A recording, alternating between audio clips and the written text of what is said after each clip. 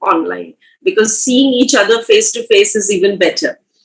So, but which goes to say that, how things are changing, and maybe there are some things post pandemic which will change forever.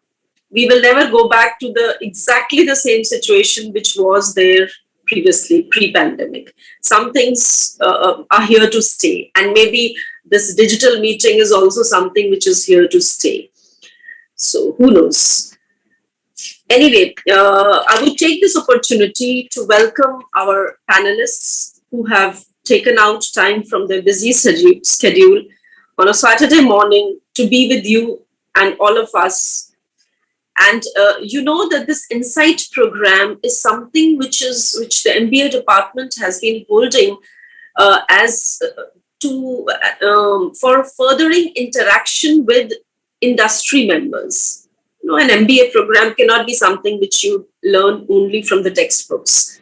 You need practical insights, and therefore Insight is an endeavor in that step to make you come into contact with industry stalwarts who will give them their views on certain topics, and more than the direct views, the question answer sessions, the discussions which will follow the panel discussion, that holds a lot of learning for you. So once again, I would like to formally invite Mr. Naveen Kejriwal, General Manager Lenovo, Mr. Samrat Dey, Regional Sales Head, Tata Motors, Mr. Abhinandan Mukherjee, Asia HRM Singapore Country Lead, Mr. Sundar Singh, Vice President, Global Partners, IFS India LLP, and of course, last but not the least, our moderator, Mrs. Ghazal Yasmin, who is the Head Officiating of Department of Journalism and Mass Communication, Alia University. So a very warm welcome to all of you panelists as well as the moderator who have really, my heartfelt thanks to all of you for joining us today and enriching this panel discussion so that our students can really, you can make it worthwhile for our students. Before ending, I would just like to take 2 minutes to introduce the topic, which is international competitiveness of Indian firms. Is it human capital, innovative capacity, or AI-enabled services? Now, my take on the topic, if I may say so, is that the three of them are not necessarily mutually exclusive. In fact, human capital, innovative capacity, and AI-enabled services have to go hand in hand if Indian firms really have to be competitive in the world market. Without human capital, you cannot do anything. Innovative capacity is something which is bound to happen and has to happen if you want to come out with new products, new services. And artificial intelligence is something which is here to stay. Artificial intelligence is no longer now, a specialization or a super specialization. I feel it is becoming something like, a core engineering thing, because any product, you may manufacture any product nowadays, the trend is that it has to be smart. And the moment you say that the product has to be smart, there is some element of artificial intelligence in it. So whether it's air conditioners, whether it's, your refrigerators, even some simple products, gadgets, you cannot imagine without some level of, small or big, some level of artificial intelligence. Without wasting, this was my simple take on the particular topic. Without taking too much of your time, I would like to hand over the proceedings to all of you. Once again, welcome to MBA Department IISWBM, and I hope you have a very fruitful discussion. Thank you. Thank you so much, ma'am, for your words. Now, I would like to welcome. Thank you so much, ma'am, for your words. Now, I would like to welcome our coordinator of the events committee, IISWBM, Ms. Srijoni Datta, to share her views and add something to our event. Thank you. Over to you, ma'am. Thank you so much, Ashmita and Hamza. What a journey it has been, from struggling to pull off the very first online insight in 2021 to hosting such an eminent personalities from all over the world in 2022. A very warm welcome to Insight 22. We would like to thank our title sponsor, SBI, for their continuous support over the years, our radio partner, 91.9 Friends FM, print media partner, The Statesman, social media partner, Bangaliana, hospitality partner, Yes Regency, food partner, Absolute Barbeque, India's first Wish Grill restaurant, Wow Momo, Shanghai Flavours, Starter Barter, and associate partner, Sparcklean. It is an absolute honor to able to share the screen with you today. I, Srijoni Datta, as the coordinator of the events committee and a student of IISWBM, I feel privileged to attend and be a part of this panel discussion. There's no doubt about how essential these sessions turn out for the students when they step out into the corporate world. I hope that the insight that we aim to provide through this event reaches each student with the best of their benefits. I sincerely congratulate the entire team for all the hard work that they have put forward. Nonetheless, we would also have not been able to pull off this panel discussion with such grandeur without the immense help from our head of the department, Dr. Archana Sharma ma'am. Thank you, ma'am. The director's office, the computer department, and the finance office, of course, along with all the staff who have worked day and night in order to execute this program with such perfection. Thank you to all of you. We are looking forward to listening to this discussion, sir and ma'am. I welcome all the panelists wholeheartedly. Without further being the reason for delay, I would like to leave the stage to our young hosts, Ashmita and Hamza. Thank you. Thank you, Srijoni. Now we would like to introduce our panelists for Insight 2022. Our first panelist of the day is Mr. Abhinandan Mukherjee. Mr. Mukherjee is a professional human resource domain expert. He has over 17 plus years experience in human resource domain in multinational organization performing various global roles across human resource operations, technology and transportation center of expertise and global research services. Mr. Mukherjee is the co-founder of Venpar Group in Singapore and India, focusing on capability development, technology and transformation, consulting in HR and related domains. In his last engagement, Mr. Abhinandan Mukherjee had been working with World Bank Group in Human Resource Operations Division. He has been a human resource specialist in compensation, benefit and insurance administration team. Thank you so much, sir, for joining us. Now, we would like to introduce our next panelist, Mr. Sundar Singh, Vice President Global Partners, Designate Partner, IFS India LLP. Previously, Global Head, Oracle Practice, Enterprise Solution, TCS Segment Head, Information Service, ISU, TCS. Mr. Singh is managing global system integrators with focus on license revenue growth for IFS and building execution capabilities with partners. In addition, Designate Partner for IFS India LLP. Mr. Singh managed Oracle practice globally, sales, delivery, center of excellence, etc., with direct P&L responsibility, responsible for revenue growth, delivering GM and contribution margin to the company. TCS Oracle, face-to-face Oracle, corporation and analyst. As a management head, Mr. Singh provided leadership to information service segments, owned the customer and managed the PL. He directly sold and managed application development and maintenance for information service customers in major markets, that is USA, UK, and Europe. Thank you so much, sir, for joining us. Our next panelist is Mrs. Momita Mitro. She has been working in the field of human resource and people management for almost 20 years now. She had started with Eureka Forbes, an Indian multinational consumer goods company, which is a part of the Shapoorji Pallonji Group. Thereafter, she had worked in Nico Group, a diverse group into cables, projects, engineering services, amusement parks, etc. She spent her 12.5 years in M. Duster & Co., an engineering consultancy firm providing integrated engineering services to conventional and emerging technologies. Recently, Mrs. Mitro has joined Karamchand Thapar Group and has been looking after corporate HR and their investment and treasury businesses. Thank you so much, ma'am, for joining us. Our next panelist is Mr. Naveen Kejriwal, General Manager, Overseas Business, Consumer, Commercial and Tablets, Lenovo.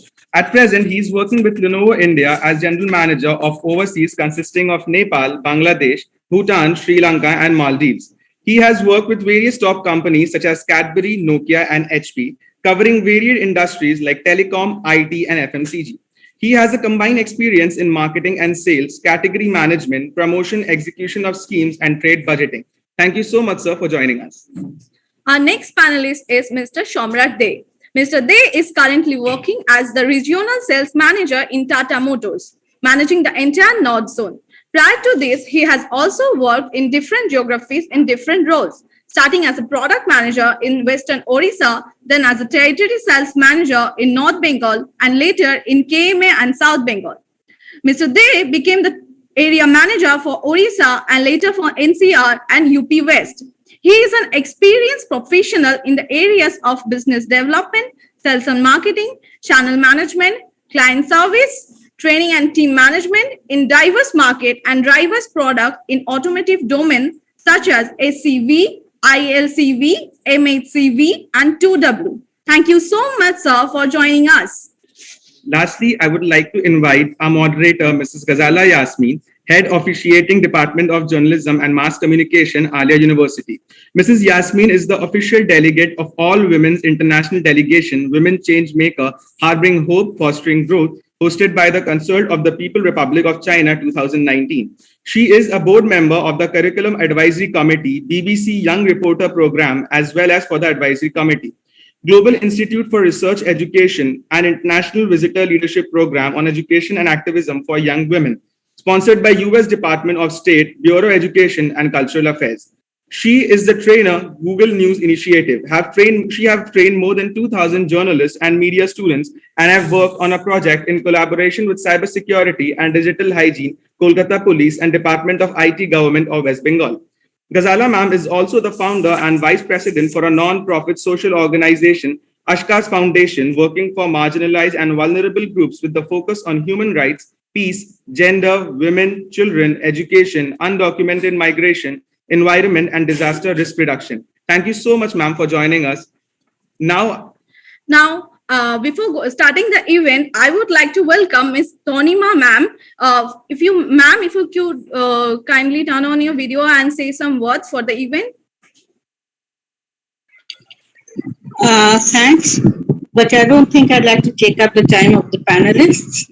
I'm glad you're organizing it in online mode for greater participation, and a warm welcome to the panelists on behalf of the department and the institute. Looking forward to a great panel discussion. Thank you. Thank you so much, ma'am. Now I would like to request our moderator, Ghazala ma'am, to take over the event from here. Over to you, ma'am. Thank you so much. Once again, a very good morning, everyone. Indeed, a pleasure and a privilege to be a part of the Institute of Social Welfare and Business Management's very erudite kind of assembly of events that they have lined up, the bright, dynamic students of the department. I'm indeed very privileged to be a part of this event, and though I do not come from a managerial background, but I'm sure, it would be a great learning experience for me. There'll be some great takeaways by the end of this panel discussion, so I really look forward. Of course, in being a media educator, we do deal with AI and the technological convergence that has happened in media, which has kind of changed the entire dynamics of how media functions today. So here I am participating more as a learner to share from the experiences of some very erudite panelists who will be sharing their industry experiences, talking about this technological convergence and what potential and what implication it holds in India when we talk about the confluence of human capital, when we talk about the demographic dividend and how it can kind of match up and kind of work together with artificial intelligence and innovative programs to create a way forward. Now, very interestingly, India is it's a kind of a paradoxical country in the sense that it is a huge huge demographic dividend that we have, home to a huge population. There is any growth, any economic growth that happens in this part of the world has a larger implication of the global success in terms of emerging economies. Very recently, the pandemic situation, of course, changed the entire dynamics of how industries would be working, and suddenly everybody has been propelled onto this new platform where whether you like it or not, you're joining meetings online, connecting through video conferencing. Of course, this technology was there, but I feel the pandemic, of course, other than creating the crisis, has also opened up a huge scope of opportunities in terms of business too. Now, we do understand that human capital is a very, very important asset that India has. And here we're trying to also kind of, understand how, human capital can be nurtured, how it can be utilized, or perhaps how it can be empowered when we kind of bring together certain levels of, computational techniques and innovative capacity building. So I would like to, invite the first speaker for today, Mrs. Momita Mitra. And I'll, like to ask her rather, what is the future that she sees? Very generic kind of an overview to set the ball really rolling in terms of what is the way forward when we talk about this convergence of human capital, innovative capacity, and artificial intelligence. So over to you, Mrs. Momita Mitra. Thank you. Thank you so much, Ms. Yasmin. Without much ado, I would dive deep into your question, which you have posed. So in terms of, the competitiveness of Indian firms, the question that you've asked is whether it's human capital, whether it is innovative capacity, or whether it is AI-enabled services. To my mind, it is a mix of all three, and importantly, in the right proportion. But if you insist on a particular aspect, to narrow down on a particular aspect, I would still put innovative capacity a little ahead of the other two regarding the competitiveness of business firms, really.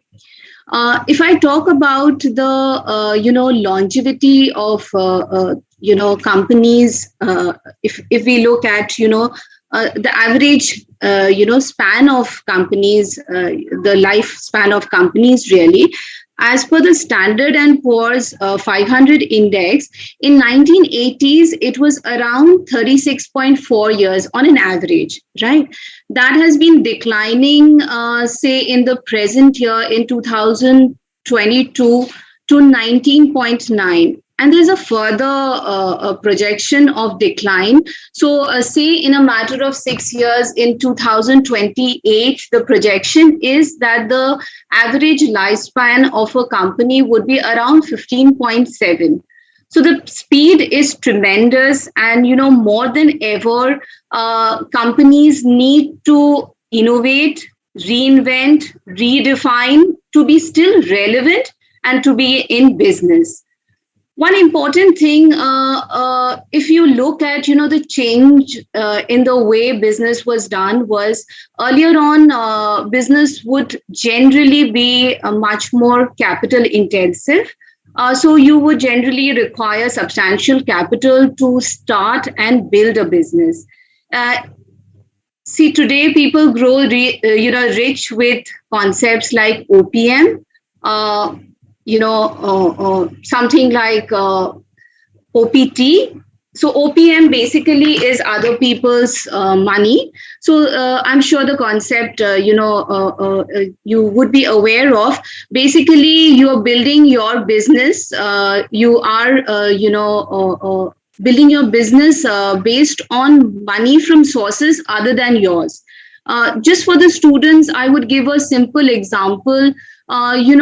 Info Edge, the company which basically, has the portal Naukri, or, you would relate to maybe a 99 acres or, so they would be kind of, the company which has these, online portals. They work on OPM. Say an insurance industry would be working on OPT, other people's time. In today's world, that aggregator models have become very important and very, popular as well. So what happens in an aggregator model, like we know, it is basically services which are kind of, organized under a brand name. And the control is basically the user experience in those services. To give an example, like we all know, Uber. So the cars are not really owned by Uber. So you have taxi services which are there, which are grouped under the brand of Uber. But Uber essentially, keeps tab of the user experience related to this service. So aggregator model is very popular. Some other examples I could cite for the students, like say in the travel industry, OYO is very popular. So the models have really changed today, and so today you can actually build a business out of thin air. What you need is a good idea, a great concept, to be able to preempt what the customer requires, possibly even before the customer realizes that there is a need for it. So I would definitely say the differentiator is, innovative capacity. I'll just give some examples in terms of innovative capacity in India. India ranks among the middle income economies, of course. India ranks second in innovation quality, with top positions in the quality of scientific publication and the quality of its universities. Also, the important thing is innovation is not really limited to certain sectors. You would, there are startups today providing solution to 56, industrial sectors. So you would normally think it is the IT services. Of course, they are the, even healthcare, education for that matter. I'll be talking on education in some time. So these, in diverse sectors, startups are really coming up with a lot of innovative, never thought of solutions. I, in fact, heard during the induction of India's first visual restaurant. So, a lot of these are coming up in terms of never before concepts, innovations, innovative thoughts, really. So, while, like COVID-19 has really caused a lot of socioeconomic, difficulties globally, this is also the time when Indian entrepreneurs, the resilient Indian entrepreneurs have kind of worked a lot towards, contributing to the economy. So I'm sure some of you know about unicorns. Unicorns in venture capitalist industry, that's the term they use for privately owned startups which have a value of more than $1 billion US. So, interestingly, in 2021, the motto was, "It's raining unicorns in India." If I remember right, 44 unicorns were added to, in that particular year.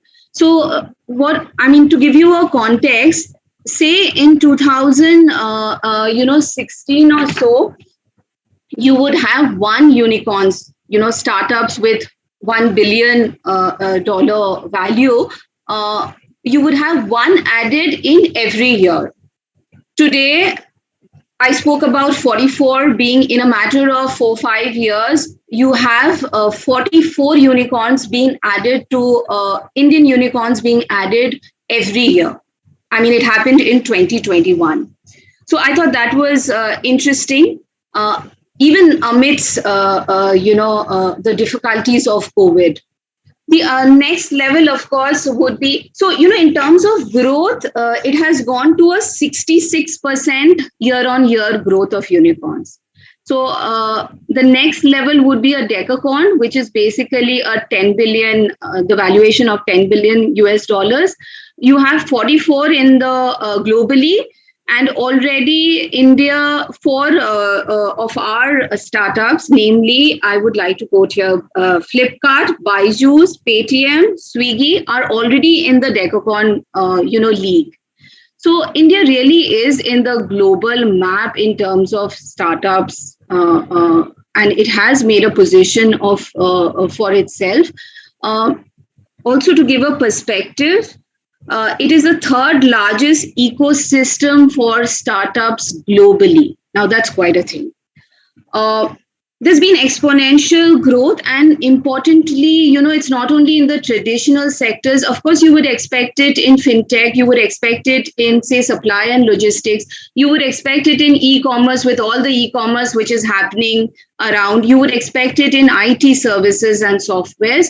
But interestingly, there's a lot of these innovative solution startups coming up in not so expected areas. Some of them, say business predictability to a great extent is using, like data management and analytics is a very in thing today. There would be certain other, areas which I would like to bring your notice to: content, gaming, hospitality, even NBFCs. You have conversational messaging. So the students would be familiar with the chatbots. So which is like really rampantly there. Cryptocurrency exchanges, even something like cloud kitchen has become very popular. So if we look at and I would like to mention over here that it's not a flash in the pan as well, because there are these startups which have been there, which have sustained the tremendous pace and, kind of the change that we all are going through. They've sustained it. Byju's has been there. Flipkart has been there. Like I said, they have grown from strength to strength and moved to a decacorn. When I was growing up, a concept like Swiggy, I don't think I could relate to. The tiffin which was made by our parents would be taken to school and period. But now, there is a concept. Swiggy has become a part of our life. So these are concepts, these are innovative concepts which are here to stay, which are which are really building from strength to strength. You will see that they have they have a genie now to kind of take your goods around. So they are innovating continuously. Any company today needs to be very mindful of redefining and reinventing itself. The complacency of doing good business and continuing with it is really history. It doesn't really work. So these startups, are providing innovative solutions, like I said, but they're also generating, employment, which brings us to the next aspect of human capital. I think we all understand that, innovative thoughts, ideas, concepts, preempting customer requirement, having the leadership to understand a good, idea and back it up in business, ensuring execution, all of this human capital, it does require human resources. I'm reminded of a saying which is there, that you don't build businesses, you build people, and people build businesses, right? So of course, investing in human capital, investing like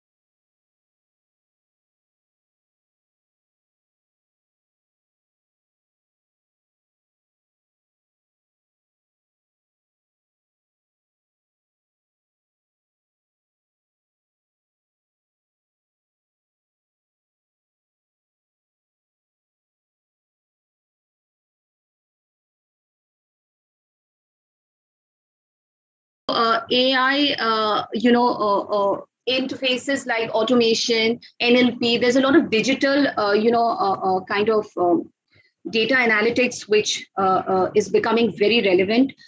So all of these, the organization needs to, because see, today it is also important that the operational efficiencies are built on. You want to be fast, you want to be able to, even to react to change, you have to be fast paced. So you will need technology on your side. I will conclude with saying that, to my mind, success of an organization now and in future will be the ones who is able to strike a balance between the AI as well as the human connection and interfacing, and keep innovative capacity as the basic fabric and culture of the organization. To my mind, that's the kind of optimal solution or optimal state in which the organization needs to be. Thank you so much, Rizala. Thank you so much, Momita. Thank you. Indeed, some very, very interesting points made. And, when you talked about, when you summarized actually the right proportion, I mean, that is the key, what is the right proportion of the confluence of technology, innovative capacity, and of course, human capital, which can give us, fruitful results. So kind of moving forward, the Niti Aayog has recently launched, the hashtag AI for all campaign, and that is something very interesting, because internet now in India does not remain an urban phenomenon anymore. So like I said already, and at the cost of being redundant, of course the pandemic brought in a lot of crisis, but it kind of also propelled us to kind of invent and reinvent ourselves. So now the internet, the mobile phone, the smartphone is almost there for the use and access of for everyone. And in a way, this smartphone, the smart technology or the artificial intelligence has kind of really disrupted, the entire globe, the businesses that we do. So this enrichment of, human thought process in terms of cognitive logic and reasoning, which is kind of enhanced further, how you think, how you problem solve, how you incubate, how you innovate. So there, AI has been a real game changer. So coming to our next speaker, that is Mr. Samrat Day, I would like to kind of, invite him to share his views as to how artificial intelligence and innovative capacity can kind of, propel the way forward. And, with the very interesting dichotomies that a country like India has, what is the way forward? Because on one hand, we do have, the smart technology and artificial intelligence, but the very same artificial intelligence can also be used for, a lot of nefarious activities. For example, we are having this problem with the deep fakes and, fake news, misinformation, disinformation. Cyber security is a big issue. So in the scheme of things, of course, B2B, there's a specialist sitting there, so it's different. But, when you're reaching out to your customers, all, through a mobile app, how do you kind of build a safeguard in terms of this very, very precarious, loopholes that are there in the system? So over to you, Mr. Samrat. Thank you. Thanks a lot, Ghazala, and very good morning to all the eminent speakers, students, and faculties of IISWBM. So, big thank you to Mrs. Momita Mitra for laying down the foundation very well. She touched upon very relevant and very, points which are actually eye openers for the changing business landscapes. So I would touch upon certain things on innovations as well as AI. But before that, let me also tell you that, today's topic is about competitiveness of Indian firms in global landscape, right? And how all these three factors like human capital, innovations, and AI can actually contribute to to make Indian firms more competitive. So let's take some examples to start with. I will start with automobile domain. Largest, valued two-wheeler manufacturer of the world is, many of us may not be knowing that. Bajaj Auto is valued at 1 lakh, market cap valued at 1 lakh crore plus. Another example is Hero. Hero is the largest manufacturer worldwide in two-wheelers, right? Now, we all know about Zomato, which is present in 10,000 cities and more than 20-25 countries. We all know the story of Ola, where, Ola is, expanding to New Zealand, Australia, UK, maybe some other countries. So, making startups and making business, creating value in country and taking it to the global landscape, both are different things. So, what actually will matter when you are going to compete with the Teslas of this world or with the Apples of this world when you are being an Indian manufacturer or Indian farm, to be specific, the services or products, whatever it may be. The biggest challenge is product and the cost. There's a simple thing in a customer's mind across the world that I want a product where I can get value for money. I want a product where I perceive that there is a value for money, right? Now, how will we achieve it? Because in today's scenario, our largest challenge is cost. Our next challenge is, and our biggest threat or the challenge is sitting just next to us is China. We have a lot to learn from them. We have to beat them in coming days. So what I'm trying to tell you is that innovations doesn't necessarily mean that you design a product or you design a service which everybody gets on its mobile phone and use it. Innovations has a much bigger role to play while managing your cost. You need to be globally competitive while quality has to be there, and the quality and cost are inversely proportionate. That is the biggest challenge in this industry. So what I am trying to tell you is that innovation has to come in every stage of the value chain, right? So starting from supply chain, that is a sourcing part. If you are offering a product, whatever you are sourcing as a raw material, the traditional approach will not work. You need to be much more innovative in your ways and means to source a quality raw material to deliver a quality product. Coming to your assembly line or coming to your production or manufacturing thing, you need to be much more innovative to reduce your cost as well as to deliver the world-class quality, what we call today. So, how are these going to happen? Then the role of AI comes here. How? Are we all aware about the gigafactories of Tesla? Are we following it? How they are doing it? See, Tesla is a case study for many of us, right? And what happens there? A traditional car, or let me be honest, every car manufacturer or automobile manufacturer following Toyota production model for ages. Toyota has been the leader of production. They had been giving us a lot of manufacturing and production models for ages, and that is being followed for decades, I would say. Now, Tesla changed everything. They changed the game to the next level by creating their own manufacturing process, own thoughts, which is completely new. You can say it's a new era of manufacturing where we have to start. And as a result, what happens? All other car manufacturers in the world may become irrelevant if they are not able to compete Tesla in terms of managing cost and delivering quality. So another example is that automations.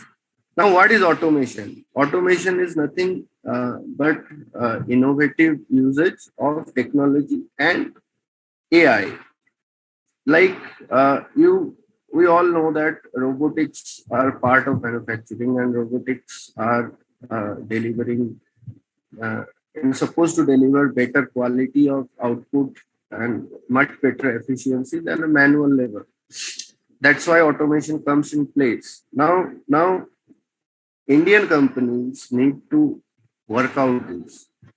Today, what we are doing is we are to some extent following what others are doing in offshore or overseas. But time has come that we need to invest. We need to design. We need to work towards innovative processes in manufacturing. And automations, AI put together comes to make ourselves globally competitive. In the last stage of value chain, that is networks and distribution of products, we are seeing crowd shipping, right? That is the latest thing. Earlier, what used to happen that we used to deliver a product. We used to go to a courier company and used to put up something and money, and it was getting delivered. But now what is happening? Crowd shipping is sort of aggregating local delivery companies or courier companies under one umbrella to take advantage of the natural ecosystem. Then again, your cost is managed, right? So these are few things, few areas where Indian companies have started working, and we are seeing that with growing time, uh, our reach in the world map is growing on, right? India, on the other hand, has the natural benefit of human capital. We all know that we have a very large pool of easy labor available. Yes, training and quality of delivery is a, I would say, continuous improvement thing, and which will continue to improve going over. We have the brightest of the minds with us. All our ITs, all our management schools are world renowned and much recognized by the world. We have the best of the technologies. All this world of TCS, Infosys, Cognizant are world leaders in their domain, right? So there is no reason that if we have a proper synergy of all these three, and if we are able to, bring in those thoughts, those innovations in our businesses, we cannot succeed globally. So I will pause here for the time being, and we'll come back later. Thank you. Thank you very much. Okay, Ghazala, I missed one point. Yeah, please. Yeah, you spoke about cybersecurity, hacking, all other things, right? Threats of viruses and all this. See, one thing which no one can copy and no one can deceive is core competency, right? A bank with like HDFC's, which is sixth largest by now, with the merger with HDFC and HDFC Bank, we have become we have a bank of Indian bank which is sixth largest in terms of market cap in the world. So these things will not matter. See, breaches of security, this kind of glitches, this kind of malicious attempts will continue and will be ever, right? But the core competency is something which will take us forward, right? For example, like Zomato. What is Zomato? What Zomato is nothing but a food delivery app to start with, right? And they took over, I think, what is that company? Arwan Spoon, right? Going forward. Now, what does it mean, right? It means there may be thousands of apps across the world where these food delivery apps are available and people are using it. But everybody cannot be a Zomato. Then what is the difference between other apps and other firms and other startups and Zomato? It is the core competency of that company, and that is something which is built upon over time, where you cannot copy core competency of firms. That is the unique characteristics of the firm, of the organizations. So I will pause here and will come back to contribute later as and when required. Thank you. Sure. Thank you, Mr. Samrat Dey, for very interestingly summarizing, that at the end of the day, it's your core competency, your talent, your caliber, which kind of has a lasting impact on the, on about just about everything, growth, your innovation capacity.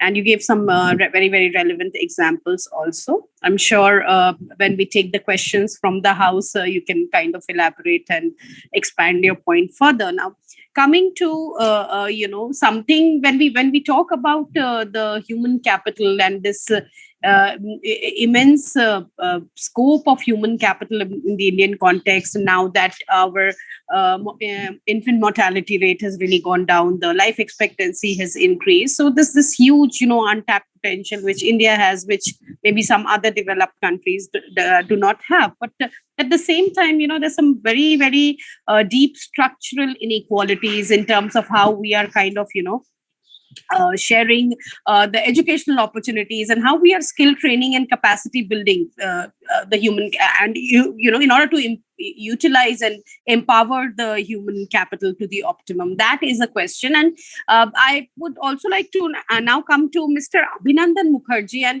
perhaps there is this query as to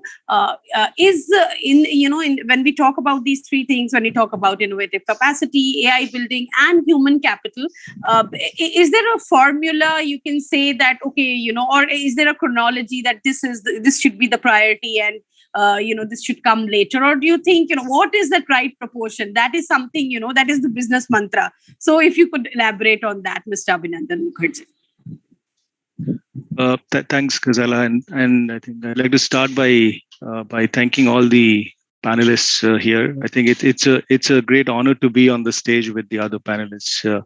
I've been on the other side, in the sense of the student side, and I think it gives me immense pride to be on this side, sharing what I've learned to the students, which have been my foundation, right? So I think in terms of my introduction, I think before I start, I'd like to say that, I think more than anything else, I would like to quote that I'm an alumni of IISWBM, right? I think that's the only introduction I would like to bring to this forum, right? And I'm really proud of that.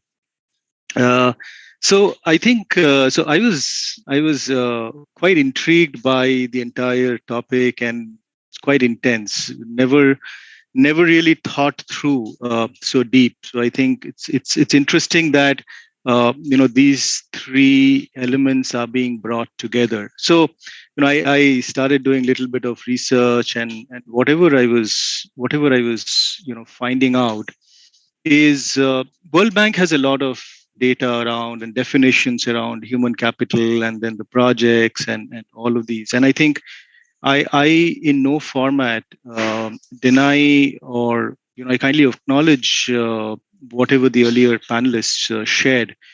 But just to go back, and since the key subtopic is around human capital, so I just picked up a few snippets from what is the definition of human capital, right? If you look at the global perspective of large economies. So I'm just reading out from one of the notes that I took, saying human capital consists of knowledge, skills, and health, that people accumulate over their lives. But the point is, how do you really break these down, right? How do you really break down knowledge? It's a huge area. What are skills? Health could still be kind of, well understood on its own. Now, health, so education is one of the elements, right? That is quoted as an intrinsic value that is aligned with human capital. However, what does all of these lead to? It leads to, productive members of society, right? So if we are healthy, if we have enough knowledge, and if we're able to display the skills that we pick up, kind of we are assuming that overall there would be productive members of society, which in turn would reflect, let's say, in the earnings capacity, because that's the direct outcome of being more productive. So it's the earning capacity of the people, which percolates or translates into the earning capacity of the country, and thereby can still be aligned to how a country is doing in terms of the GDP. Right now, if you look at it, so I did a little bit of data pulling, and then so overall, I think what I believe the last data points that are available from the World Bank and World Economic Forum, India is somewhere around in the 6th or 7th in terms of the world GDP rankings, right? With US, China, Japan, Germany, UK, France being the other key top players. But so when I was trying to do this, then I was actually, when I was trying to prepare, I thought, okay, how do I really establish or kind of try to see where the human capitals are coming in? The most interesting part was that, or rather one of the interesting part was all of these top economies except China, and I heard Mr. Samrat talking about China. So except China, all the other 5-6 names that I took has at least anywhere between 1 to 5% of Indians who are supposedly paying tax, because all of them are expats. There's no way they could avoid taxation and some of those elements. So they're in that tax bracket. So they're contributing to the economy is what I'm trying to come at. The other data point that I found was the per capita income, right? Going back to the alignment of GDP, but how does it then percolate down to every individual, right? So the per capita income, right, for one US on an average citizen, for an US citizen is about $63,000. Whereas if you look at it, Indians who are in US, the average GDP, a per capita GDP or per capita income is about $123,000. Now, these are some numbers that I'm picking up around, Indians, how they are contributing, right, to different parts of the world economy. And if I go back to pull up few other elements that I saw, that India in terms of GDP growth, starting from 180 to about recent 80, there has been a decline, no doubt, right? Because there has been export, there have been various reasons, and I think some of the things that keep getting quoted is, where was India in terms of GDP or some of these elements? Let's say in the ages of Chandragupta Maurya or some of our great emperors, India was contributing to about 42 to 25% of GDP, of the world GDP at that point in time. Now coming down to some other points, saying how are Indians doing in non-Indian companies? Now, where am I getting at? I'll come in a minute. But if you look at it, the top 5 or 10 companies by popularity, market cap, whatever, right? Could be companies like Alphabet, which is the parent company of Google, Intel, Microsoft, Salesforce, Bank of America. I wasn't able to find around Bank of America, but the top 4 has somewhere around 42 to 14% of their workforce as Indians, and not only in India. If we look at the top largest social media platforms, which is typically the digital platforms that we all are on today, the top 3, which is Facebook, YouTube, and WhatsApp, they have somewhere between 30% to 17%, let's say, of Indians. And as we know, let's say Twitter, right? The CEO is Indian. Sundar Pichai, Satya Nadella, right? They're all Indian origins. But let me come to the Indian context, right? Which is where I was trying to draw a comparison again. How are Indian companies doing in the global context, right? I think Mr. Samrat spoke about the HDFC group, right? So I had it picked up because HDFC actually lists in the top 6, 7 groups in India, right? Which are like the $1 billion mark. So it's actually crossed the $100 billion market cap. So if we look at that, Reliance is one of the companies that's top of the list. Now, if you look at it, an overall Reliance market cap for all the groups put together is about $233 billion. Where are the nearest competitors, right, in the global market? And this is where it becomes interesting because majority of the Reliance or the Indian companies are Indians, right? Whereas the other international companies that I spoke about, they are Indians who are not in India today, right? So now I'm bringing the equation back to India. So if I look at, there are few companies. So let's say Reliance is in the oil and exploration. They are in textiles. All of these businesses put together, the top providers or the top players in the market add up to only $123 billion of market cap. Now, where I'm trying to come at is, so let's say TCS, right? The Tata Group. So when it's TCS, I wouldn't want to take TCS as an individual entity, right? The Tata Group. We know the kind of impact Tata has created after the Jaguar Land Rover, merger, and how they became a global player. They were already a behemoth, right? And we know what all they are doing at the global level. Now, coming back to all of this, right? Now, where I find it very, very interesting in the current context of global economy opening up, and I'm going back to the write-up that was shared, I think it's important that we go back and look at how the government is lining up some of the initiatives, some of the priorities of the country, which essentially does it contribute to the human capital or not? Because I think if you look at the human capital index project that the World Bank has, typically what they say is human capital index is measured by capital or an index that the child born today, how much human capital will the child achieve or attain by the 18th birthday? That's basically the definition of human capital index. So today, the human capital index that is measured, right, is an aggregation of all the algorithm that's put together for people or children who are born, let's say, at least 18 years back or prior.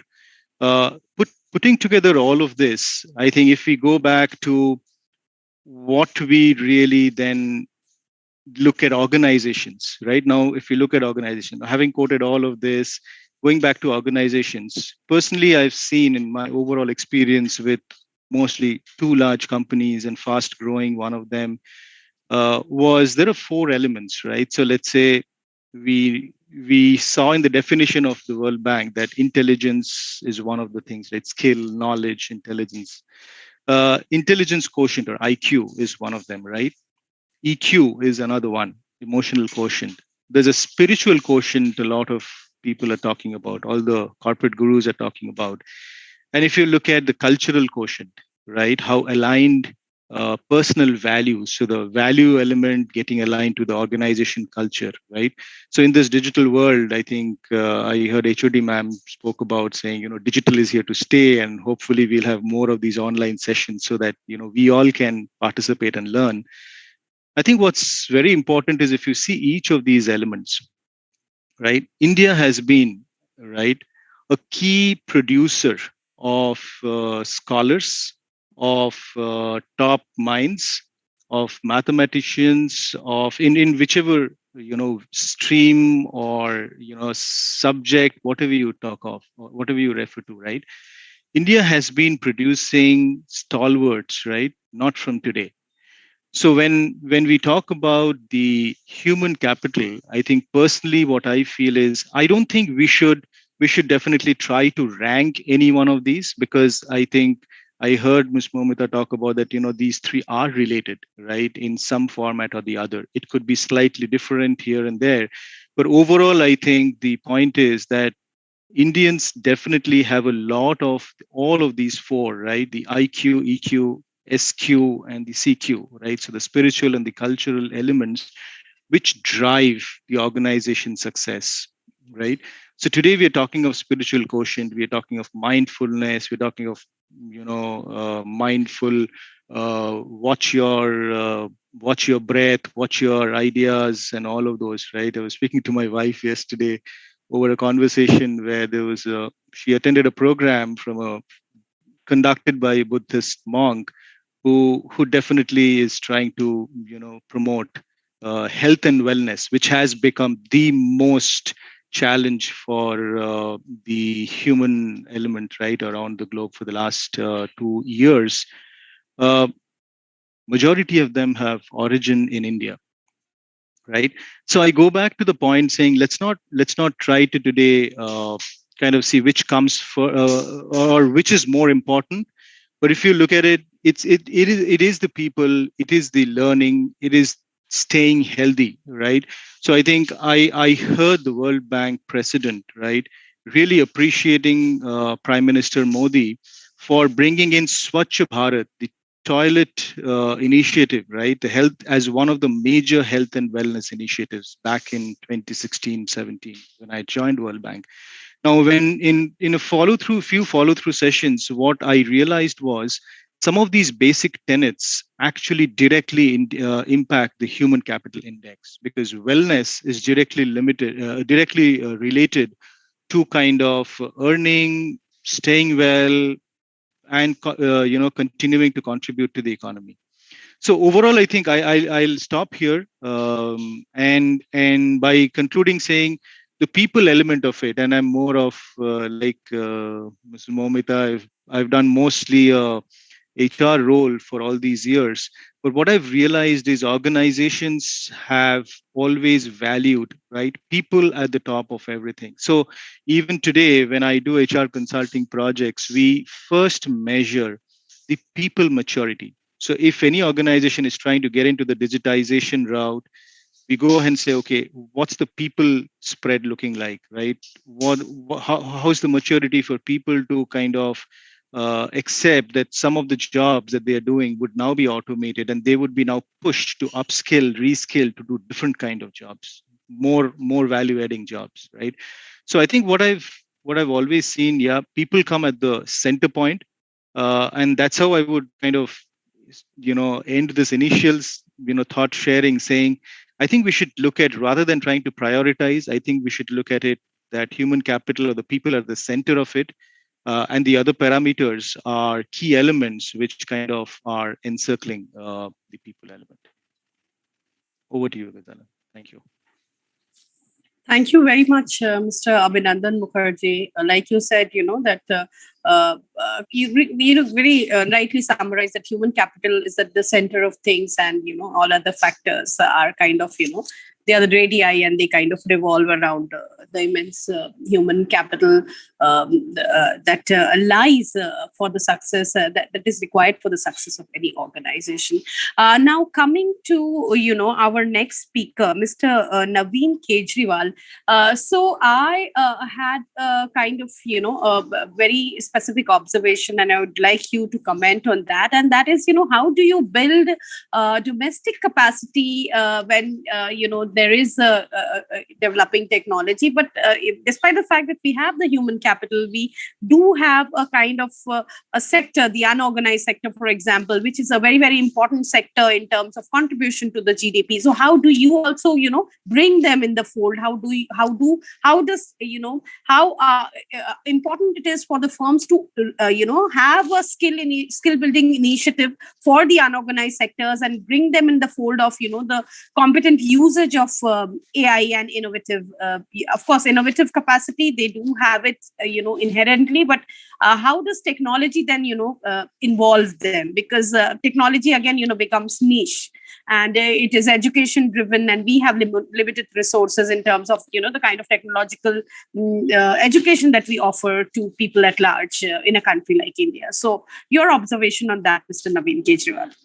Thank you, Ghazala. So I would like to start by putting up a small presentation, and then I'll come back to the details that the specific question that you asked. Let me know when my screen is visible. Yes, it's visible. Yeah, we can see. Okay, lovely. See, basically, when we are talking about international competitiveness, is it human capital, innovative capacity, or AI that plays the major role?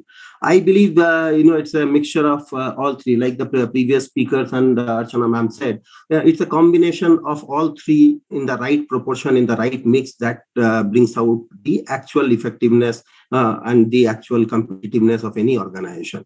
Now, how does this work for us? So I take human capital as the base. It's an input. Okay. And innovation is an output. When I say human capital is the base, all I mean is, human capital is the raw material. It is the food for thought. And innovation acts as an weapon, as an output, which leads to a right output.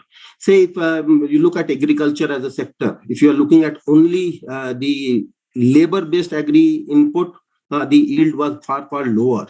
Okay, now moment the innovations came in, the right measures of soil testing, the right measures, what kind of fertilizers are needed. So I'll come back to the organized or unorganized sector that you asked, Ghazala, but you can relate to it. The moment we brought in innovation came out as an output of the human capital as a base, and all things to do with IT or AI is basically the tool that we have used. So there are multiple tools that are there that will lead to this global competitiveness. But I believe that, technology and artificial intelligence or AI-enabled services basically would be the topmost tool that would lead to our global competitiveness.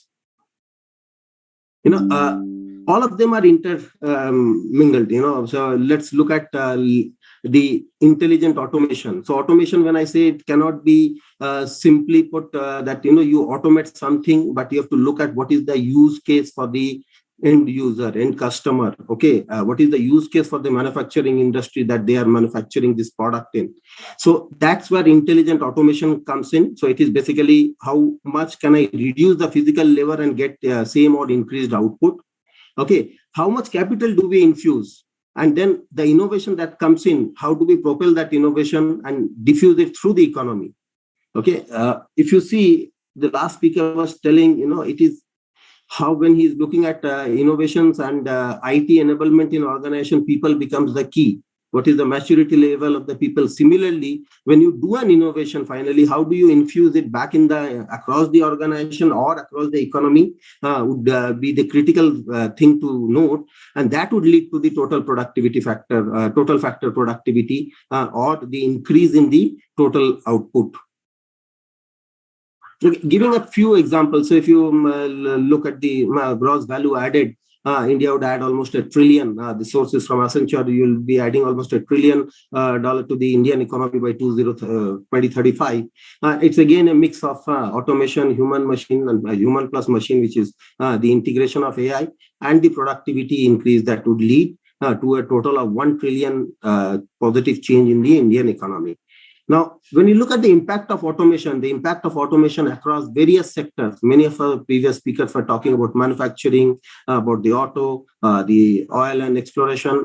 So you see the impact of automation across would be somewhere it would be positive, somewhere it would be negative, but so only if you see agriculture is the negative one, but rest all, there would be not much of negative impact on the employment, but you'll see a lot of automation adding to jobs.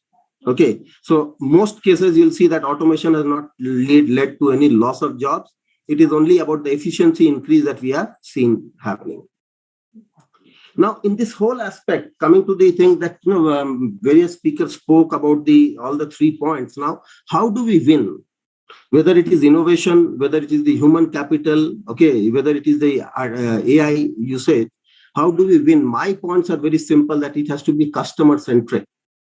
Okay, first and foremost. So what are we doing? Is it in the interest of the customer? Are we creating or fulfilling a need that the customer has, and or making it faster for the product to reach the customer, or a service that the customer needs and I'm providing it in an easier way? Okay, now think of a credit card application, opening a bank account. Somebody was talking about the HDFC case. So how much innovation, how much AI has been put into that, and how does it is finally leading to something which the customer is interested in. Okay, which means I need not go to the bank. My account would be opened with all the documents provided by me from my phone or from my tablet, and it is leading to better services. I'm saving my time. I'm saving my time in opening the account. I'm saving the time by not going to the bank. And at the same time, I'm getting all the services that I need. And now also, I'm not dependent on the timing of the bank. The bank is working as per my timing, my convenience. I need to open, see my account or open something at 10 o'clock in the night. I can do that. In an earlier time, we could not have done that. Now, talking about the same thing and continuing it forward, is it reliable? When we say is it reliable, it basically means that, whatever service innovation that we are doing has to be reliable as well. If it is not reliable from the customer, okay, if it is not reliable, in that case, it will lead to a lot of doubts at the customer end, and they will stop using the service, or it will not be successful in the global environment. And last, that brings to the point that is that service or the product secure as far as the customer requirement is there. Security is a key concern. We are talking of multiple items like, phygital, global, we are calling hyper global, okay, cloud-based services. But in all of this, somebody already touched upon this point, that security will be one of the key factors that we have to provide to the customers in terms of ensuring that whatever other product and services we are giving or they are consuming in a digital world is all secure. And to do this, we have to unlock the full spectrum of IT, and I believe AI is only a part of it. With the advent of 5G, we are seeing more of IoTs getting into the play, the edge technologies, and cloud data, which is mega data and big data playing a big role. Now, how do we analyze all of this? Okay, that is through the AI and machine learning. And how do we use people, which is the talent or the pool of people, to help complete the verticals or the various verticals or the businesses put together. That is how it will end up doing it. Now, this is from my company where I'm working, Lenovo, where I've seen actual practical usage of these technologies and AI and IoTs. So we see this in the oil exploration case. We are using smart IoT sensors to control the pressure and temperature, which were in a particular organization in China, they led to a huge savings. Similarly, we have other industry verticals on smart industry. Education, which is one of the key things, Ghazala, that you were referring to. Now, the artificial intelligence and VR technology would enable the students to visit any part of the world with our Think Reality solutions, and that would give a complete package to the student to visit the outside world while staying in the classroom. So the best learning that happens is when you actually see it with your own eyes. We are enabling that to the students, and especially during this pandemic, a complete classroom solution enables that learning reaches to every corner of the world or every corner of the country in a seamless manner. Similarly, in healthcare, smarter cities, I'll not take too much time on talking about this, but this is all what we can do. Okay, so I will stop the share. Okay. And coming back, so Ghazala, when you are asking about the skill building for the unorganized sector, my take is very simple. Technology today is enabling us to reach any part of the world, any part of the country, and geography is no longer a barrier. Anybody sitting with the advent of 5G or the current internet connectivities and the advent of and the usage of right technologies, which are provided by various organizations, and the government is leading that initiative in a large scale. Any kind of education format is available for anyone who is willing to learn at any part of the country. Okay, the skill set is now no longer called urban and rural skill set. Okay, you'll see a lot of people from the tier 2, tier 3, tier 4 cities migrating into the main workforce, and with the hybrid working environment, the geography or the location is no longer important. So anybody can work. Provided you have the right skill set, the location is no longer a constraint for anybody. Thank you, Ghazala, and back to you. I'll be happy to answer any questions if they come. Thank you very much, Mr. Naveen Kejriwal. That was a very succinct, very simple, yet a very, very impactful presentation that you made and, summarized, in fact, the gist of all what the speakers have been talking about. And coming to our last speaker today, Mr. Sundar Singh. So we already had, sir, a lot of deliberation on, what is that right proportion of human capital, innovative capacity, and AI that is required to make Indian firms competitive. My point, just to elaborate on, this entire, competitiveness and the positioning of the firms having certain potential risks. Naveen also kind of, tried to address that problem. So amidst all this, I feel that there is another very, very important factor that we need not overlook, and that is, trying to bring in, the ethical aspect, like, talking about gender equality, talking about, mass diffusion of whatever technological support base that you have, the skills that you have.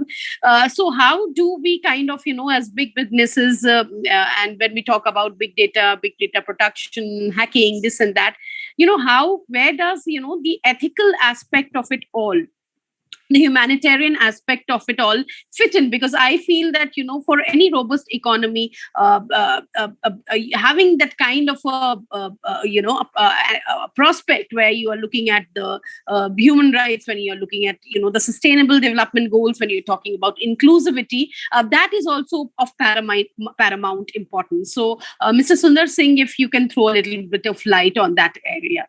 To you, please, sir. Yes, sure. Thank you.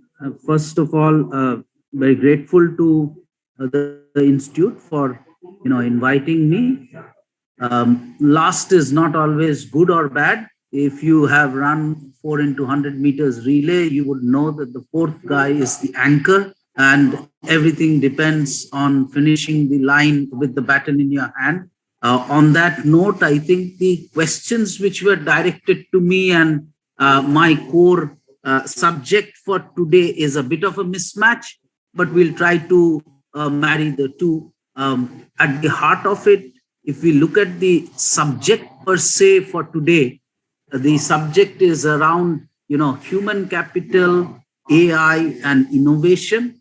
And the focus of all these three from an Indian context to say how Indian companies would, imbibe one or the other of the three, which we were talking at length.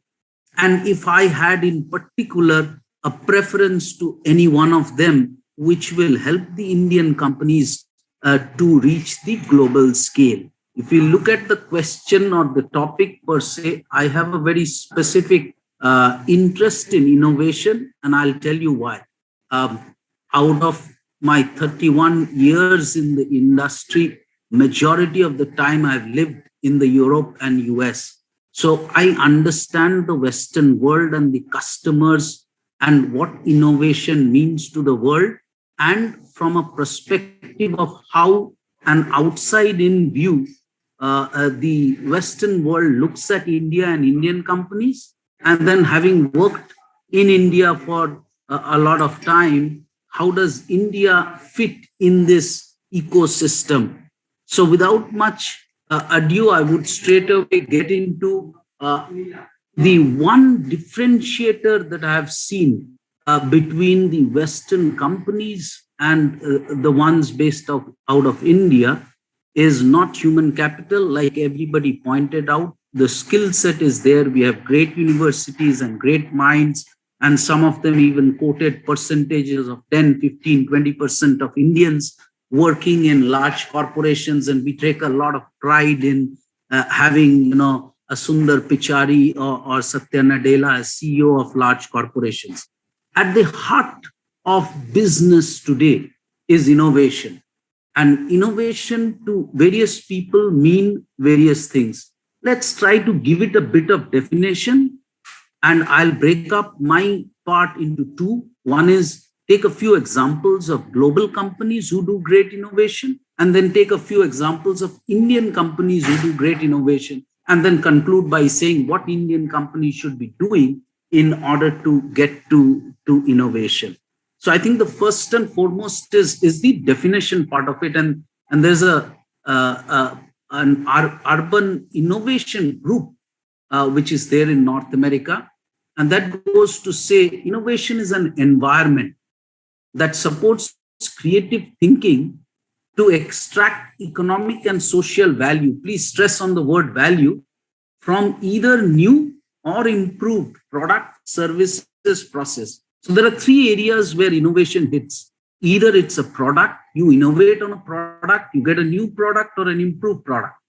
It impacts the services, you bring out a new service line or you improve on your service line, or you look at process, like people were talking about the shop floor and manufacturing and so on. You want process improvement. So you either want some improvement or you want some new. The question is, how do you measure it?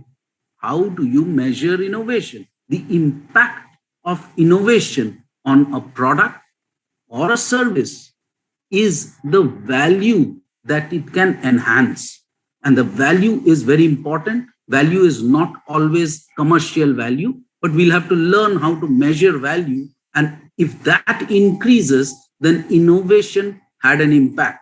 I'll take 4 examples and I'll move very quickly on international companies. Number 1, Amazon. What do they do for innovation? Every employee needs to innovate. What is it? They have a formal process. What's the process called?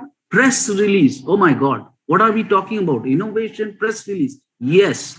So if you are an Amazon employee and you want to, talk about a new idea in the company, you got to create a press release. You'll need to have some details about the product. And during a new product launch, what would you say to the press? You need to have an FAQ and you need to say what is in for the customer. This is a formal process in which a new idea is submitted by an Amazon. And we've seen products such as Amazon Prime, etc., have all come from employees. The point I'm stressing, rule number 1, innovation is no more R&D or for a department. Innovation is for every employee. Amazon has shown that. Number 2, guess what? Elon Musk. What are the 2 companies? SpaceX and Tesla. What does Elon do very unique for innovation? Very simple. Incentivize, compensation, remuneration. What is it? He has a structure to reward if you bring in an idea or if you execute a new idea which adds, as I said, value. So he pays his employees for innovation. And that's very important. We all work for money. So if you ask me for an idea and give me nothing, then that organization will not be an innovative organization. The culture won't be there. And I don't have to talk about Elon Musk or Tesla to say that they are innovative companies. Point 3, example, Apple. What on earth do they do? Perfection, perfection, perfection. What is it? Continuous improvement. What did they do? They had iTunes, they had iPod. They put them together, they brought a phone and they brought camera, and pop comes iPhone, which changes the world for us. What do they do with the iPhone in round 2, round 3, round 4? Newer version, added feature, previous bug fixed. So what is it that they're doing? They're improving and striving for perfection until they come to a point where they do disruptive innovation and come up with something very new or very different. So the third point in innovation is strive for perfection and continuously improve. The last one for overseas examples would be Salesforce. Oh my God, what does Salesforce do? They're a software company. So what innovation they do? They write more codes. No, hang on, let's wait. Salesforce looks at what the customer wants. Instead of having their R&D spend years, fail in some, and try to reinvent something, they look outward. Where do they look? To the startups, to the new companies, to the tech companies who've already done them. Can I buy them? Yes, you'll have to pay a premium, but their model is different. Their model is innovation, I look outside. what the customer wants in terms of technology. I'm going to buy that and embed it into the product set that I have so that my product becomes richer. So the employees are asked to look at, the customer need, and then they look outside to say, who can fulfill that customer need? How can my product be augmented? So the 4 points were very important in terms of innovation. We saw every employee, culture of innovation in Amazon.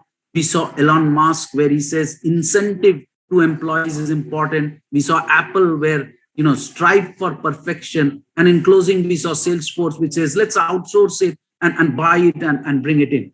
Come back very, very, very quickly to the Indian context. Now, in the Indian context, very important.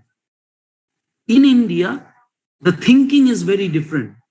And apart from the startups that we are seeing lately, the large Indian corporations do not innovate. Why? Because of two fundamental reasons. We are a hierarchical society, and our corporate structures are very hierarchical. So if somebody brings in a new idea and wants to bring it, the supervisors and the line, hey, that's not the way to do it. It has been done for the last 30 years in this process. Please follow, or I'll show you the door. So we kind of kill the innovation culture within the country because of the hierarchical structures that exist. And the second, which is, I think, more important than the first, is that people think R&D is a cost center. That R&D is something, fancy to have to tell people, but nothing comes out of it. So I think that the fundamental there is that a project has a cost and a timeline. And they think that R&D projects, you keep giving money and in finite time, then something may come out. So if we can look at R&D in terms of a budget and a timeline to deliver something, that will yield success. Let's come to a few companies. Let's take TCS. I've spent 26 years there. I can talk about it all day long. No, I'll talk about 2 minutes on TCS. Sorry about that. So they have a concept called coin, COIN. It's not a flip of a coin we do on a cricket match. Coin is co-innovation network for TCS. What do? They believe that I cannot do innovation alone. So I need a network, co-innovation network. I need academics, universities. I need startups. I need venture capitalists. I need companies which are doing innovation, large corporation R&Ds. How can I build a network so that what my customer wants can come from the university, can come from a startup, can be funded by a venture capitalist? So innovation for TCS is COIN, which is co-innovation. If you look at Airtel and Citibank, Indian companies, Citibank in India and Airtel in India, they have done an ideation management system. It's not an ERP or an HR or a finance system. It's an ideation management system, which is rolled out to every employee. So in Airtel, if you have an idea, you put it into the ideation management system. And that goes back to what Amazon used to do. So it kind of links with the global thing that we have. ICICI Bank, Wipro, and LG India have something common in them. It's a bank, it's an IT company, but the other one, a manufacturer. They have a balanced scorecard for employee where 30% weightage is given to what innovation or new ideas they have brought. So I think that's very, very important. My closing comment would be that in India, disruptive innovation is the least amount of time and effort and cost which is gone. We want to do innovation, but we want to do innovation here and now. We want the result very quickly. We want the process to be improved now, but we don't look at, can I get a brand new business model? Can I disrupt the industry? Can I think out of the box and try something differently? There's a fear in the Indian psyche, which is the fear of failure. But the mantra to that is, if you want to fail fast and get on with it. Because guess what? If you do R&D projects, 80% of them will fail. 80-20 rule kind of holds. But at the heart of it, if you take innovation out, you will sooner or later be out of business. Anybody remembering Kodak? My first camera was Kodak, presented to me by my dad. Today, do you have a camera Kodak? Can anybody an MBA grad who's going to go out, tell me, I use Kodak? You can't say that. If you look at Fortune 500, when I landed in the United States, I used to follow the Fortune 500 companies because that's where I would go and sell. Guess what? 70 to 80% of the Fortune 500 15, 20 years back are no longer Fortune 500 in that list, which means if you do not innovate,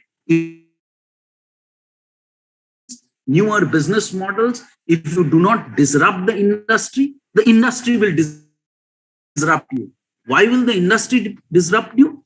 The last point I wanted to make is, if you look at the technology advancements in the past, if you had a new technology which came, it stayed for 15, 20, 30 years. If you learned a skill of like ERP, you could spend 15 years coding in SAP or Oracle. Today, the technology change and the disruption in business model, the Uberization, will completely knock out the traditional business models. We need to continuously innovate, come up with newer models, spend a lot of money into innovation, leadership top down, break down the barriers of hierarchy. That's how India can leap forward. Everybody said, and we acknowledge, we have great minds. We have the financial capital. We need the will to imbibe innovation and take the next level, because guess what? Still today, the Western world leads us in innovation. We lead them in human capital. How can we bridge that gap and get into the next level? Thank you very much.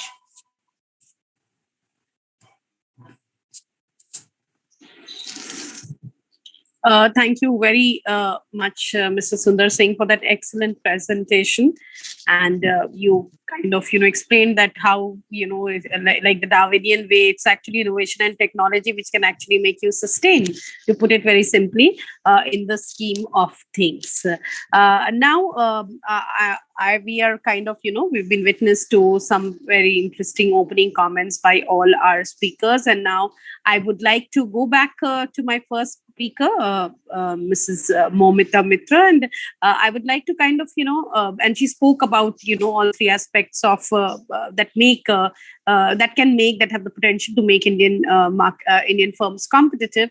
So, Momita, just of course, you can kind of expand and make some other points that perhaps you kind of did not address in the first round, but just to add on, to the discussion, how do you think can technology influence, and how does it kind of propel human capital? Does it kind of build and protect human capital in all stages of life? For example, of course, Mr.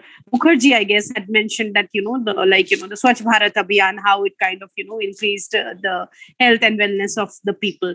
So that what is your take as to how innovation and technology can protect human capital, how it can kind of play a role in deploying and utilizing some untapped human potential, and how it kind of even empowers and it kind of makes people become better decision makers. It makes them empowered in terms of being able to solve their problems in their organization.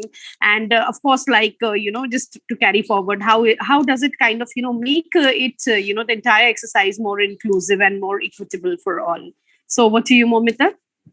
So right, Ghazala, my take on this is I had mentioned in my parting comments that there has to be a good confluence of AI as well as the human connection part of it. We really don't see initially when AI was kind of a lot talked about, there was a lot of fear about, how really that would span up, in terms of the workforce.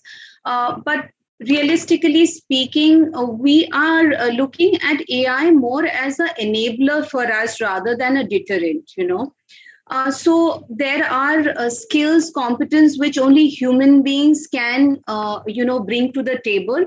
But to kind of increase the speed on it, increase the efficiency of it, reduce repetitive work, which is not really required to be done by a human being, a human resource.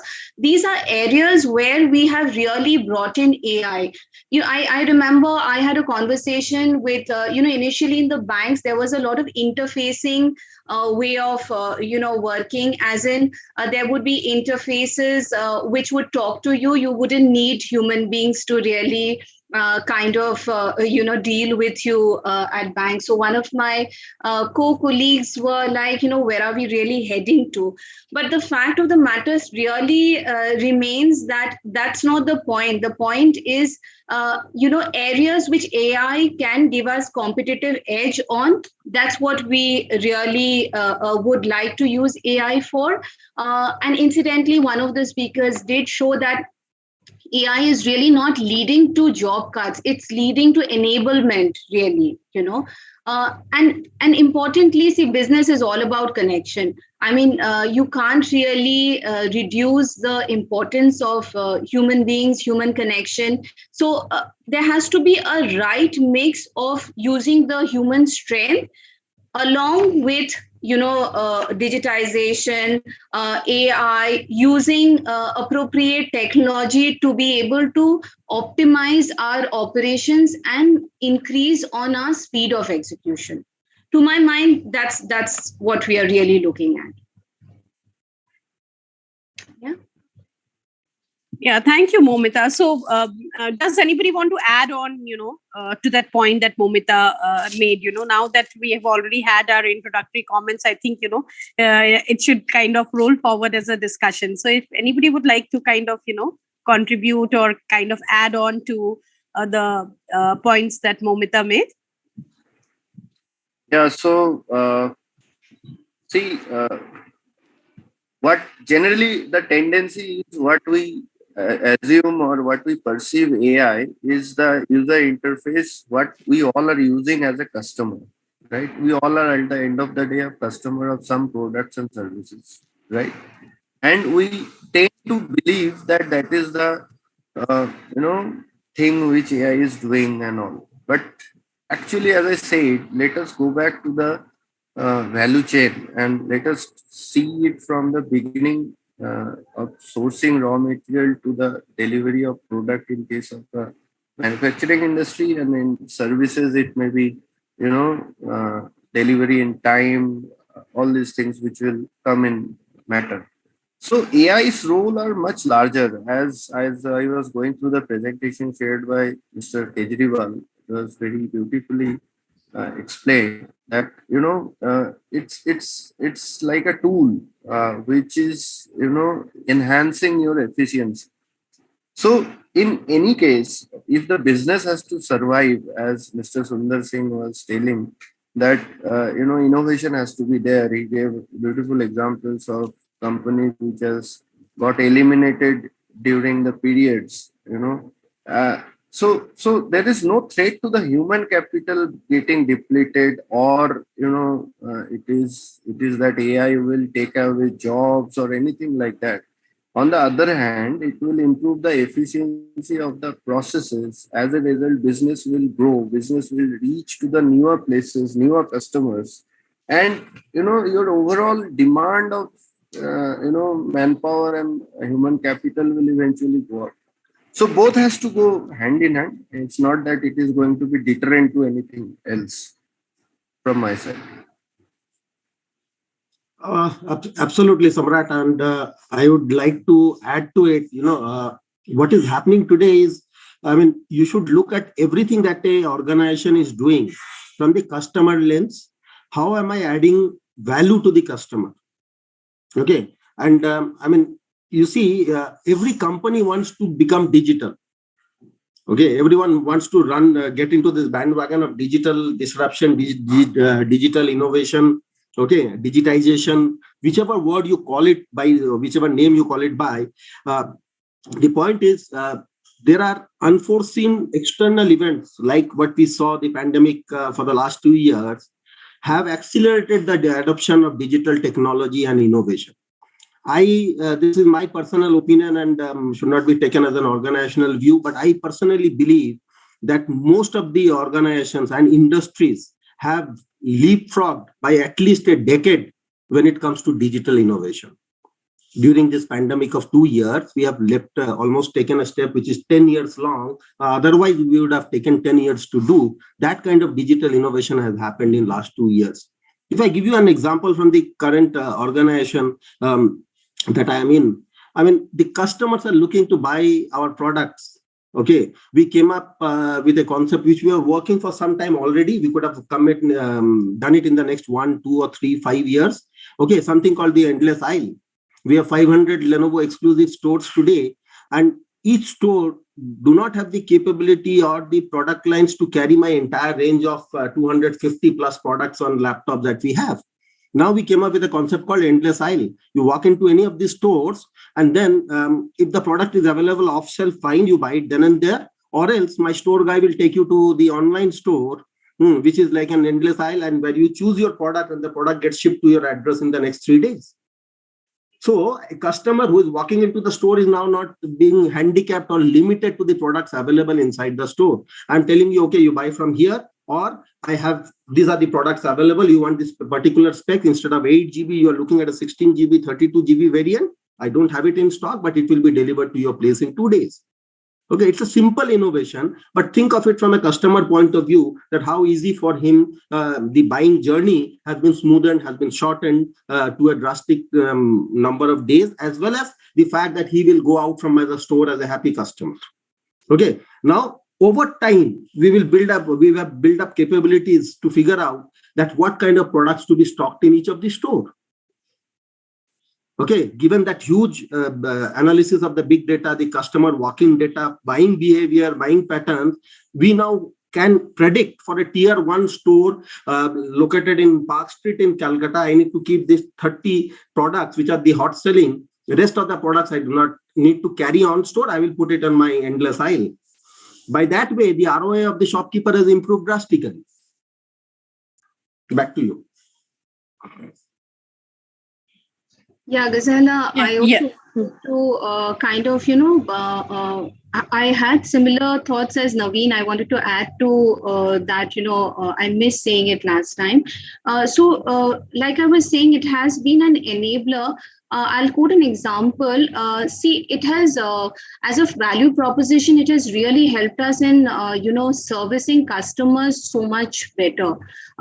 We are into niche commercial real estate, and, through AI, we have an interfacing with our tenants. So real time, they are able to see earlier on without AI, there would be, a lag time to, share an issue, have a solution to it, and it would take time for us to also respond.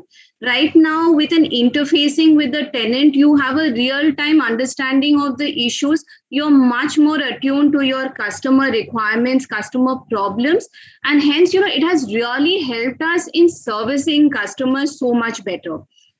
It has also, reduced, and I completely agree with Naveen that, like they say, that during adversities, it really teaches you a lot of things. So during the COVID pandemics, see, earlier on, there used to be a lot of travel. There used to be a lot of our time which would go in terms of, reaching physically to that place. That's important. I'm not really running that down. But COVID has really made us understand that even without it, we are doing business as usual. We're still connecting. We're saving time. So, it has really helped us in a kind of removing the areas which are like really not required. And it has made us lean. And see, today, like I keep saying, that pace, and everybody else has also been saying that pace is an important thing, really. So you need to be lean, you need to be agile, you need to have that flexibility of movement. So, automation has really given us that, to be attuned to our customers, to respond faster, really, and also to kind of operationally be much more efficient. Just wanted to add that, Ghazala. Absolutely. I completely agree to this point, Momita. Thank you very much, Momita. And, just to carry this discussion forward, I was wondering if you still feel, if all of you, and this is open to all of you, the question, whoever wants to take it, which are still the sectors which have not kind of fully utilized the potential of AI. For example, I feel, as an outsider, I'm not an industry person, like agricultural sector needs a huge renaissance, so to say, technological renaissance to be able to, we still have our farmers, and and agriculture has such a huge contribution on the GDP of the country, but it still does not optimally utilizes the power of AI. For example, the farmers are not do we have an app which kind of can predict storms, or which can predict cyclones, or which can kind of build safeguard measures as to how to deal with disaster risk reductions? So I feel that is an area which needs a kind of a boost, and for that, not just private players, but government also needs to play a huge role to kind of take these stakeholders on board, and kind of develop a mechanism where you use AI, and the technology is there, you just need to kind of channelize it and reach it to these kind of people. So according to you all, which are these which are the fields that you feel that still has a lot of potential, which is still untapped, and there is a huge potential for AI to kind of optimize the growth and the development of that particular sector? So, Ghazala, can I take that?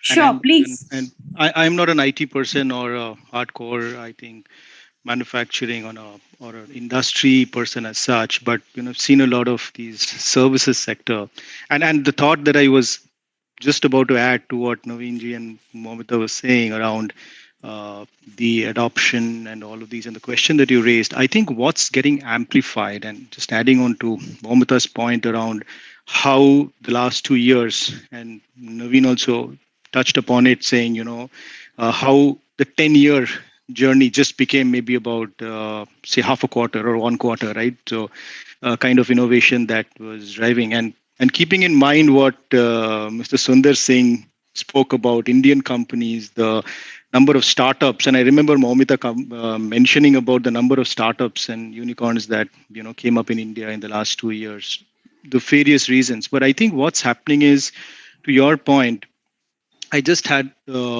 few realizations that when I was doing the postgraduate certification course on AI/ML, I did that a year back from University of Texas, Austin. There were it was a 13-month course, and there were 13 projects, including one capstone, which is the live project. There were definitely majority of these projects, right, which typically was the need of some of the markets, and AI and some of these are open source technologies, right? So which means everyone shares what they find out in research and all of these.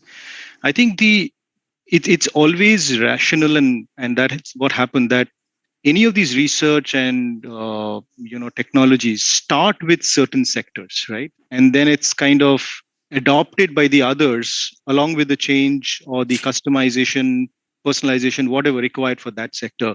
So if I remember, the projects that I was going through, medical research, finance industries, right? Let's say fraud prevention, right, was one of the first industries, right, that adopted AI machine learning, right? So today, and that's where it's not about people losing jobs or doing. It's about keeping in mind what gets us the most productivity. So today, if there's a service agent who's trying to call someone to remind about a credit card payment, and someone who's not yet missed the payment due date, right? Now that's what we're talking about. If it's already missed, the institution is already running on a backlog. So today, the machine learning algorithm tells the exact service agent, saying these are the 6 people you have to call today to remind them because their payment is coming up, right? It's based on years of data that the financial industry churned and created those algorithms, right? So that's where I think a lot of these AI things started, right? So if I look at it, let's say robotics was used majorly in the industry on the shop floor for years together, right? And Mr. Samrat spoke about, he's from the motor piece and all. So if you see, robotics was used in manufacturing, it was used in safety checks, It was used in elements like timesheets and some of them, in the industry thing. But today, if you see that what evolved from there, right, in the service sector was robotic process automation, which is typically called RPA, right, where processes which are repetitive were getting automated, right, and that's also to ensure more accuracy. So I think, to your point, I think some of the elements that you mentioned, I think, are coming up. There are startups, right? I keep reading about them, which actually is doing a lot of it. Agri-tech is actually is the fastest and one of the largest invested segment as we speak. Now it doesn't go without some of the maturity that these processes has reached or has to reach in their original sectors, right? So I think that's where I think the learning becomes faster for the secondary sectors where the innovation is happening at the next level, right? And that's where it gets amplified. I may not be able to list out all of them, but definitely, let's say today I understand when medical research companies are doing well and they're saying, let's say, the amplification that a cancer medicine research, right, a cure for cancer would definitely has definitely got accelerated with all the strenuous research that has happened over the past few years, because this data was collected and now algorithms are being created to see where it's going, right, where some of those cell mutations go and all of that. So I don't know about the exact industries, but I'm sure that a lot of the elements of the service sector, right, would become optimized largely, and then it's more about the people contributing to the interface where you actually have to talk to people, explain to them, understand the emotions. Lastly, I think I was just hearing when Momita was mentioning about the the real estate sector. Today, if you see, Google Glass was one of the initial innovations which Google did, right? And there was a lot of research there because they wanted to bring in Google Glass for individuals or people who are visually challenged, right? That was one of the primary reasons why Google invested heavily on Google Glass. Today, if you see the virtual reality, in my personal thought, I think that's where virtual reality started originating, right? And today it's being applied in various different industries. So today, if you see, I'm trying to create capability development assessments for HR professionals by using gaming, right? Now, apparently it may not really correlate, right? But the gaming all this while was entertainment. Now gaming has moved into edutainment, right? So overall, if you see some of these cross pollination, right, kind of has amplified the innovation to such an extent that I think some of these things wouldn't take all those 10 years, like Naveen was saying, right? It'll definitely happen maybe in the last next 2-3 years. Yeah, I'll just add to Abhinandan. In HR, we have a concept of, even when we do trainings, we have a concept of, see, there are two kinds of learning. One, which, it's coded learning, so you can actually document it well and pass it to the next person easily. There is also another learning which comes from experience, which is called asset learning. So that is something which you learn out of experience. The point that I'm trying to make here is, I think all the panelists, what we're trying to say is that AI is an enablement. It's not a deterrent. It works along with human resources. There are certain competence in human resources which you cannot negate. So an engineer, when he feels a machine and is able to kind of fathom where the problem is tacit learning which he has gathered with experience. That is not something which you can code and pass it on to the next GET who comes in, right? So it's important we realize the importance of human resource, in terms of that. And that is the reason why human resource, initially there was a lot of fear regarding AI, but that doesn't really hold true today, because there are certain competence in human resource which cannot be kind of, replaced by AI. So just wanted to make that point. Yeah. Yeah, Mr. Kejriwal, would you like to come in and add on and complement the comments made by the earlier panelists? Thanks, Gazala. So my point is, I have been saying this in various forums. Technology is just an enabler. Okay, finally, it has to have users who have to put it to the right use, and the enablement may come in different degrees. Okay. See, Abhinandan was talking about the use of technology in the cancer treatment. Now, we have a technology in cancer treatment wherein we can say that is called SLAM, simultaneous localization and mapping. Okay. So this technology can differentiate between diseased and disease-free tissue.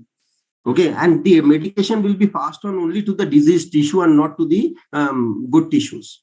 Okay, thereby not harming the right tissues. So this kind of technologies, similarly, see innovation in education, agriculture. Education for us is a very, very big field. Okay, we believe it's a part of the STEM project as well as, and there is a lot of scope, a lot of consumption in the education sector, which we are fueling, which we are addressing, wherein we want to take education to every nook and corner of the world using the latest technologies available. Okay, the availability of a notebook, availability of classroom, okay, should not be a deterrent, or non-availability should not be a deterrent for education. How can I take education? For example, working with an NGO, I'll try not to name things here. Working with an NGO, what we did was we gave tablets, okay, with a complete program loaded on it, wherein the teacher can take the class online to a host. And this we have done in a tier 4, tier 5 kind of city. Okay, in the bigger schools, in the tier 1 cities, there is an option of the laptops and the tablets being freely available with students. But how do you take this same education at a low cost to the lower strata of the society? So those are the kind of projects we are working on, and technology is enabling us to do it today, which we actually couldn't have made possible a few years back without this kind of technological innovation. And coming to the few points made by earlier speakers, say example, how is big data analysis helping us? Today in a fraud prevention case on an IBRS technology, like Abhinandan was saying that which particular customers to be called. Okay, similarly, the technology has advanced so much that if while you are talking, say you are hotlisting a credit card or you want to make a transaction on your bank account through using an call agent or the bank agent, the technology today is so advanced that the fluctuation in your voice will put up a red flag to the agent saying that there is some suspicion here, and they will probe you more. Okay. And if you are confident, if that analysis says that, okay, this looks like a genuine buyer, the number of probings come down.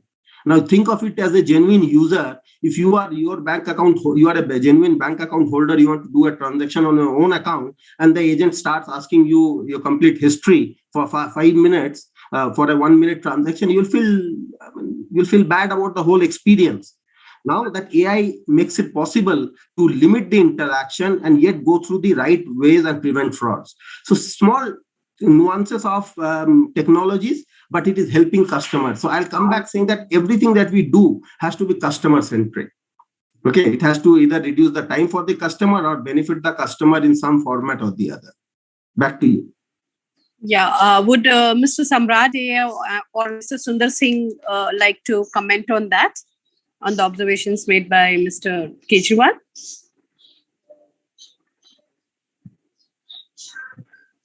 Shall I take that? Yeah, please. Okay.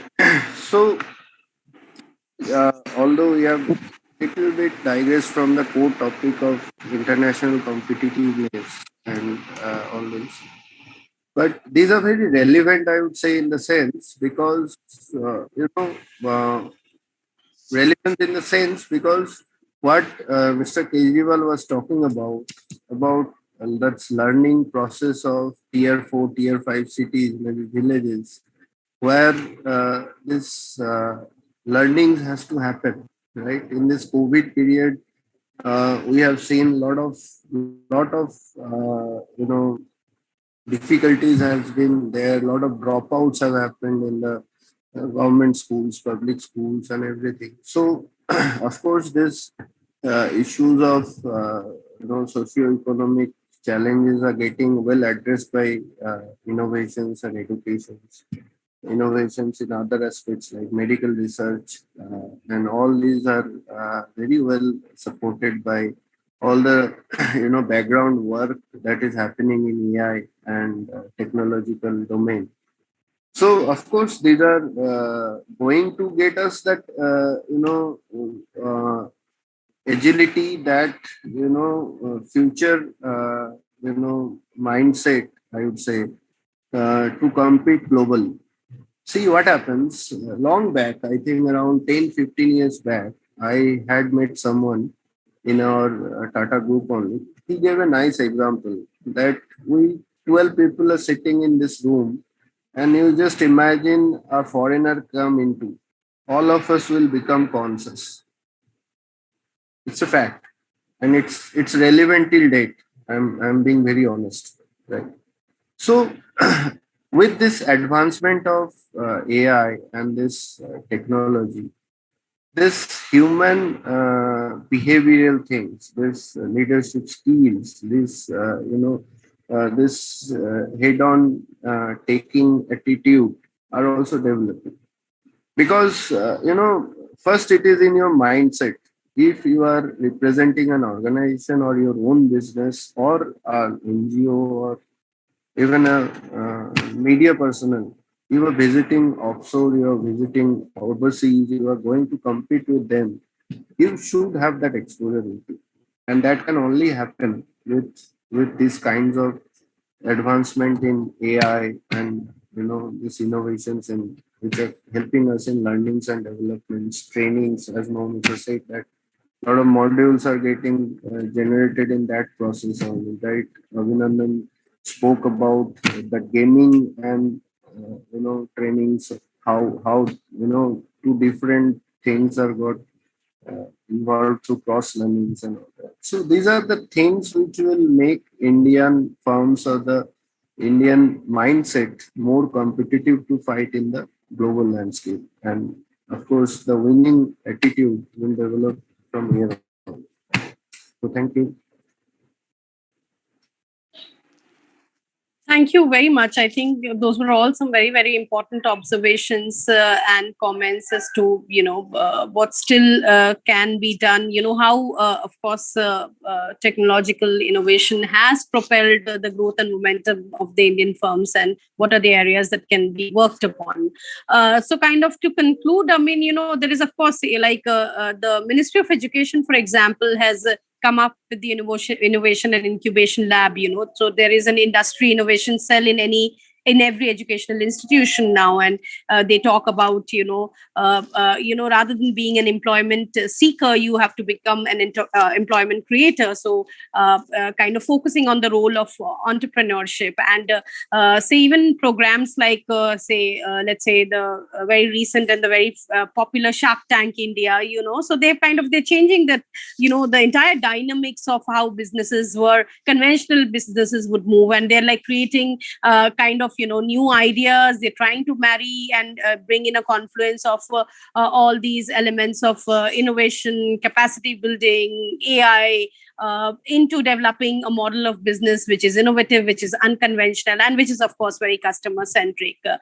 So I think, like you all rightly pointed out, that Indian firms do, they undoubtedly are very, very competitive, and they have a huge, I think, coming years which would see, I think the brain drain problem would also be solved to a certain extent, because India now becomes a hub, a center of big businesses now, with big businesses coming in, and of course India also creating a pool of new generation business honchos, which can show the way forward to the world. So I think with that we can conclude the panel for today. I'm very, very thankful to all the panelists, Mr. Abhinandan Mukherjee, Mr. Samrat Dey, Mr. Naveen Kejriwal, Mrs. Moimitra Mitra, and Mr. Sundar Singh.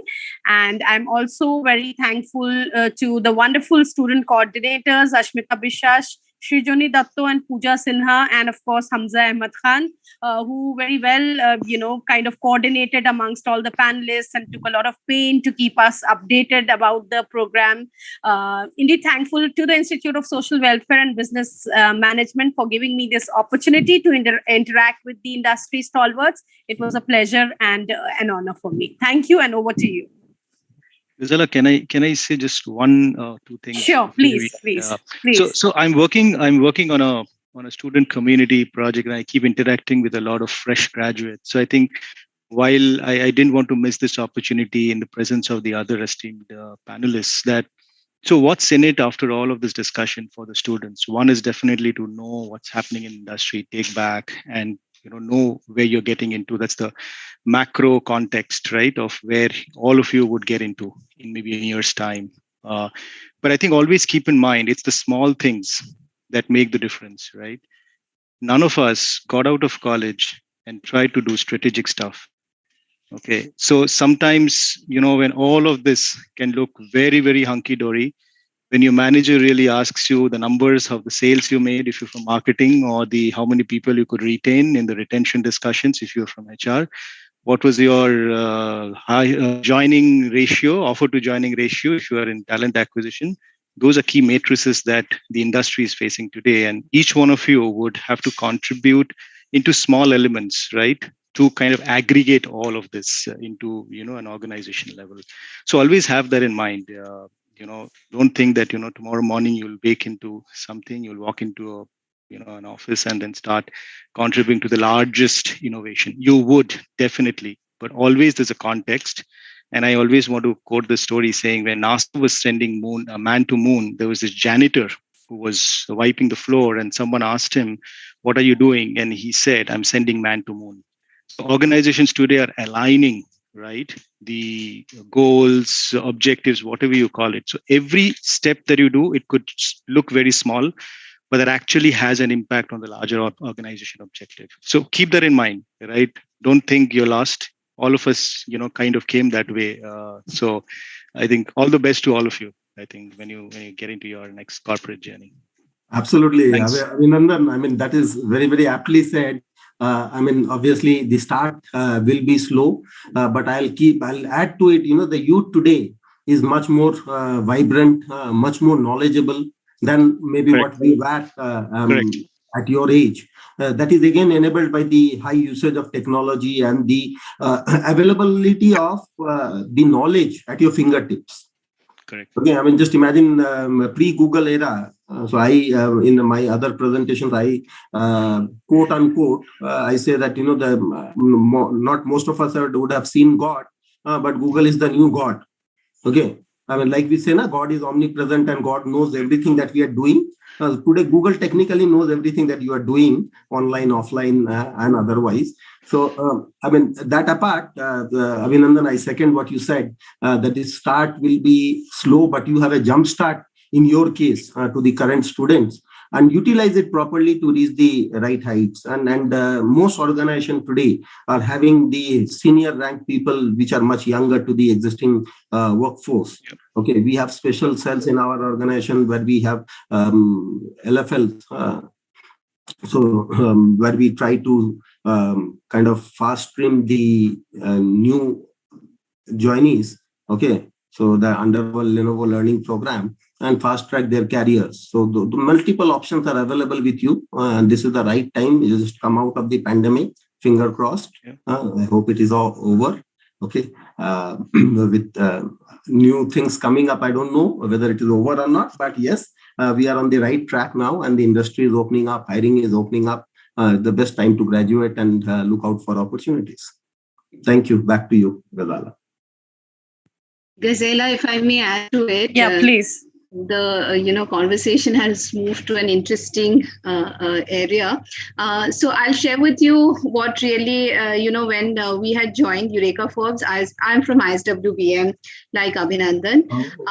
So when we were picked up from college and we were kind of posted in various places. So together when we were giving management our presentation, so one of the senior leaders was introducing us, and he said, so this is the group of MTs, and he said, I hope not EMPTY.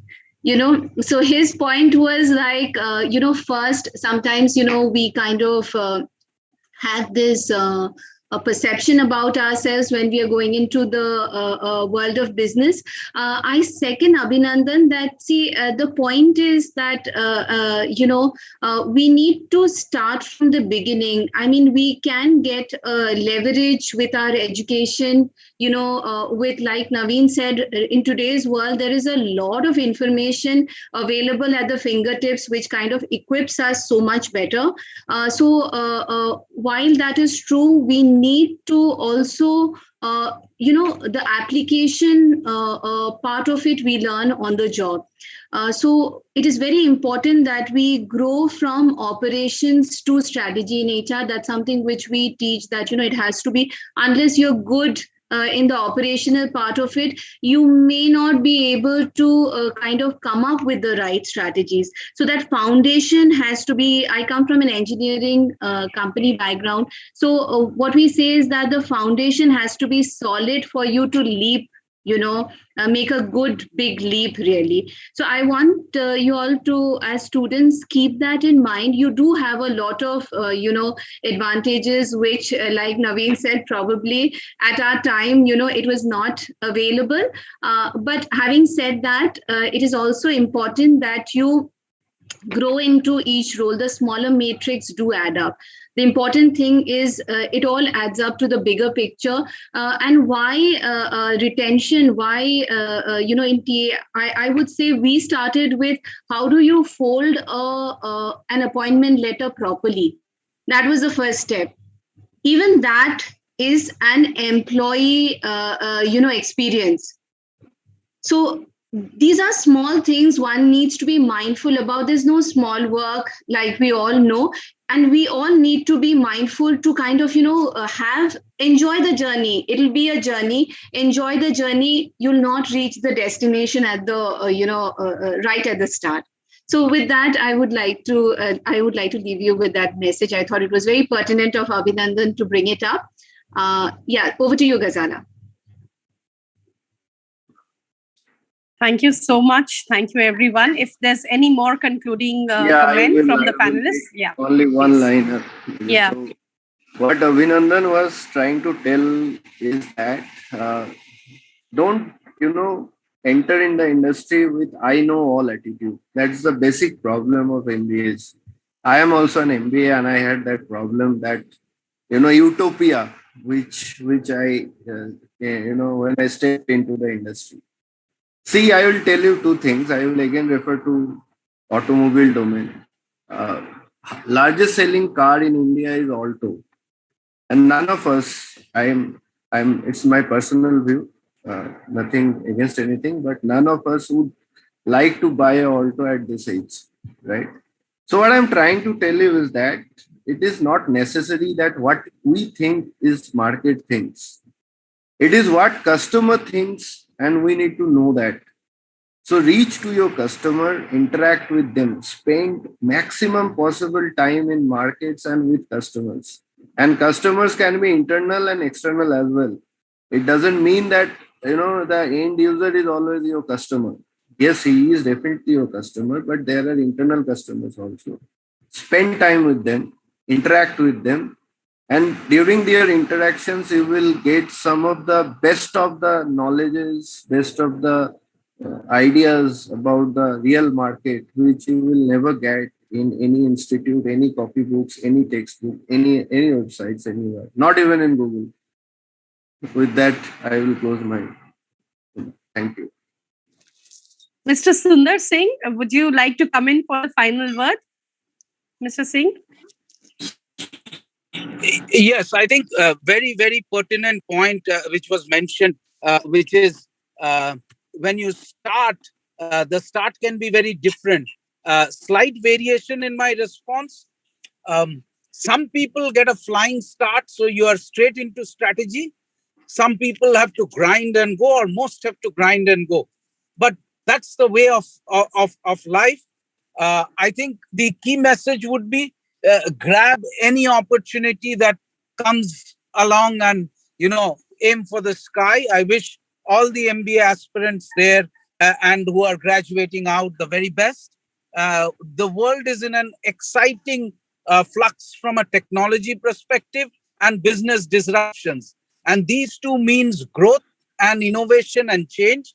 And I'm sure all of you will do good and keep the flag of your institute flying. Thank you very much for having me. Any questions later, you want to connect later, I'm always available. Thanks once again. Thank you very much, Mr. Singh. And with those best wishes from all the panelists, I hand over the session to the organizers, Hamza and Srijoni and Ashmita, please. Thank you so much, ma'am. We want to thank everyone who is present here. Thank you, Mr. Abhinandan Mukherjee, Mrs. Momita Mitro, Mr. Sundar Singh, Mr. Shomrat De, Mr. Naveen Ketrial, and our moderator, ma'am, Mrs. Ghazala Yasmin, for your valuable time and your valuable insight for this topic. We want to say that we thank you all for taking time and giving so much valuable insight for this topic. And now we would like to move to the second stage, which is a question round. Before going to that round, we would like to thank our sponsors, that is our title sponsor SBI, for the continuous support over the years, our radio partner 91.9 Friends FM, print media partner The Statesman, social media partner Bangaliana, hospitality partner Yes Regency, food partner Absolute Barbecue, India's first veg grill restaurant, Wow Momo, Shanghai Flavours of Chinatown, Starter Butter, and associate partner Sparcklean.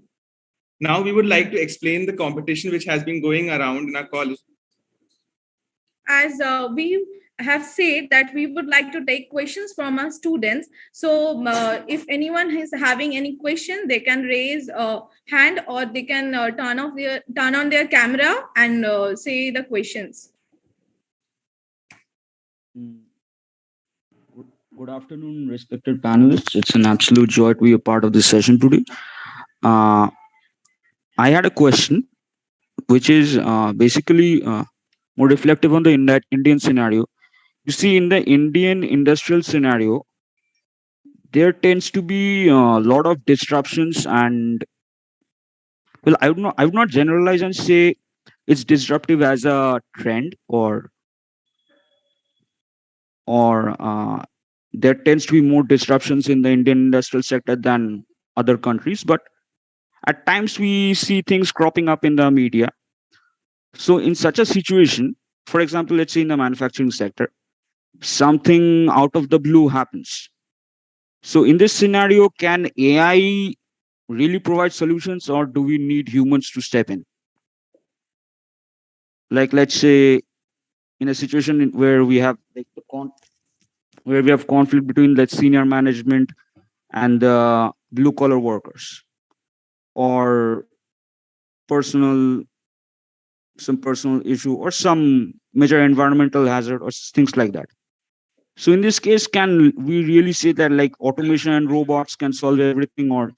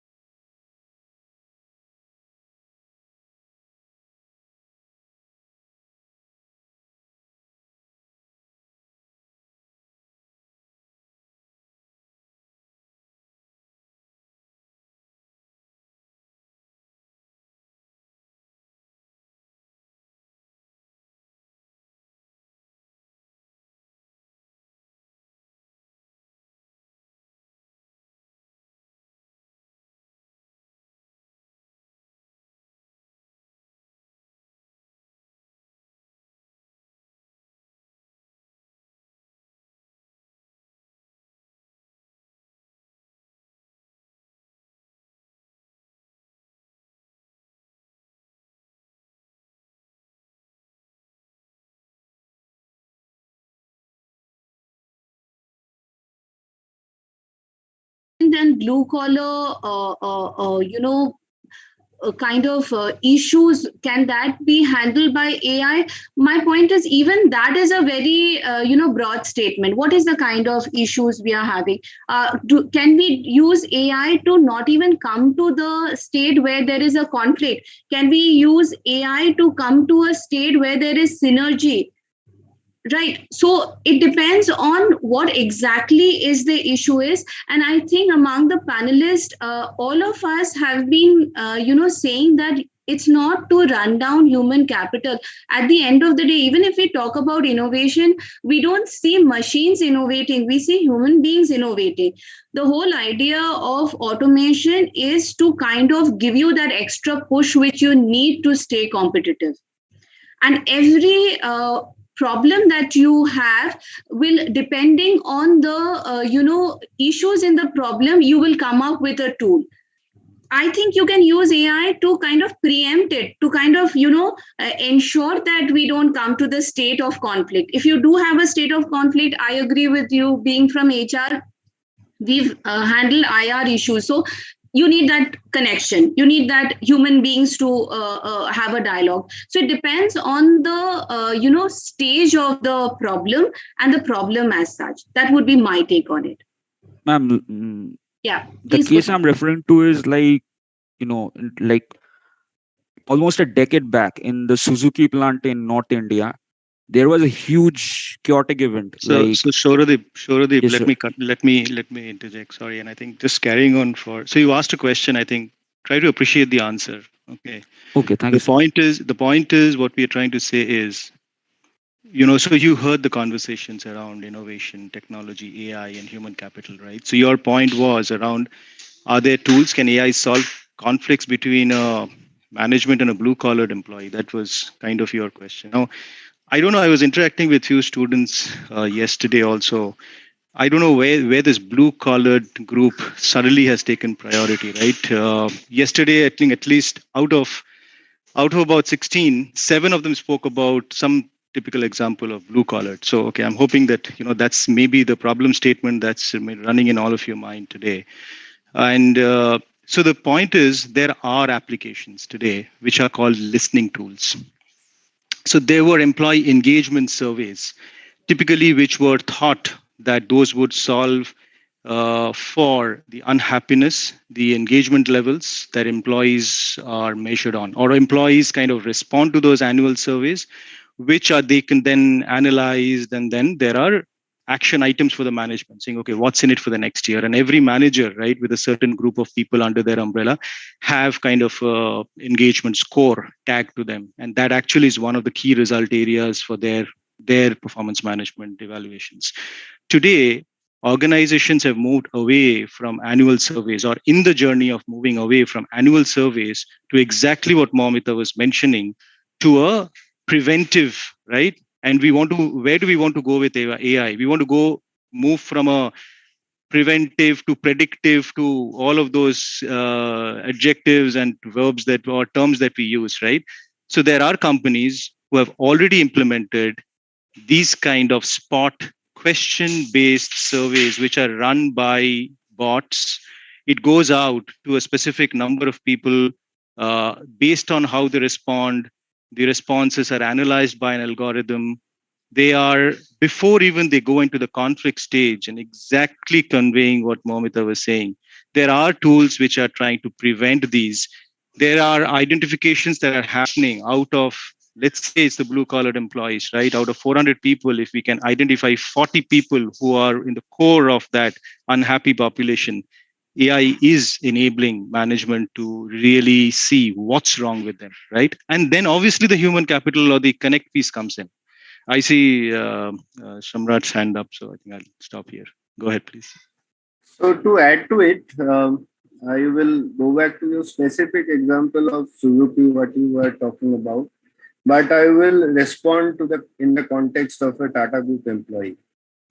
So I will go back to 10, 12 years, similar time when Suzuki had this problem.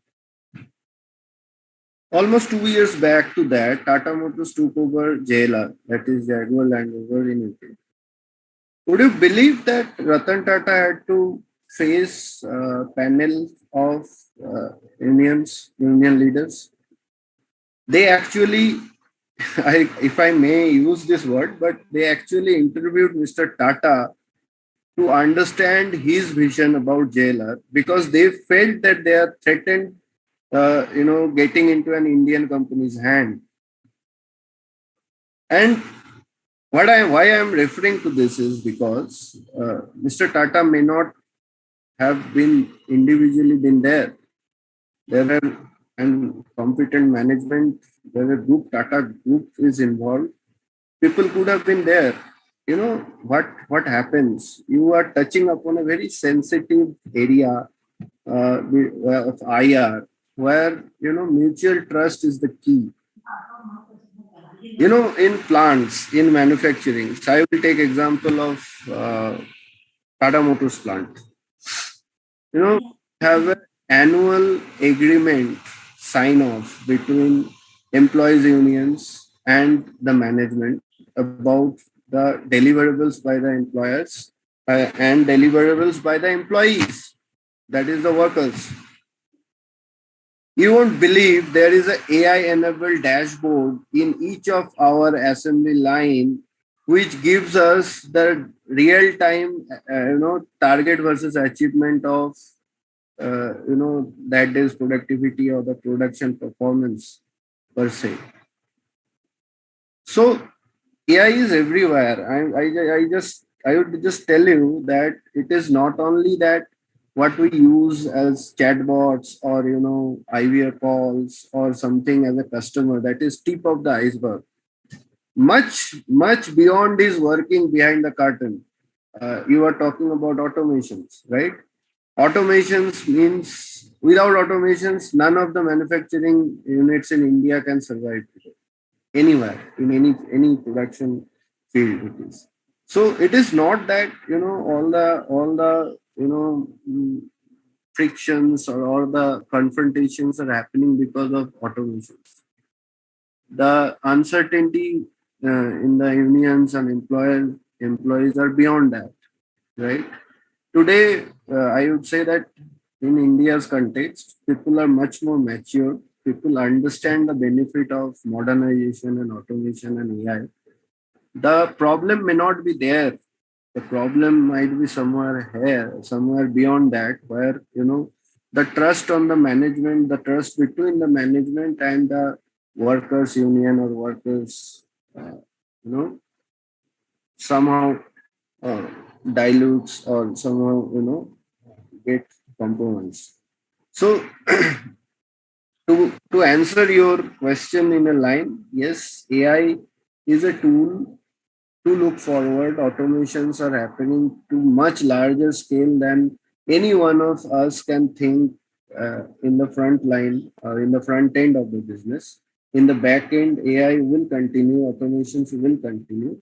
And these problems of IR were always there and will be there. It only depends on how do you handle and how do you manage the particular case. That's it.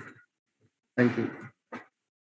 And to end the question, sorry, just I'll leave it, Soradip, with a line. I mean, AI is not here to solve for every problem. Okay. But that does not mean that we stop innovating, stop using the positive sides of AI. Okay. Nothing in the world is 100%.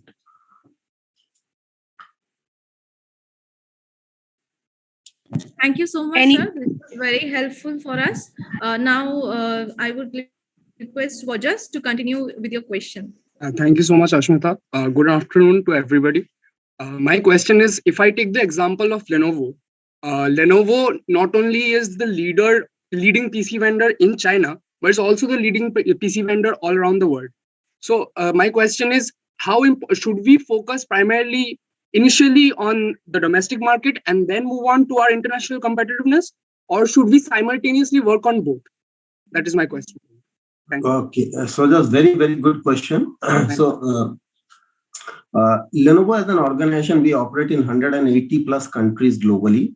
Okay, with a turnover close to 60 billion now. This kind of mammoth numbers and tasks cannot be achieved by just focusing on one market.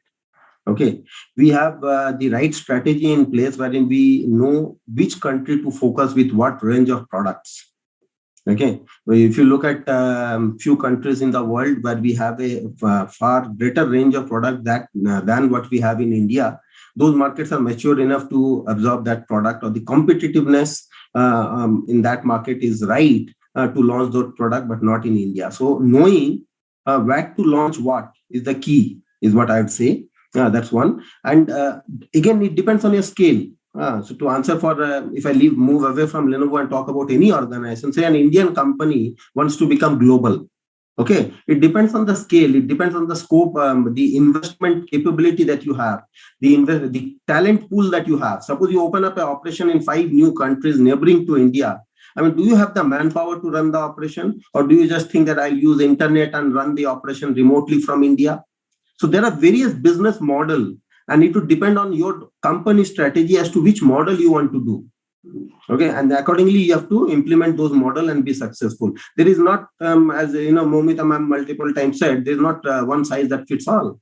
Okay, so what Lenovo would have done globally may not fit for a different company, and it's a new age, new era, new ways of reaching to customer.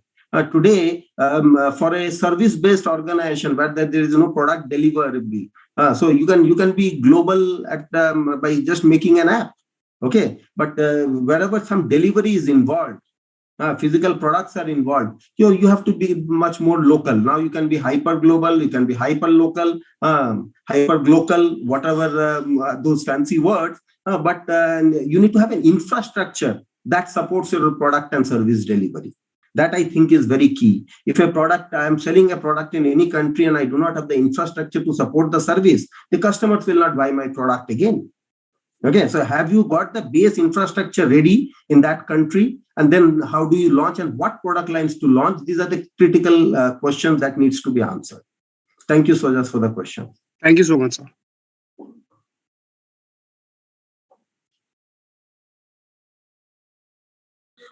I guess Aniban has some question. Aniban, can you turn on your camera and can say? Yes, thanks, Ashmita. Respected panel members, my question to you is that how has AI been integrated in strategy formulation, in business management, in any of your companies, of the MNCs, to be exact?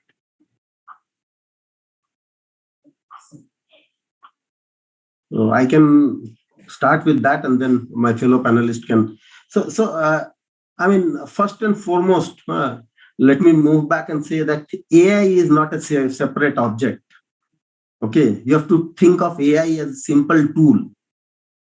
Okay, now, I mean, AI is now involved in every part of our business decision making, in our strategy making, because the customer is the key.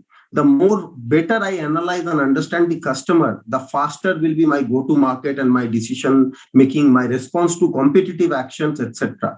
For example, let me give you a concrete example you'll understand. 5 years, 10 years from now, back from now, if a competitive organization in my field made a price move, it would take me 7 days to 15 days at least to know what is the impact of that price move. Today, we have data points of more than say 500 or more than at least 800 in-shop promoters who are standing at the shop front and selling Lenovo product. I know what is the daily sale inside that shop for Lenovo as well as the competition total numbers. So I can see the trend on a real-time basis. At the end of the day, I can do an analysis using AI for the last 30 days, 60 days, 90 days, last week, and then predict that why has my sales gone up or gone down. If my sales have gone down, is it because of a competitive price action? Is it a product action? Okay, is it a short supply? What is the root cause? And then I can take immediate steps in the next 1 hour, 2 hours, and roll it out to those 800 people in the next day morning, which would have been a 15 days to 1 month exercise 5 years back. Okay, so the decision making, and do not always think of decision making to be something big that will be life changing. No. organizations are built on fast decision makings, which are now and here. It is an everyday process. It is not once in a quarter activity, once in a year activity. Those are more of planning exercises. There also AI helps us today. But decision making or strategy or tactics creation, AI is helping us every day. Right. Any of our fellow panelists, if they want to add. I would only add to what Naveen said. So Anirban, right? Yeah. So Anirban, I will put it in a different manner. Generally, what we understand is that strategy is being made at the top level only. It is not so. I'll give you a simple example. If you join tomorrow in Tata Motors as a territory sales manager, you will have a dashboard of AI where you will have inquiry management system. Right? Absolutely. And you will have your own strategy. No one is going to design a strategy for you. So to start with, at the front level, at the first level of your job, you are a strategist too.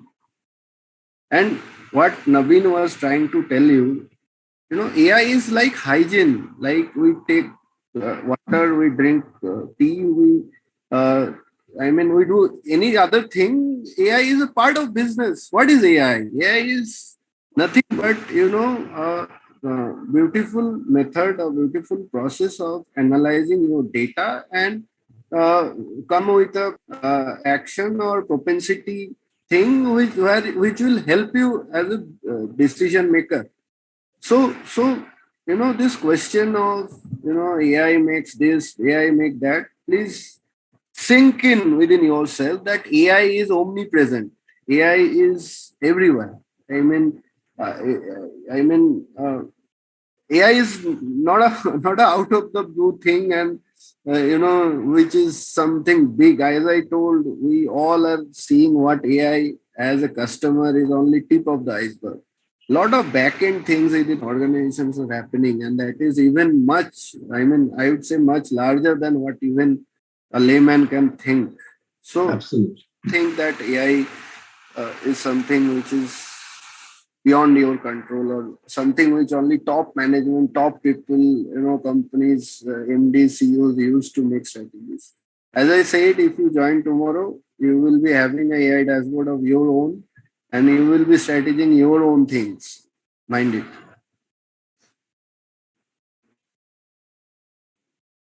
All right. So that was very insightful. Thank you so much to both the panelists, Mr. Naveen and Mr. Sundar Singh, sir. Now we have Ashmita. She has a question. So please go ahead, Ashmita. Yes, sir.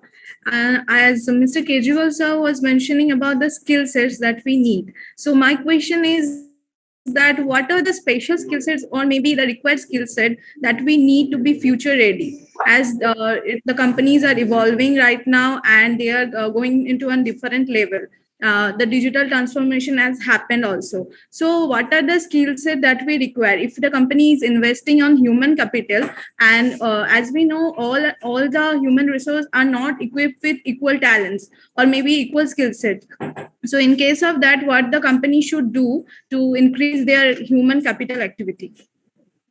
Yeah, I'll take that question because I am very I have experience and very passionate about what you asked, which is very, very important. What is the skill set for me to be employable or to get into a management role or strategy and so on?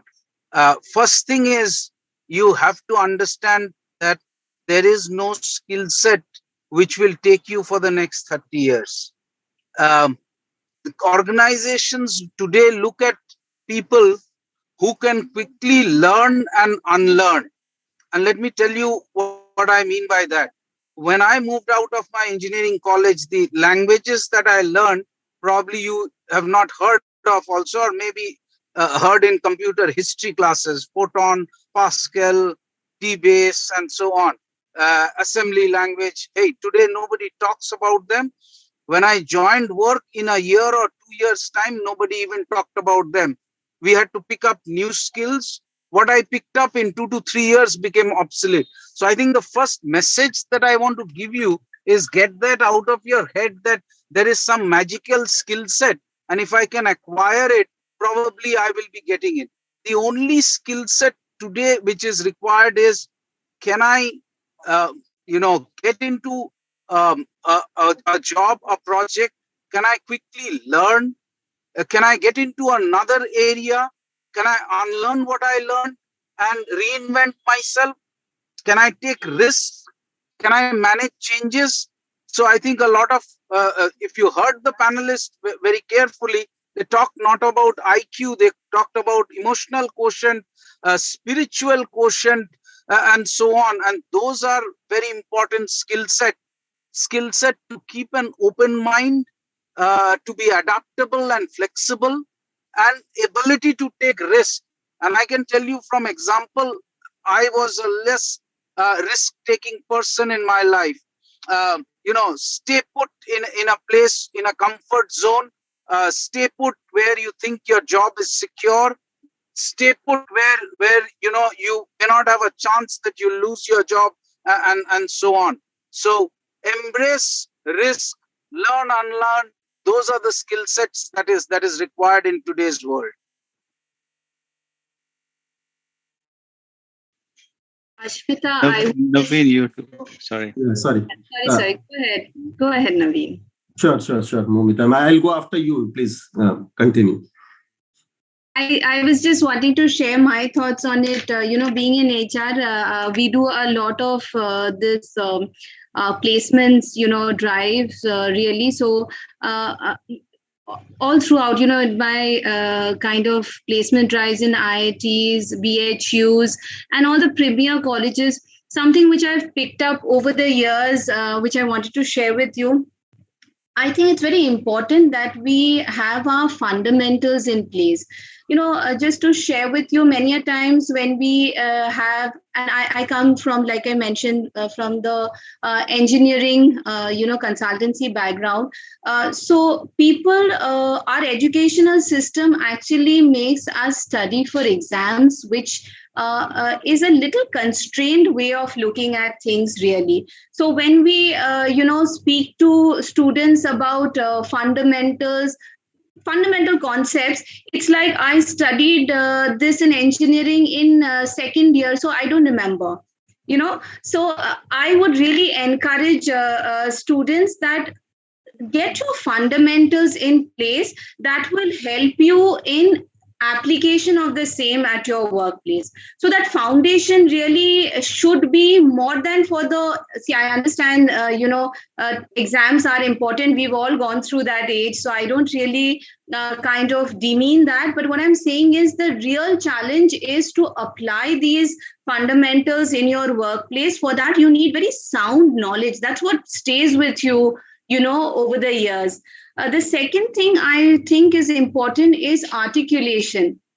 Like Naveen says, in today's world, there's a lot of opportunities given to younger people, so you have representation among very senior people also. So you should be able to, you should have an opinion. You should be, and you should also be able to articulate your opinion well to people, pass that on.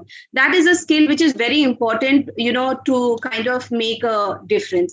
Of course, I couldn't agree more, in terms of being a quick learner. Today, companies have to be quick learners. So obviously, its workforce also have to, quickly adapt to changes, quickly learn, relearn, and be able to use it. So that is important. Taking risk is important.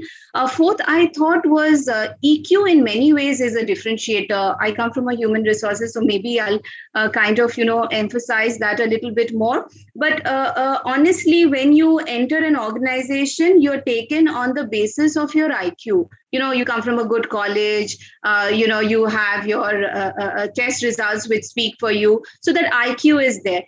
But your growth in the organization, so all of you come, with the similar IQ levels. So that doesn't really stay too much of a differentiator way down. What becomes a differentiator is your EQ skills, how you are able to collaborate with people, how you are able to take the team along, how you are able to kind of, come to a consensus. These are very important things which, become a part and parcel of your senior leadership positions, So I think that's something which you should also build on. So to me, these four were primary when I looked at candidates, who would be relevant for us.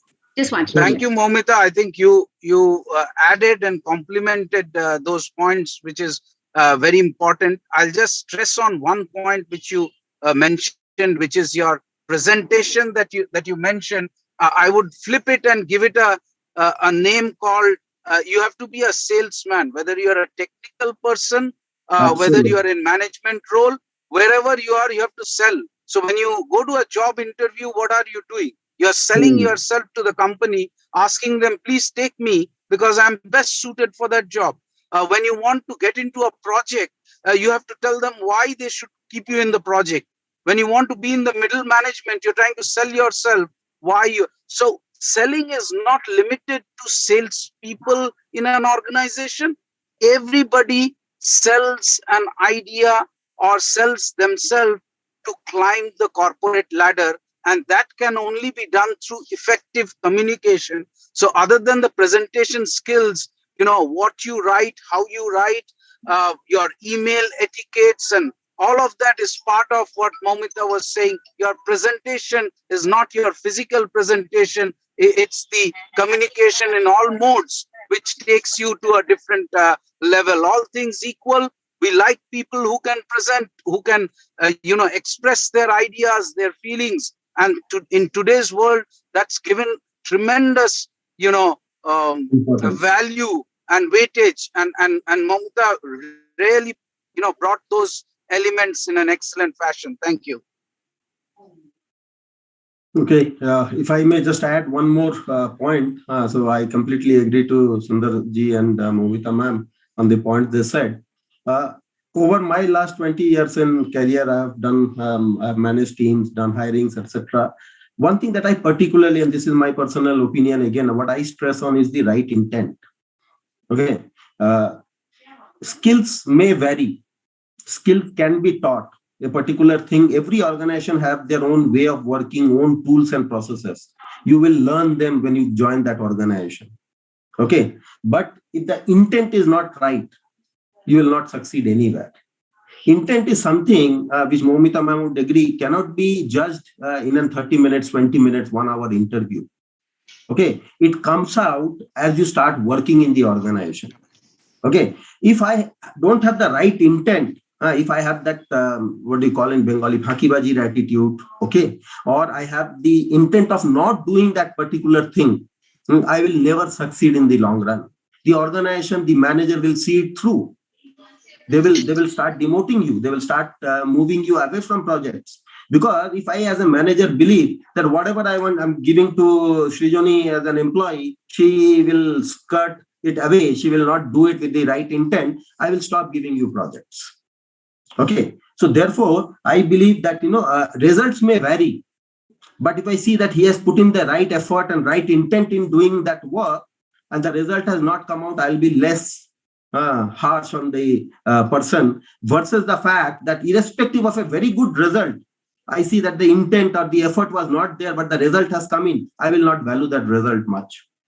So results may not is the end game, but it is not the complete thing. As per me, I believe I give a lot of personal focus on the intent and the effort put in to do a particular job. The results may vary and skills can be taught over a process. And again, it's an individualistic thing. Let me give you my life example. I have started learning about cloud now. To make myself relevant in this industry for the next 5 years, 10 years, I need to be on top of entire thing called the animal called cloud. Okay, anything and everything to do with it. Now, my current role does not ask me to, because I'm not selling cloud-based products today. But if I want to grow in the organization, or I want to see, I see that that's a future trend going towards, should I not learn it? Obviously, I'll learn it.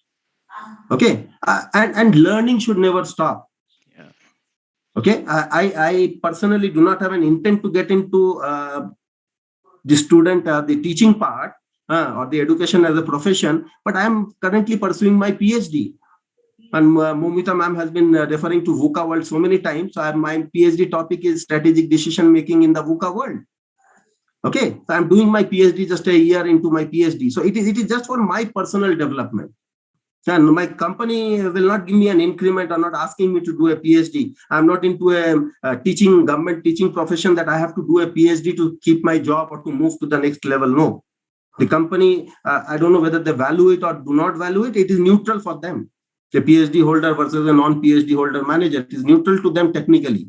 But it is for my own learning that I'm doing it. So that keep that learning curve high.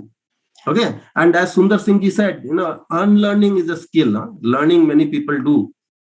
If you come to an organization and say, my last organization, I used to do it in that process for last 10 years, and you keep writing about it, keep repeating it, may not work out for you. You have to unlearn what you have learned. Always use the learning from past, but don't be stoic about it. Thank you. I think just to conclude, I think completely agree with all of that, and I think it's covered. All the points have been covered. But I think in common man's language, it's like in that VUCA world we say figure it out. Okay, just keep that figuring it out mentality, right? You have to keep figuring it out on the way. Don't lose that, because once, and that comes with the intent, like Naveen was saying, right? So intent should be I'll figure it out. Don't worry. So I think that kind of, I just wanted to add that. Thank you. So, Abhinandan, I will just take 1 minute to add to it. Asmita, your question was about skill set. I would say give it a thought towards your attitude. Good managers don't look at skill set. Exactly. It's common. Skill set is common with everyone. If you are in IISWBM, if you are coming to any organization today, it is taken that you have some material inside you, you have some skill sets with you. And as a manager, you are not supposed to produce anything, or you are not supposed to do anything of your own, right? What you need is your attitude, right? If your manager finds your attitude is right, there is no job that you can't do, or there is nothing you cannot deal with. So more than skill set, it is only attitude. I mean, keep an open mind, positive attitude, and enter in the industry, you will succeed. That's it. Thank you so much, sir. The answers were very helpful. So I would like to thank all the panelists for their great answers and words, and our students are really blessed to have you all here. Now I would like to shift to the second session of Insight 2022, which is the student competition section, and the name of the competition is Mind Maze. So this competition has been going on since the past week among all the students of IISWBM. They have been participating in groups, and they are making PPTs and videos over our topic. So out of a number of groups, we have come up with top 5 groups, which has been judged by our HOD ma'am, Dr. Archana Sharma, and those 5 groups are going to present their PPTs or videos to you panelists, and we will request you panelists along with moderator ma'am to please judge them. And as per your judgments, we are going to decide who's the winner, who's the runner-up, and all that. So now I would like Ashmita to introduce the teams to the panelists and the moderator. Thank you. Yes, thank you so much, Hamza. So we have 5 teams.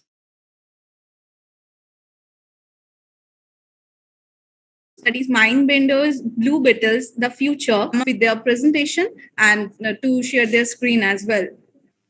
Foreheads, are you there? Anyone from Foreheads? Yes, I'm there. Can you respond? Yes. Yes. Am I audible and visible? Yes, Arna, very much. You can share the screen now. Thank you so much.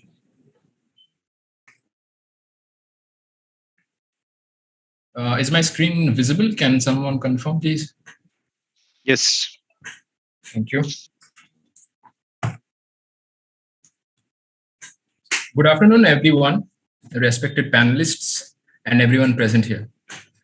We are Team Foreheads, and our team members are myself, Purnam Kumar Das, Deepanita Dotto, Moyuk Banerjee, and Shaurodip Das. So today, our topic of discussion is international competitiveness of Indian firms. Is it human capital, or innovative capacity, or AI-enabled services? So first, let us understand what is human capital, what is AI, and what is innovation. So human capital basically refers to the skills, knowledge, education, health possessed by an individual viewed in terms of value or cost to an organization or a society. Innovation is the practical implementation of new ideas leading to introduction of new goods and services. And AI refers to development of computer systems to perform tasks which are normally requiring human intelligence like visual perception, speech recognition, etc.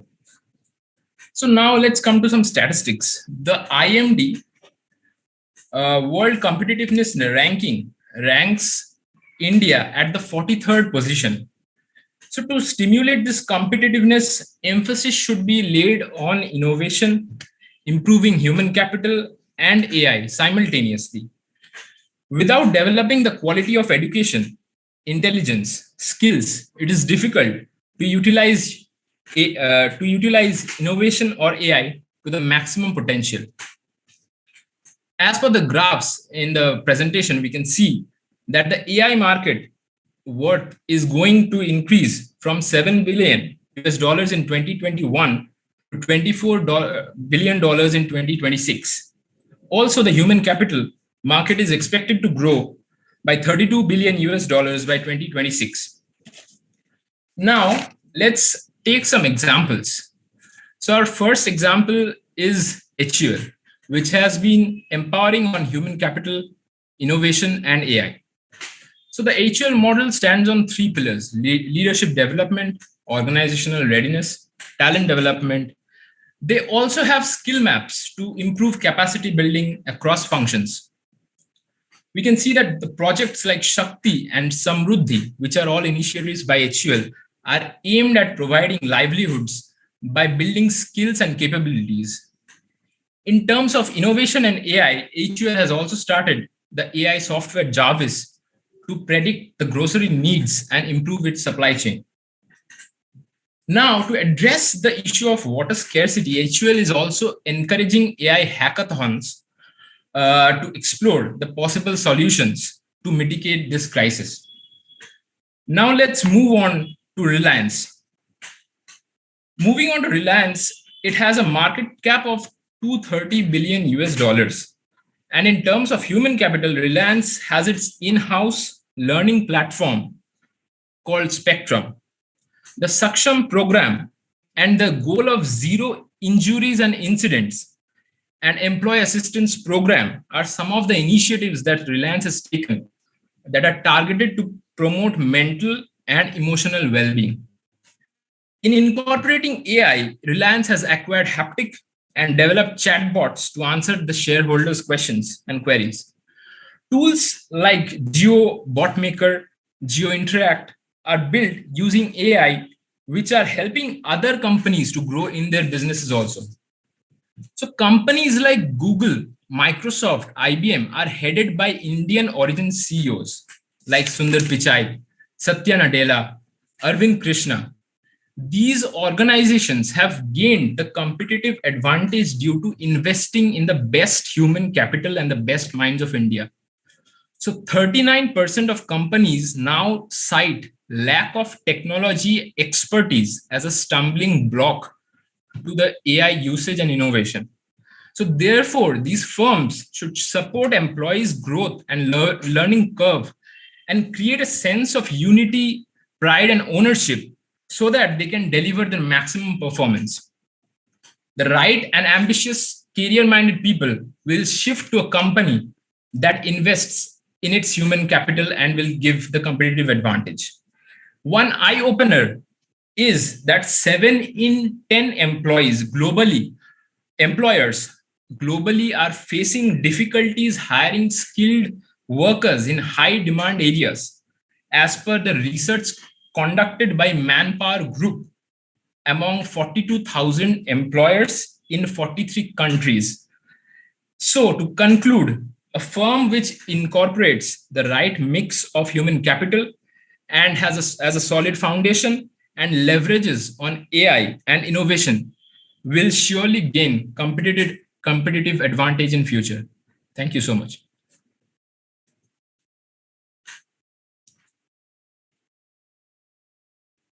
Thank you so much, Arnav and Team Four Heads. Now we would like to go to the next team, which is Spartans. Anyone from Spartan present here? Yes, Ashmita. Okay. Good afternoon. So, good afternoon. And Anirban will be the speaker. Sorry? Anirban is the speaker. Okay, so let him unmute his video and audio and share the screen. I'm running a bit of a problem in sharing the screen. Shrodip, can you do it on behalf of me?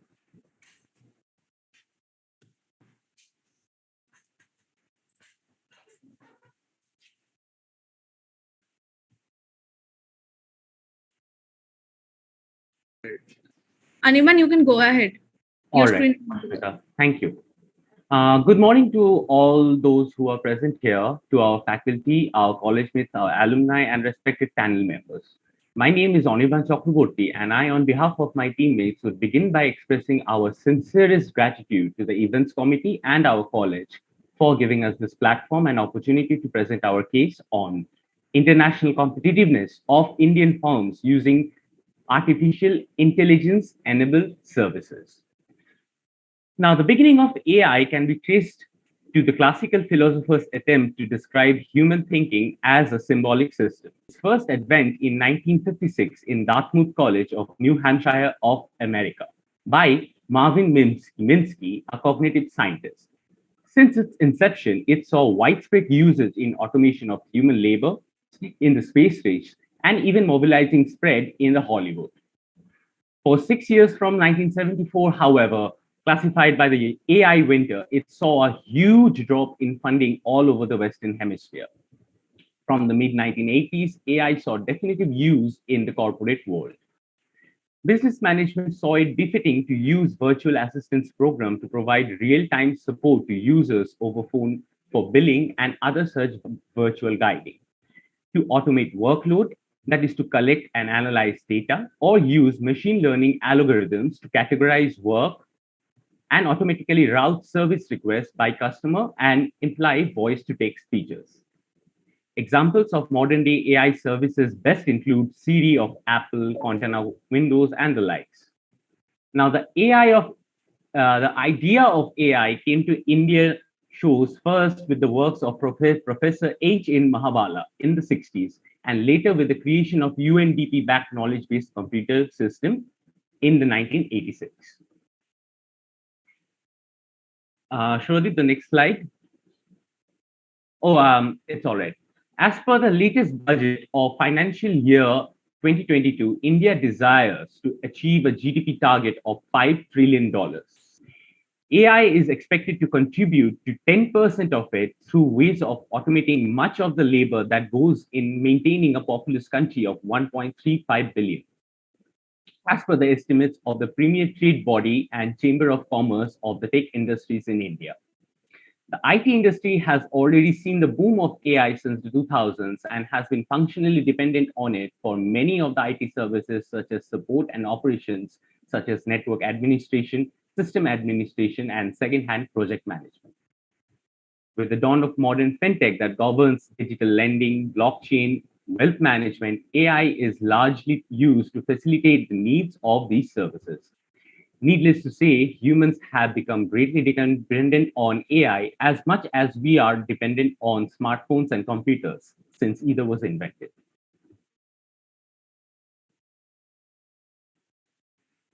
As is presented on the screen, Niti Aayog released the National Strategy for Artificial Intelligence discussion paper in June 2018 in pursuance of the mandate entrusted to it by the Honorable Finance Minister in the budget speech of 2018-2019. NSAI, while highlighting the potential of artificial intelligence for accelerating growth, also emphasized the social potential of large-scale adoption of focus on inclusivity, adopting the theme of AI for all. Towards promoting development as well as adoption of AI, the NSIA made broad recommendations for supporting and nurturing an AI ecosystem in India under 4 heads. A, promotion of research. B, skilling and reskilling of the workforce. C, facilitating of adoption of AI solutions. And lastly, the development of guidelines for responsible AI. Reports have suggested that the Indian think tank Niti Aayog has paired up with Indian Institute of Technology partner and others to work on an Indian version of a smart virtual assistant which can interact with the users in 18 local languages. A government official told Financial Daily that Niti Aayog has collaborated with IIT partner director Pushpak Bhattacharya to develop a natural language processor for commercial use. Bhattacharya, who has been working with aspect-based sentient analysis, cross-linguality, and multilinguality for some time now, has reportedly confirmed the news. Bhattacharya added that the project was commissioned by the Ministry of Information Technology and that 14 other institutes were working on the project called Technology Development in Indian Language, that's TDIL for you. Now, coming to the international competitiveness of India, India is among the top 10 nations in the world in terms of technological advancements and funding in artificial intelligence, according to findings from a study published by the Brookings Institution. While India is outside the top 10 in terms of commercial and research initiatives, it ranks 6th in terms of spending and investments on AI made by public government initiatives, as well as private institutes and organizations. The study notes that alongside having increasing adaptation of new generation technology, India is well positioned from the funding standpoint, a factor that gives it leverage to quickly achieve faster innovation in AI technology and overtake other nations that are leading AI achievements right now. The nations leading AI achievements ahead of India are the US, China, the UK, France, Japan, and Germany. Canada, South Korea, and Italy are behind India in the top 10 AI adopter list as per the study. Corroborates the fact that AI adoption across various sectors in India has been growing rapidly. As of December 2021, a report by McKinsey Analytics on the state of AI in 2021 found that India was leading adopter of AI among emerging economies from a commercial business standpoint. Software services, product development, and contact center automation were among the key global industries adopting artificial intelligence. Deloitte's December 2021 report on the state of AI adoption in India, meanwhile, further broke down the adoption of AI in terms of industries in the country. The report noted that the Indian retail industry was the highest adopter of AI technologies and services, followed by telecom and the fintech.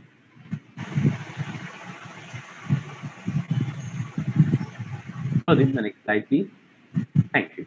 While one could argue AI would take away the jobs of many, it can be well verified to say that AI largely requires a human interface and a personal touch to function as it is supposed to for the foreseeable future, much to the dismay of filmmakers of the movie series Terminator. On a much more serious note, and speaking of AI, not including the support system that is most requisite for maintaining a virtual system, an approximate of over 250,000 direct jobs will be generated with the greater usage of AI. Putting aside the much greater number of indirect jobs that will be materialized, it is safe to assume AI will surely not replace any human intelligence and labor, as has been the grave concern for 3 decades now. As of this moment, AI has enabled a great 250,000 jobs, that is 3 lakh jobs, of which only a third has been filled till date. The growth rate is expected to double in the next 2 years.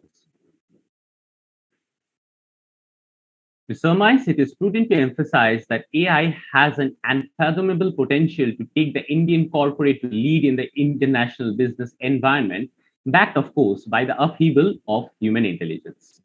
With that, I will conclude our presentation, thanking you all for lending your attention. It has been an honor. My dear friend Shauradip Shen has done most of the due diligence in creating this presentation, and his research is what qualified us to the finals. Thank you, everyone. Thank you so much. Thank you, Anirban. I would like to add that all my teammates did a wonderful job, and without their input, I would not have been successful. Thank you, everyone. Thank you. Thank you, Team Spartan. Now I would request a panelist and a moderator, ma'am, to give us a feedback, give them a feedback about their PPTs, if you have any, please. So is it only these two groups or we have more groups to come up? No, sir, we have 3 more groups left. So, I mean, if it is okay with the co-panelist, we should give it at the end of the presentation. Yeah. Sure. Sir. So we would like to call our third group, which is the future. The future? Yeah, we are ready. Thank you so much. Just let me share my screen, please. Yeah, okay.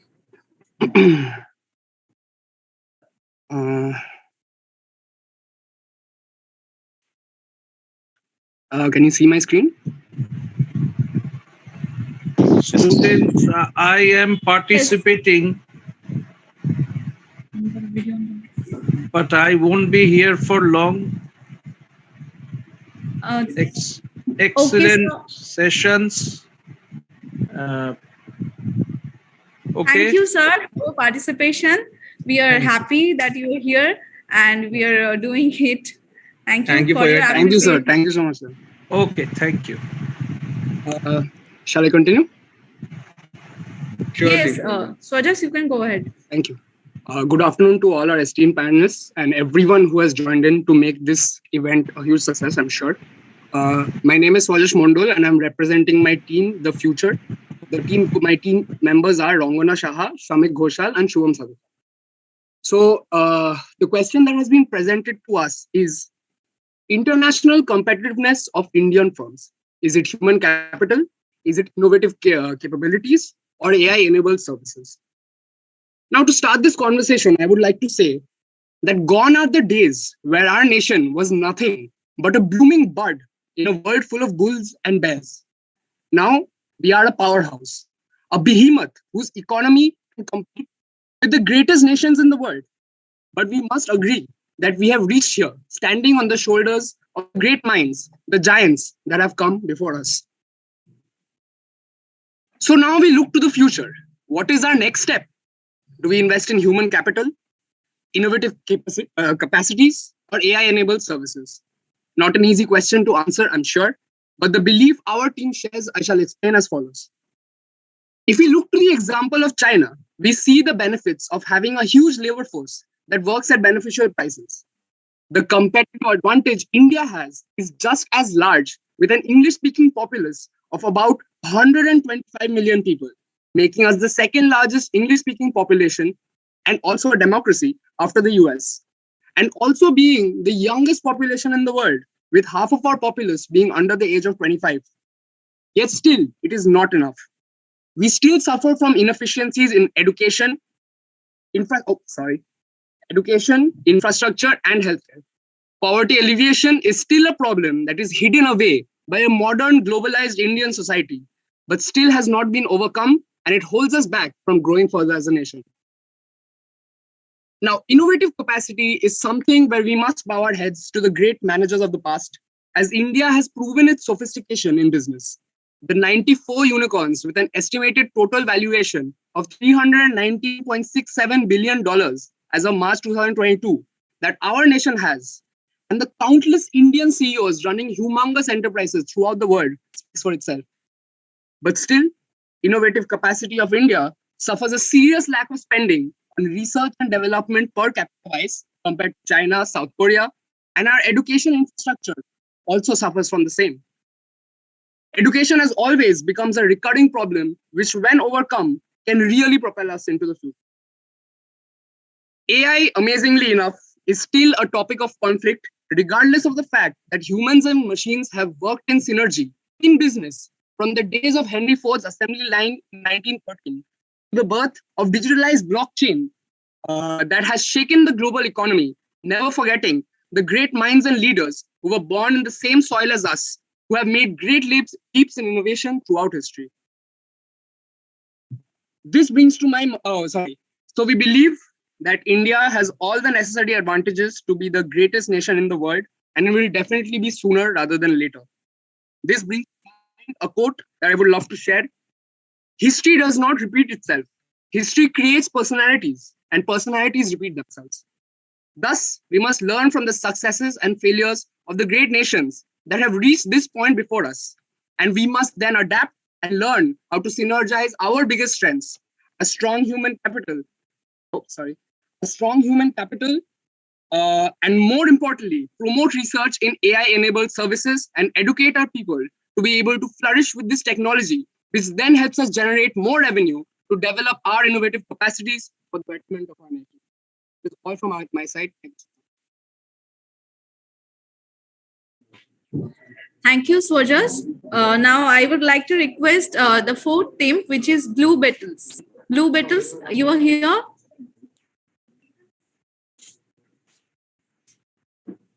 Anyone from Blue Beetle? Yes. Hello, can you hear me? Yes, I can hear you. Okay, I'll just share my screen. Okay. Video.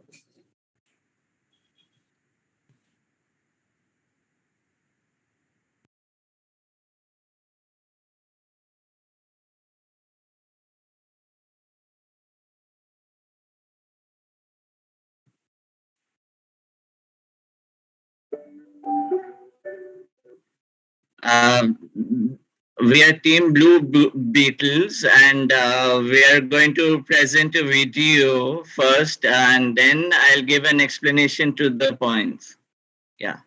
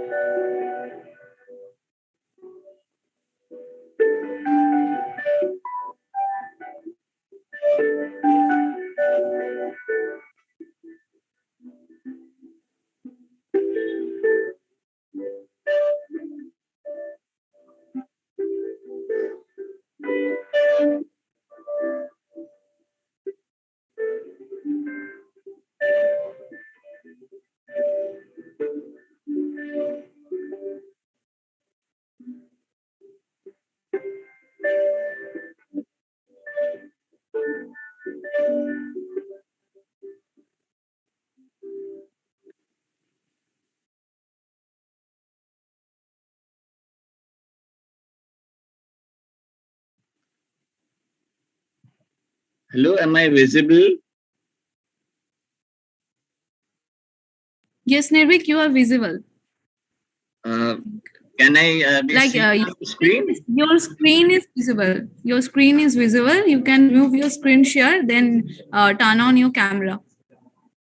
So sorry for the technical glitch, but I'll try my best to show myself because it's not right. So I'll just try to show myself. Sorry for the inconvenience. Go ahead.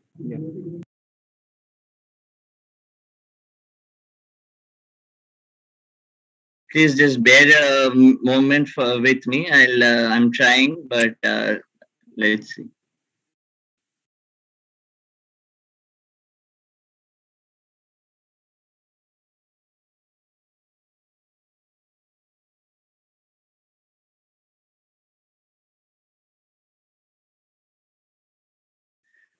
Okay, I'll just explain the video because I can't turn on my video. So I'll just explain the video. Okay, you can go ahead. Yeah.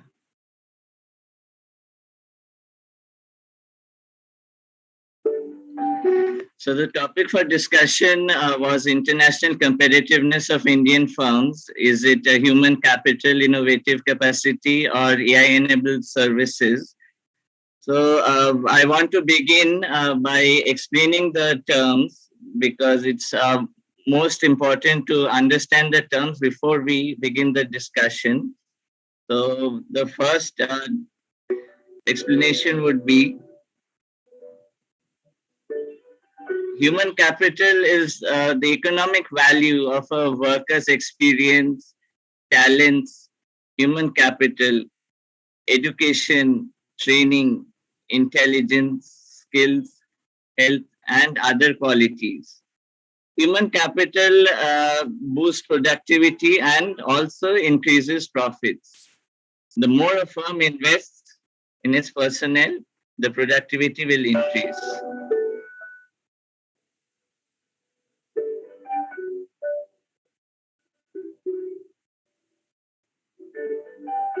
Next is we have innovative capacity. It is the country's industrial and company competitiveness, which is heavily influenced by innovation.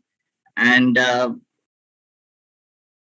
India is ranked 81st out of 141 nations in the Global Innovation Index from a survey conducted in 2016.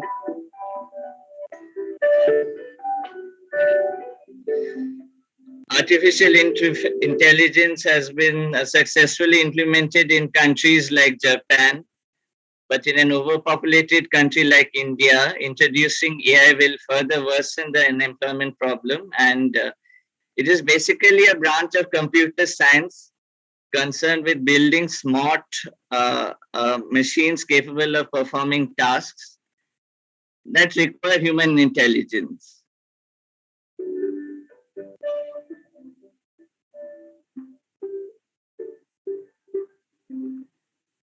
India has been ranked 116th position among 174 countries in the Human Capital Index 2020, as per the World Bank. And human capital per person has increased from 2.12 in 2017 to 2.19 in 2019, as per the Economic Times.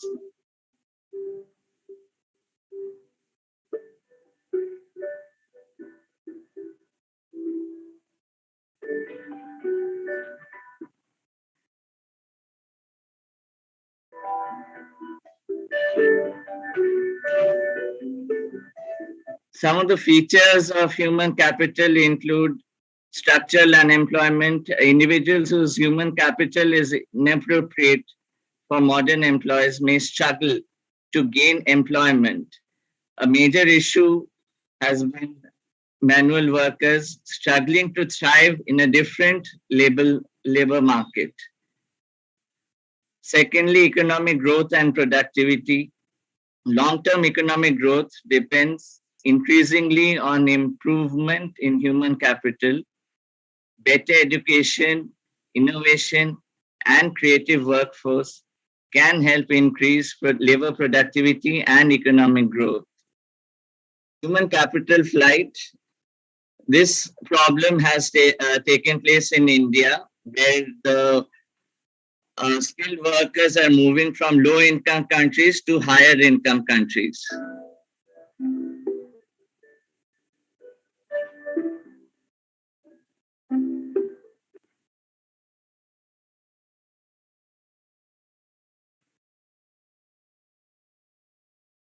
Some of the Indian CEOs of international IT firms include Mr. Arvind Krishna, who is the CEO of IBM Group. He is the alumnus of IIT, and he is one of the best examples of human capital. Secondly, we have Sundar Pichai. He is the CEO of Google and Alphabet Inc. He is the CEO of Google and Alphabet. Thirdly, we have Satya Nadella.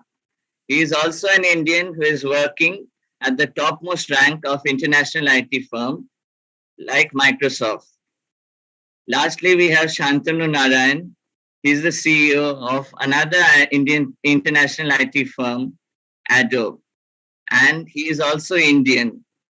So these are the best examples of human capital who has been produced in India but is working abroad.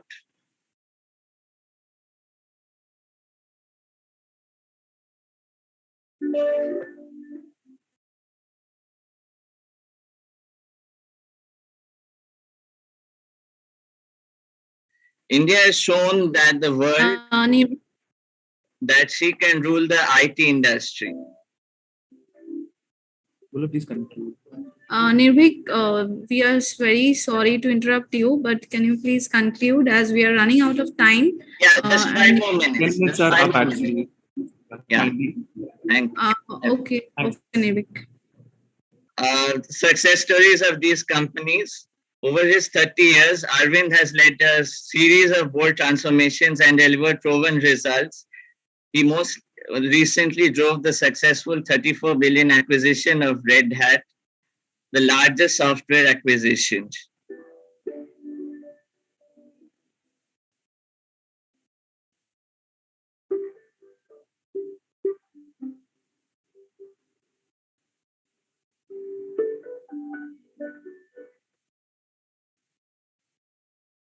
Google and Alphabet, Mr. Sundar Pichai has also worked very hard with Google, and he has been successful in developing Google.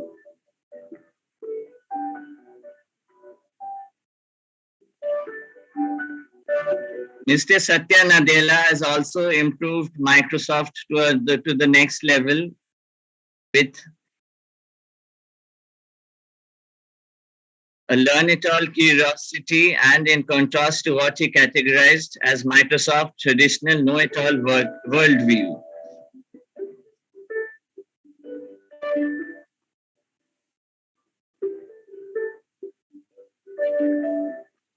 Adobe, Shantanu Narayan has also been very successful in taking Adobe to the next level through his tenure as CEO. Nirbhik, Just 2 more minutes. We give you 30 more seconds. Please conclude because we are already. The reasons why the firms are unable to use AI services is lack of knowledge of AI-based services, lack of right talent and resources, computing not that advanced, poor IT infrastructure and inefficient funds, data scarcity,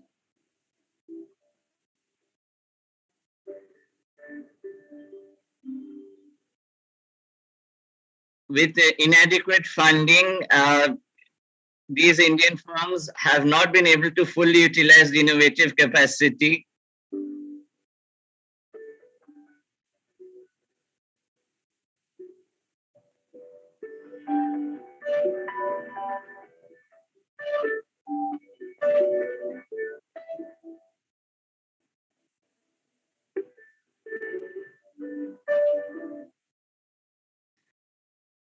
Reasons why the Indian firms are unable to compete at an international level because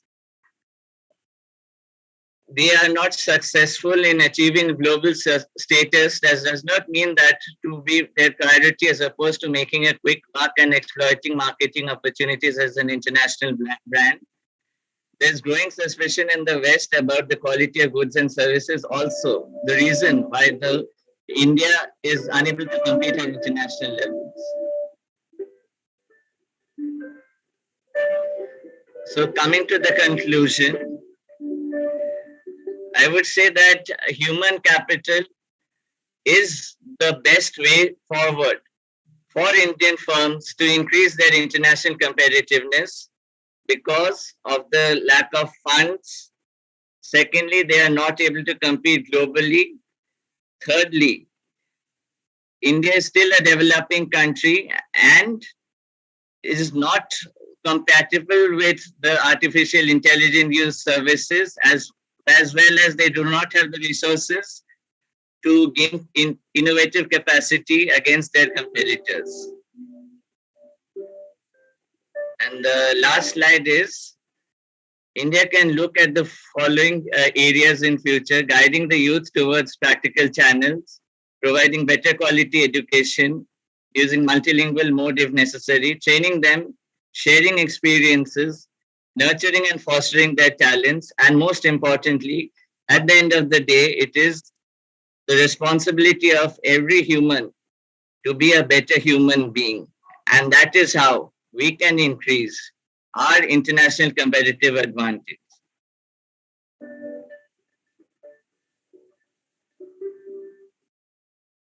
Thank you so much, panel members. It's been a wonderful discussion, and I am very grateful to present in front of you, and it's been an honor. And I thank my team for helping me making the video, and it's been an absolute pleasure. Thank you. Thank you. And Thank you I'm so much. sorry that I wasn't seen on screen because somehow some technical glitch is occurring. That's why. I'm so sorry for that. It's okay, Nirvik. It's okay. Thank you so much, Blue Beetles. Thank you so much, Nirvik. Thank you so much, Nivik. Now we would like to call our last finalists, Mind Benders. Mind Benders, are you here? Nivik, you can stop sharing your screen. Yes, just give me a minute. Yes. Ashmita Hamza, am I audible to you guys? Yes, you're audible. You can start your presentation. I guess Nirvik is still presenting. Yes, just give me a minute, sir. I'll just try to switch it off. It's gone now. Now. Yeah, just give me a minute. Okay. Start, Arpan. Is my screen visible to you guys?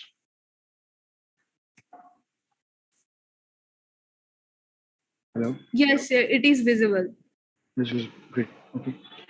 So, first of all, a very warm good afternoon to all the esteemed panelists present here, our faculty members, my friends, and my fellow juniors. So, today's topic of presentation is international competitiveness of Indian firms. And is it human capital, innovative capacity, or AI-enabled services? So, our team name is Mindbenders, and my team members are Akash Dindi, Alisha Garwal, and Manak Bhattacharya. So now I would like to proceed with the presentation. Just give me a minute.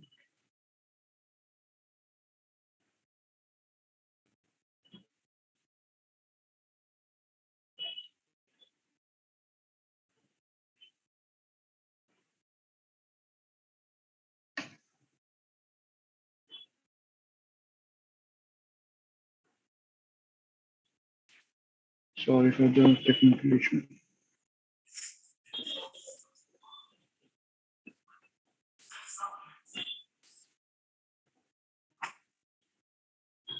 Is it visible? Can someone help me with it? Yes, Arpan, it is visible. Can you please move ahead? Go ahead. Yeah, thank you.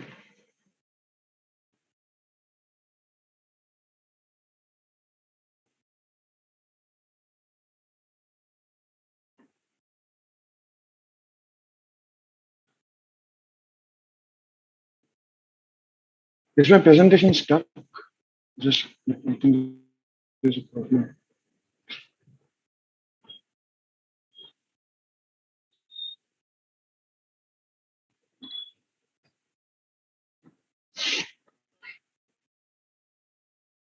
Yeah.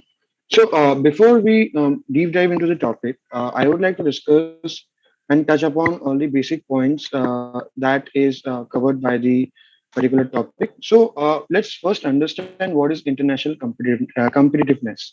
It is basically it is the ability of a country's goods and services to meet the international, the standards of the international market, the test of the international market, while maintaining and expanding the income of the people of the country.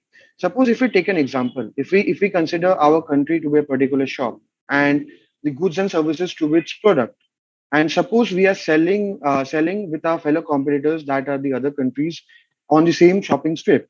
So international competitiveness would be the ability for our shop or India to be able to compete with the other shops while maintaining and growing a profit. Let's move on to the next point, that is human capital. So basically human capital, it refers to the economic value of workers, experience and skills. It includes assets like education, training and benefits for employees. And by investing and training and helping them grow as an individual, the companies, the firms can ensure a greater human capital.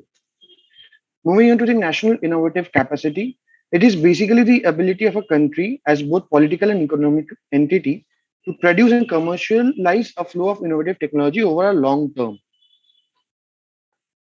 And AI needs no new introduction. So AI, basically artificial intelligence, has played a very important role in the past few years. And when the pandemic hit us, AI and other social, other digital platforms, helped us to cope with it pretty well.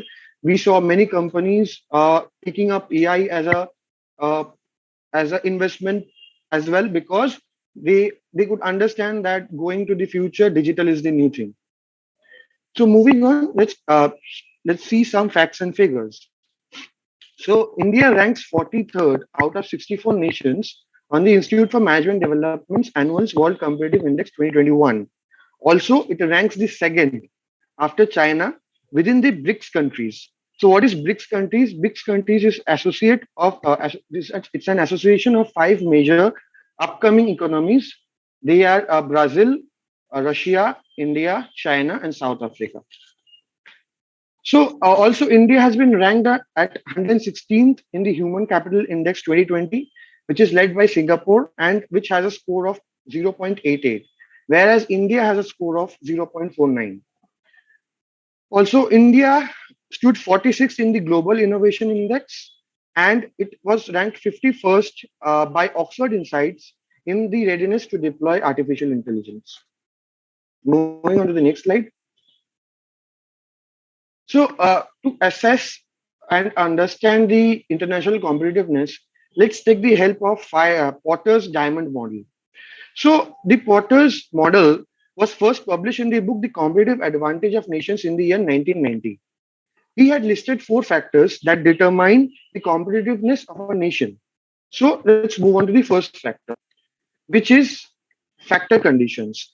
So basically, factor conditions are those which relate to the different types of resources that are present or absent within a particular nation. So these can be primarily of two types: first the natural ones or the basic ones, that are natural resources or availability of unskilled labor. The secondary would be advanced or created resources, which are skilled labor, availability of capital, infrastructure, knowledge, and expertise. Moving on to the next factor, that is demand conditions. So the demand conditions talk about the demand of a particular product or service in that particular country, in the home country itself.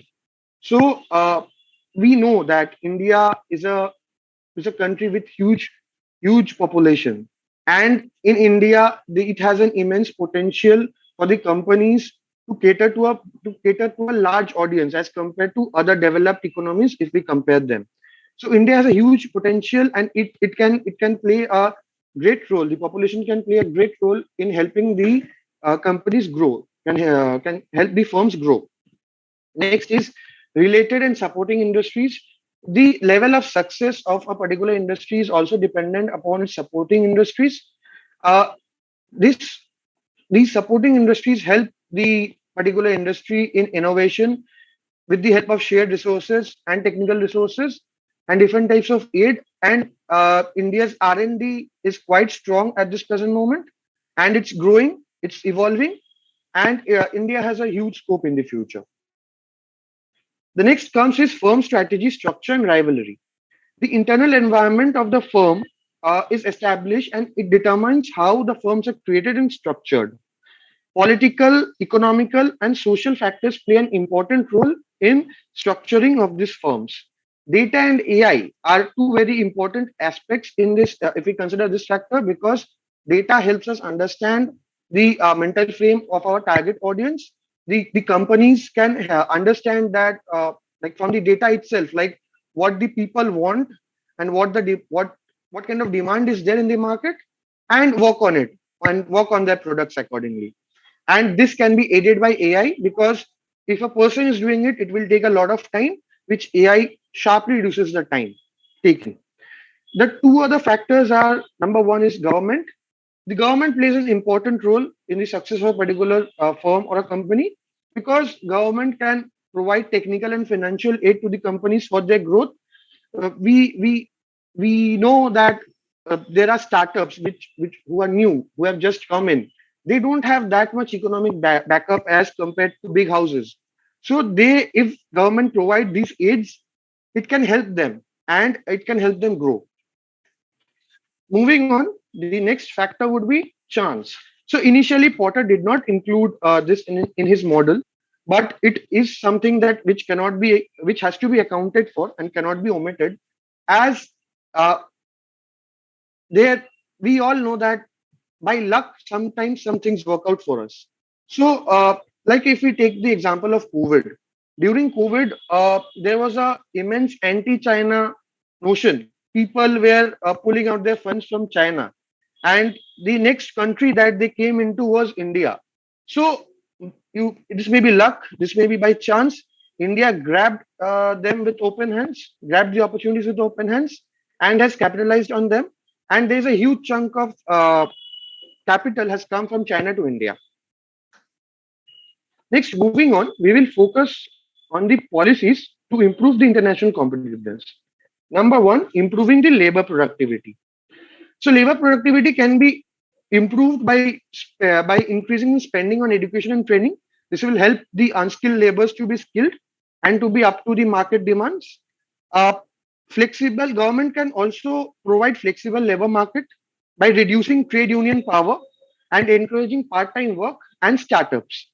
As it was highlighted in the discussion earlier, that India has recorded 42 startups last year, and it has recorded 21 plus unicorns in these 3 months, these 3-4 months. So India is looking forward to a culture where new companies are coming in and the competitiveness is increasing. Now, moving on to the next point, it is the improving competition in the products market. The level of the competition product market can also be improved by deregulation to reduce barriers to entry. So, barriers to entry, if the barriers to entry is reduced, it will obviously help new companies to come in and to invest in India, which is an opportunity for the people. And this will also help if the it does has its limits, I understand, because if we reduce the regulations, then again it will be a problem. There would be many companies who would come in India with unfair policies, and that may be unfair to the employees and the social cause. But if I believe if this is done in a controlled manner, this will help India grow. Also, coming back to the point of improving labor productivity, there are two as schemes that government of India has introduced. One is Pradhan Mantri Sharam Yogi Man Dhan, which focuses on old age protection and social security of unorganized workers.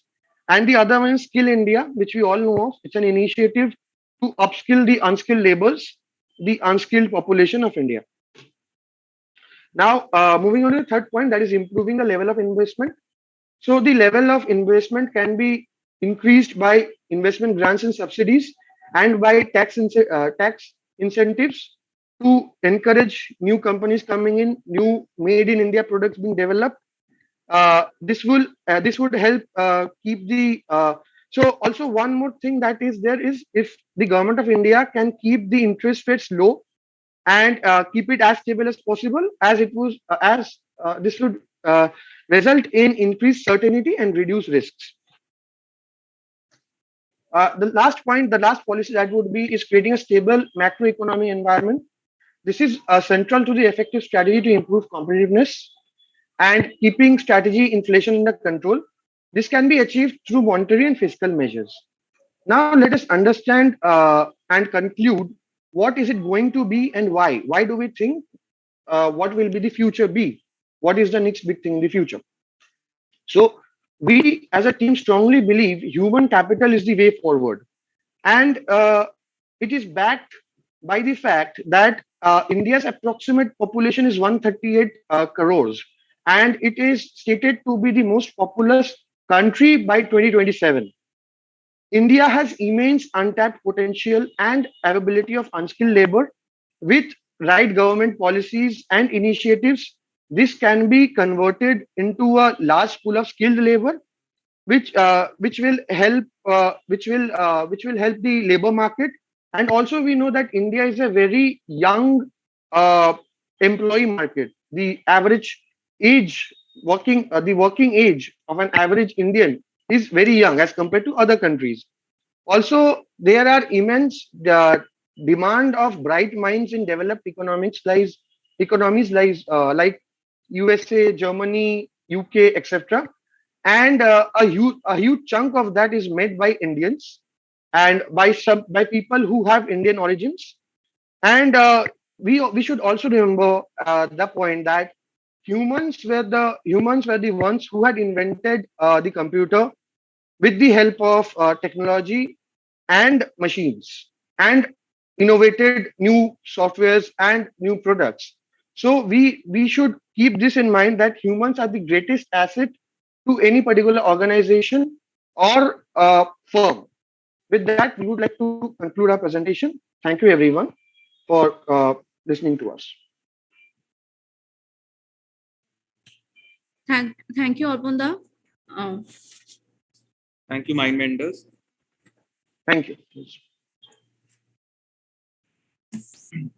Thank you so much to all the groups for this great informative session.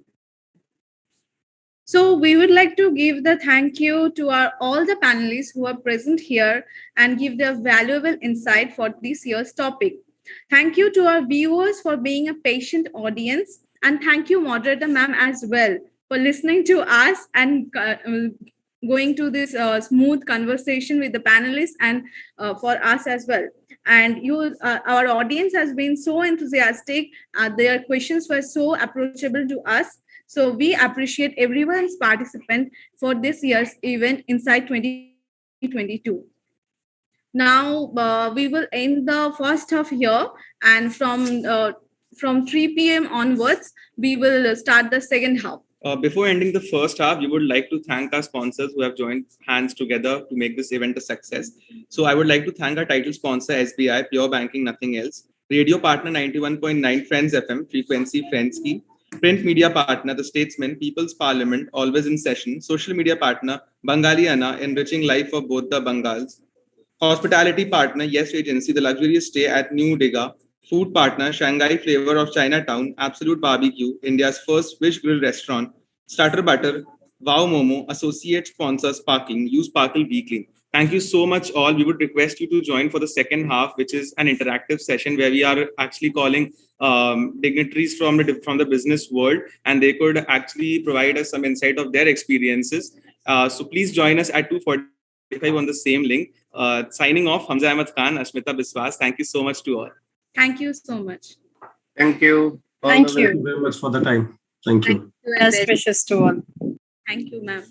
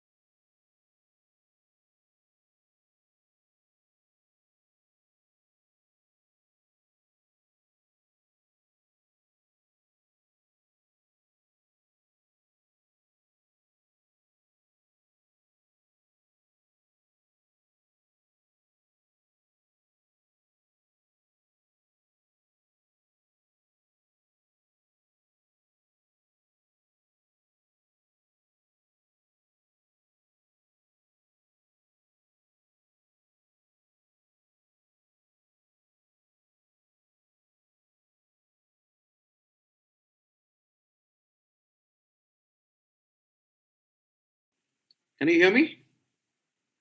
Yes, sir. You are audible and visible. Are we good? Yes, sir. Yes, sir. Sorry for the inconvenience. Thank you. You are audible and visible, sir. Yeah. Super. Let's go. Whew.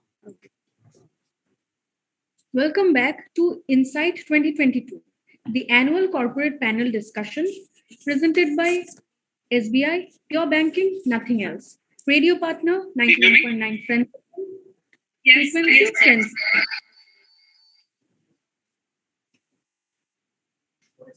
Are we good? Yes, sir. Yes, sir. Sorry for the inconvenience. You are audible and visible, sir. Yeah. Super. Let's go. Whew. Welcome back to Insight 2022, the annual corporate panel discussion presented by SBI, Pure Banking, Nothing Else. Radio partner 91.9 Friends. Frequency Friends.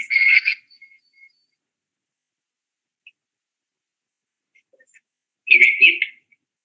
Yes, sir. Yes, sir. Sorry for the inconvenience. You are audible and visible, sir. Yeah. Super. Let's go. Whew. Welcome back to Insight 2022, the annual corporate panel discussion presented by SBI, Pure Banking, Nothing Else. Radio partner 91.9 Friends.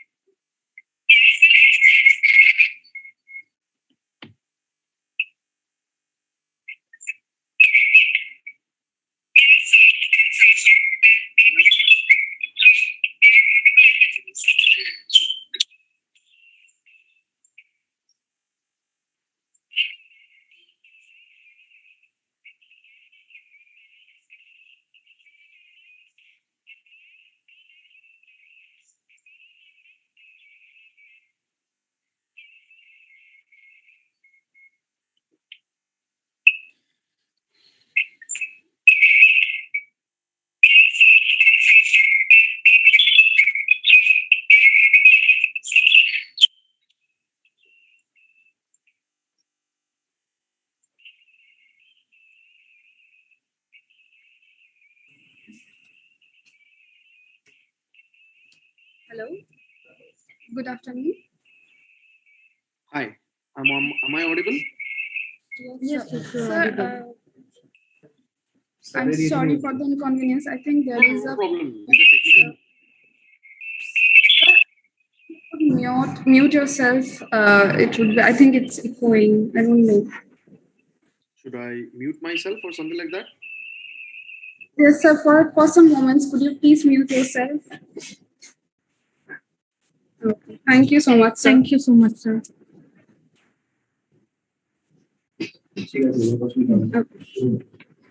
Welcome back to Insight 2022, the annual corporate panel discussion presented by SBI, Pure Banking, Nothing Else. Radio partner 91.9 Friends FM, frequency Friends Key. Print media partner, The Statesman, People's Parliament, always in session. Social media partner, Bangaliana, enriching life of both the Bengals. Hospitality partner, yes, Regency, the luxurious stay at New Digha. Food partner, Shanghai Flavours of Chinatown, Absolute Barbecues, India's first Wish Grilled restaurant. Starter Barter, Momo, and associate sponsor, Sparcklean. You sparkle, we clean. So, frequency, I can hear two voices. Print media partner, The Statesman, People's Parliament, always in Should I leave and join Social again? media Will partner, that help? Bangaliana, enriching life of both Right, the I'll do it. Bengals. Hospitality partner,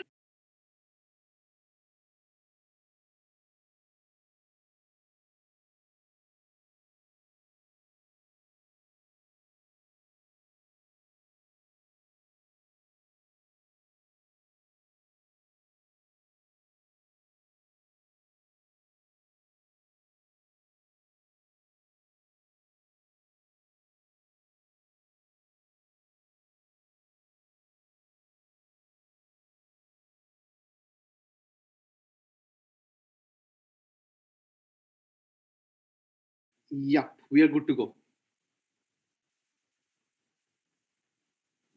sir, is the sound okay now? Yeah, perfect. Okay, so then we'll be starting. Yeah, sure. Let's go. Thank you. Welcome back to Insight 2022, the annual corporate panel discussion presented by SBI, Pure Banking, Nothing Else. Radio partner 91.9 Friends FM, frequency Friends Key. Print media partner The Statesman, People's Parliament always in session. Social media partner Bangaliana, enriching life of both the Bengals. Hospitality partner Yes Regency, the luxurious stay at New Digha. Food partners Shanghai Flavours of Chinatown, Absolute Barbecues, India's first fish grill restaurant, Starter Barter, Wow Momo, and associate sponsor Sparcklean. You sparkle, we clean. Good afternoon, everyone. I'm Shrestha Mazumdar. And I'm Pooja Shaha from Events Committee IISWBM. It gives us immense pleasure to be able to be your host for this year's discussion. Thank you for being so patient. We won't make you wait any longer. Now, we would like to start the session with the most charismatic personality, Mr. Shayan Chakraborty. Welcome, sir. Let's introduce you to the audience. Mr. Shayan Chakraborty is the founder and CEO of Where's the Food. He is one of Eastern India's youngest entrepreneurs. He is an alumnus of State University of New York and St. Xavier's College, Kolkata. He received immense national recognition after becoming the finalist of MTV Dropout Private Limited and also received Times Hospitality Icon of the Year. He has also been a 2-time TEDx speaker and a Josh Talks speaker.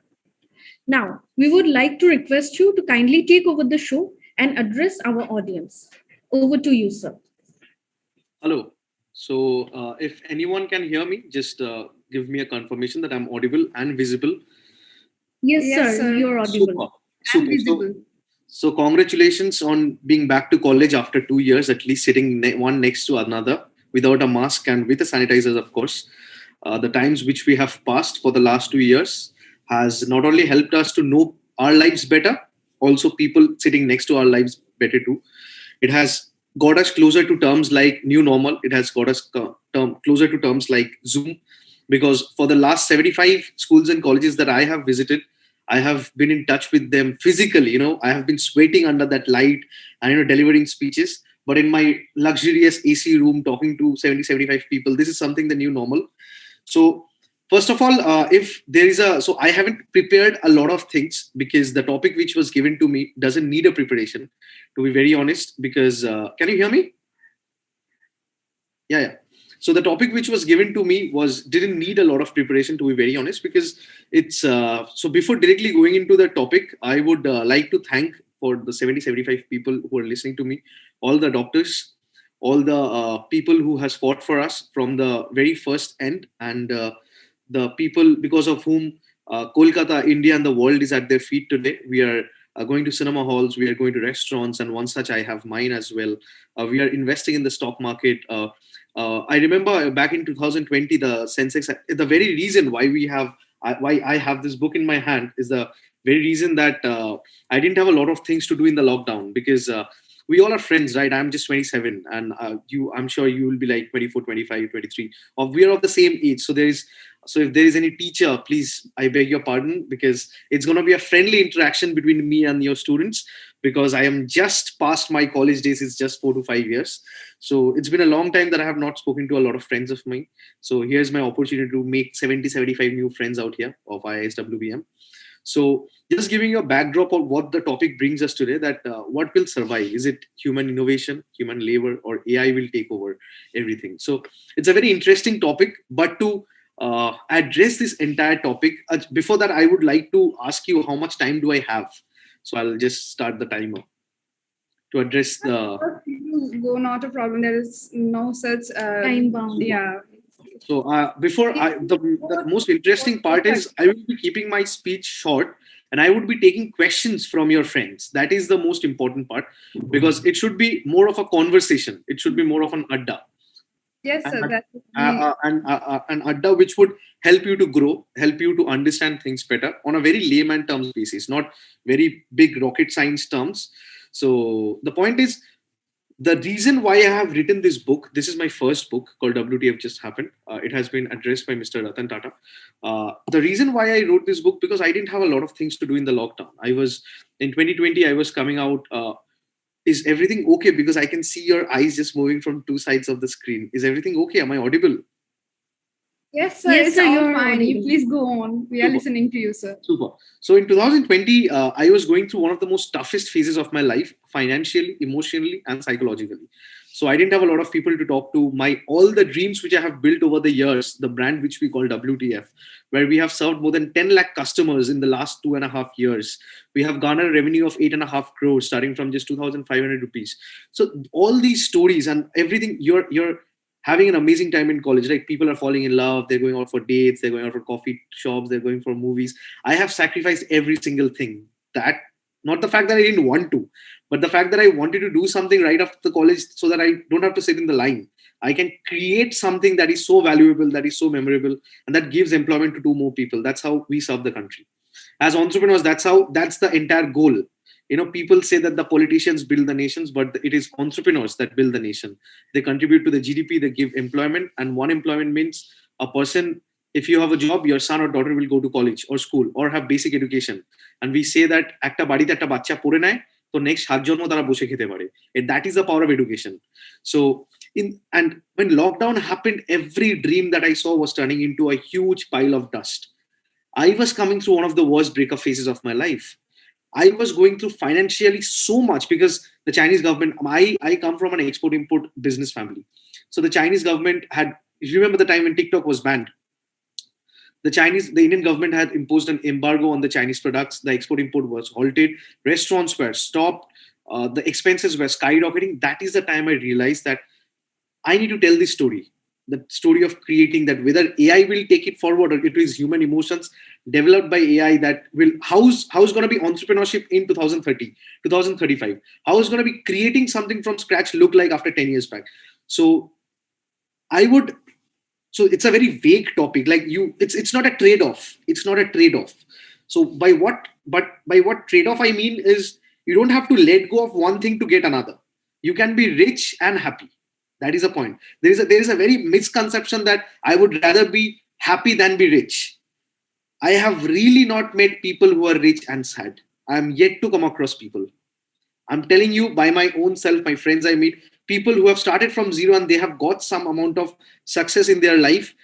By success, I mean, I don't have to think about what I'll eat tomorrow. I have my investments at place. I have few people who are working with and for me. I think it's a better lifestyle than I had 5 years back. I am perhaps in my happiest phase of my life. People say I miss my school, college days. I say I'm more excited about what are the days that are about to come. So it's not a trade-off. You can so there is a new film that has come out. I can't name the film, but it is also showing the negative sides of AI. I am a huge fan of AI. Artificial intelligence will take the world. But on basis of what? It is human innovation that has given birth to AI at some point of time. Someone, some point of time in the history has thought that, okay, if human labor, if I have to employ one person to reply to a message and I have to pay 15,000 to him for replying just to a message, why don't I, employ a technology that would reply on the basis of the answers that the other person or the customer is giving me? That is AI. An intelligence that reads your behavior and answers according to that. One of my friends, a lot of friends are working in this AI domain, in the startup culture, and I keep talking to them and they say that the basis of AI or artificial intelligence will always be human emotions. Human emotions, you'll time and again, you'll find in my book, a business is run by logic, but it started by an emotion. Everyone at some point of time, anyone who was disturbed, who was not satisfied with the product that was running, a product that they thought that should come in the in the market, that is an emotion. That if, for example, when I was in school and college, I couldn't afford a very costly. Even if I could, my friends couldn't afford a very costly lunch. So we didn't even think that what would WTF be 5 years or 10 years down the line. In 2016, we started a very small company in a very small choto ekta apartment back in Jadavpur with 2 of my friends. We started with 2,500 rupees to 3,000 rupees. I can give the break. 1,500 for a sandwich maker, 1,000 for meat and bread from Sugar and Spice Bhawanipur. So that is how we started, because I realized that there is a problem which exists there. So the discussion should not be that whether the future is AI or human innovation or emotion. The future should be problem solving. Anything that makes human lives better, anything that makes human lives easier, anything. So before the aggregators of the cabs came out, people were very comfortable with bus and yellow cabs. They didn't complain that we don't have an app that books my cab. Not talking about the current situation, how Ola and Uber are reacting, but talking, 5 years back or 2 years back. Someone from some part of the world called Travis Kalanick came down and said that, okay, here is your phone. You have internet here. I am making an app where I'm connecting you to drivers, and this is a problem. This is a problem that needs to be solved, and people realize, okay, this is a problem. Before Google Maps, people used to ask people, kothay jabo, ei rastata kon dike dada, ei golita kon dike porbe. After Google Maps, people realized, okay, the problem which we have been solving camouflagely was a problem, and Google solved it. Just look around yourselves. Just look around yourselves. Even Zoom, even the specs which you're wearing, even the code you're wearing, it's all the results of the problem people faced at some point of time, and they thought they needed it to be solved. Okay, so I have a bottle. I have a bottle here, right? So, when this amazing analogy was given in TVF pitches, and that has stayed with me throughout. The only series or the only analogy that is given in my book is that bottle analogy. And, I can't tell you how much provoked I was, how much moved I was with this example, that we are sitting in a human museum. We don't realize it. We don't acknowledge it. But we are sitting around talking, feeling, gulping. Is dreams of entrepreneurs at some point of time. Maybe they were not called entrepreneurs because the startup culture has been fashioned in the last couple of years. Now people are wanting to click selfies with entrepreneurs. Our books get sold out. But, before 100 years ago, or, when human civilization started, people thought that drinking water is important. So they realized that, carrying water from a lake to their caves, it's tough. So they started making, so someone thought that if I make something with leaves and carry the water from that lake to my cave, it's gonna stay for some time. But it was not durable. So maybe 50 years later, someone thought, okay, if I add some mud to that, leaves, so that leaf or that container would be a bit more durable. So it's all intelligence, it's all human innovation. I'm just stressing the word innovation. Maybe 50 years later, someone thought, okay, this mud, which is breaking with the force of water, if heated under the sun, can form clay. And now we can make a clay pot with that, and for which we can carry water and carry it, and we can carry it for a longer period of time. Maybe 50 years later, someone discovered plastic. Maybe 100 years later, someone thought that, okay, why don't we make a cap like this? Maybe 100 years later, someone has just set up a whole damn factory for bottles, where lakhs and lakhs of people are making bottles and producing crores of bottles. And we're just talking about a water bottle here. That has made our life so easier. Just look around yourself, your specs, your lipstick, your earrings, my watch, everything is a result of human need, is a result of human innovation, because someone at some point of time thought that life would be unfair without these things. Maybe we don't acknowledge, maybe we don't know the founder of a specs, maybe we don't know the founder of this water bottle, but we are still acknowledging, receiving and sending our love to the person who actually thought there should be something called the water bottle. This is the basis of entrepreneurship. It is, I don't know AI will survive or not. I don't know emotions will survive or not. I don't know this F&B industry will survive or not. I don't know anything. But what I do know is innovation will survive. Because innovation, people say you should think out of the box. Out of the box is a very common term which is used by entrepreneurs, right? Think out of the box. ऐसा कुछ करो कि कोई नहीं किया हो, ऐसा कुछ करो कि कोई नहीं किया, एमन किछुटा करो जेटा केउ करेनी, दरकार नेই। I have tried and failed miserably. I had created something back in college called IISWBM, which would create your dates, your girlfriend boyfriend dates in a personal room where you will have live music, personalized dates. That was the idea. When we pitched the idea to different business events, no one in Calcutta, there was not a single business pitch event that we lost. Just with the money of what we want from the B plan events, we made $1 lakh. I'm just telling you, we made $1 lakh. 2 friends. We used to just go pitch our PPT and get the prize amount. And we thought this was a brilliant idea. This was an idea we should go ahead and do. So with all the money that we got from the B plan event, we invested in a website called IISWBM.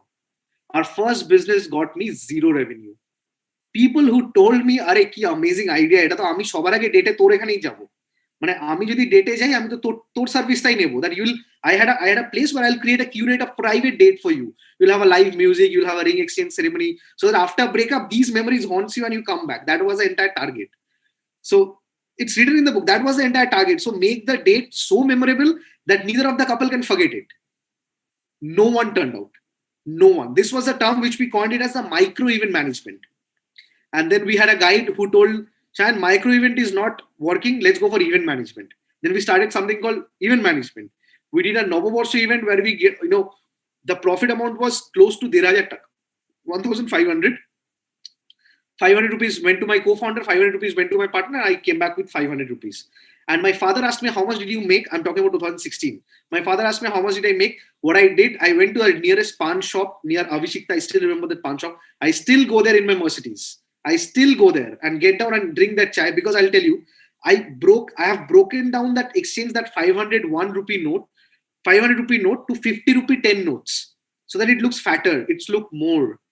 I kept it inside my wallet and sent a picture to my dad, so I have made so much of money. So that was also a day. And 2022 is also a day. Because why I survived and why the graph went like this? Because I innovated every single time. I would recommend you to read my book, because you would understand that what innovation can play a role. In WTF, in our menu card, we don't have a price. Whatever you take is at 149. So the reason behind was I was at a very big shot place in Calcutta, which doesn't exist right now. They have stopped operating after the lockdown. So the father, and it was the month end. Our father was continuously, so what we have as menu cards, we have a menu written over there, and we have the price on this side. We have the food name this side, we have the price this side. That is the basic menu card. So our father was continuously, matching a food with the price, matching the food with the price. And I was on my third plate of chili chicken dry. I stopped everything and I started looking at that man. And his wife was clicking selfies. His daughter was very excited, wearing a crown, a birthday crown. And I still moist up when I talk about these things, because these are the things that actually helped me to bring something that I always wanted to bring: entrepreneurship, innovation. So I was checking that the father was looking for the cheapest item in that menu. Whatever the item, that was the cheapest. And I could also make out that the cheapest item in the menu was also out of his budget, because it was month end. And the next thing what he said to his daughter was mind blowing, and I couldn't eat after that. He said, "Tor ja ichhe tui kha, ami bujhe nebo." Bouke bollo, "Tumar ja ichhe tumi order koro, ami achi to." I looked at my dad and I said that I have to create something for fathers like this. And that is the reason I decided my menu card won't have any price. Whatever whatever menu you have is at 149 or 189 or 219. So there is no specific menu price that is written. It is my tribute to that father. And I'm sure in these 3 years, I have served that man. That man has come to my restaurant. He has, if not him, a lot of fathers like him. And that is the reason that has helped me to grow. Because problems which exist in the real world, if people ask me, Shanda, tell me what business should I start? I have an idea, how should I start? How should I get the funding? I just say, note down 5 problems which you are facing right now. Right now. Solve them, you have a business. The next thing which I'm bringing is called Hindi Chini, right? So how much people are crazy about Chinese food, right? People love Chinese food. And barite bole je kheo na baire, don't eat outside, don't tel use kore kharab, use kore kharab. Barite na bole, shobai bole, amar barite bole. I have my restaurant still, amar ma baba amake bole. So what I'm creating, and cooking Chinese food at home, it doesn't taste like restaurants. Tell me the truth, it doesn't taste like restaurant. Ma bujhte pare na kotota soya sauce debe, kotota wine debe. They don't understand how much to put, and there is a huge process that is invested. I am cutting down this process with Hindi Chini. Bring anything, your Maggi, your rice, your chicken, your fish, your paneer, anything, and put 2 sauces of Hindi Chini of 5 different flavors. Toss it for 5 minutes. Don't even have to add salt. Your restaurant style Chinese food is ready at your home. Your cooking time is brought down to 1 minute. Couples who are working, people who are working, if you have a Maggi right there of 10 rupees, just add a spoon of that sauce. You have your Szechuan Maggi ready. You have your pan-fried Maggi ready. Just one sauce. You don't even have to add 1 single pinch of salt. Garlic, ginger, everything is there inside. And it stays for 6 months. So again, solving problems which I have faced personally. I'm just telling innovation. Why I'm harping on innovation, because people who are listening to me today are the future. They're going to innovate. If one of them out of the 75 people go out today, switch off their laptop and think, that made sense. But something of him made sense, that innovation will stay. Others will all wither away. People who can change themselves with time. Why Kotak went off? Why Nokia went off? why this phone is valued at this much in like 15 years. They innovated every single time. Nokia couldn't, Kotak couldn't even see the future that there's going to be a phone in 2022 that have a video mode with bouquets behind. That's going to have 3 goddamn cameras, which is going to be as close to a DSLR. Kotak couldn't see it. So standing in 2022, you have to see 2026. Back in 2017, I saw 2022, not the lockdown. Hands down, I didn't see lockdown coming. That's why I had to innovate again with the lockdown. I had to cut my, again. After lockdown, the restaurant needed a huge revamp, new branding, because people had almost forgotten in 8 months that there is something called the restaurant industry, because people were so comfortable ordering from outside. And my expenses were to be brought down. What I did, I switched off all lights of WTF. I bought small candles from Ezra Street and placed it at each table. My electricity bill got down to 1/5. And I marketed it. Desh Takai, 149. Desh Takai candlelight dinner. Madhyaviktar candlelight dinner. It went like a wildfire and our sales boosted up to 3x. It costed me nothing. It got down my expenses and it took my profit 3x times. So whatever you have, people who won't, people who say, I need a lot of money to start a business, they are telling you a lie. To run a business, you need money. To start a business, you don't need money. To start a business, all you need is an MVP, minimum viable product. You go to people and say, I have made this product and I have 2 customers that are ready to pay for it. If I get funding, I'm ready to bring this product into the market. This year, Shark Tank called me. The only reason I didn't go to Shark Tank was I didn't want to dilute the stakes of WTF. This Hindi chili which I'm creating is specially made for Shark Tank. So this is the place where I'll be, diluting my own stakes and I'll be getting VC funding. Big brands, food brands, the Kolkata's or India's biggest QSR brand is a Kolkata grown brand. I hope they are one of the sponsors. Who are the sponsors? If not, I can't name them. The food sponsors. So it's a Momo company. So they are coming out as a investor. Yeah, they are coming out as an investor to our initial round of funding. We are in talks with them. We are also in talks with Venture Catalyst. We are about to dilute the stakes. We are getting a very good pre-revenue valuation. It's just because I have 10 lakhs people who have paid for that sauce. Again, why did we make sauce? We realized WTF is very small because the idea was to create small restaurants at different parts of the city. Everyone, direct khawata mare. When khawata jahan ranna karo, when they cook the food, they put the salt differently, they put the sugar differently, just in every basic restaurant. What I realized is the cooking time takes more than 5 minutes. And in a crowded day, I cannot spend 5 minutes in a dish. So my waiting line would increase and people would get bored and would go away. Waiting line, I don't want. I want the tables to turn. So what I did, I brought the cooking time to 1 minute. I said the sauces would be ready. If the garlic chicken order comes, just put the chicken, put the veggies, put two spoons of sauce, toss it down and bring it down. In 1 minute, your garlic chicken is ready. Thus, we save 4 minutes. And this is the reason we have done around 3.5 lakh rupee business in one day in Durga Puja with just a 20-seater restaurant without alcohol.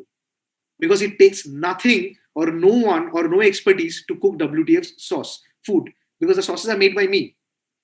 So no one knows what the sauces are. No one knows what. It's just one container which is written garlic sauce, chicken sauce. They just put it.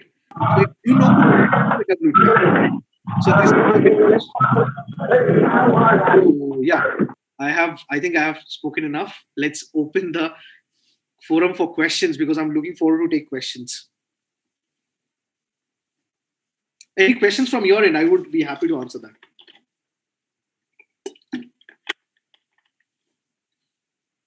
Hello. Yes, sir, you're audible. Yeah, tell me. Sir, Devanjan Pal has a question for you. Yeah, please Devanjan, you can ask your question. Hello, sir. Hello, hi, Devanjan.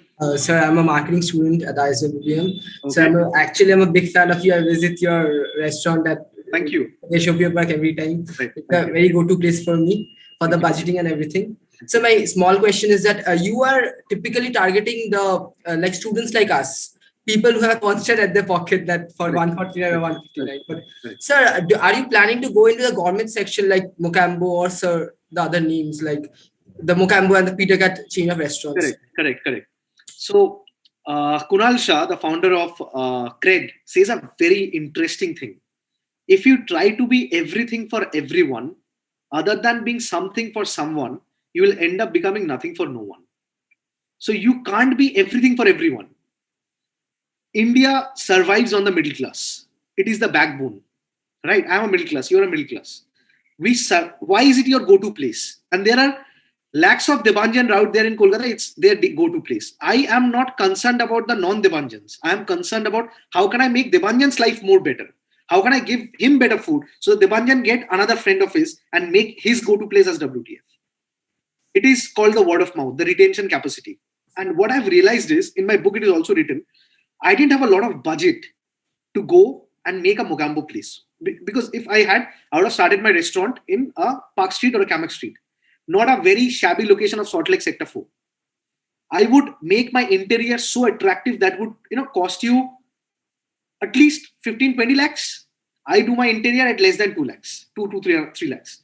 Because I tell my people that যেখানে ready restaurant আছে যারা চালাতে পারছে না আমাকে বলো, আমি তাদেরকে ঘুরতে নিয়ে যাবো, গাড়িতে খাওয়া দাওয়া করাবো, ট্যুরে পাঠাবো, ওরা রেস্টুরেন্টটা যাতে আমাকে দিয়ে দেয়।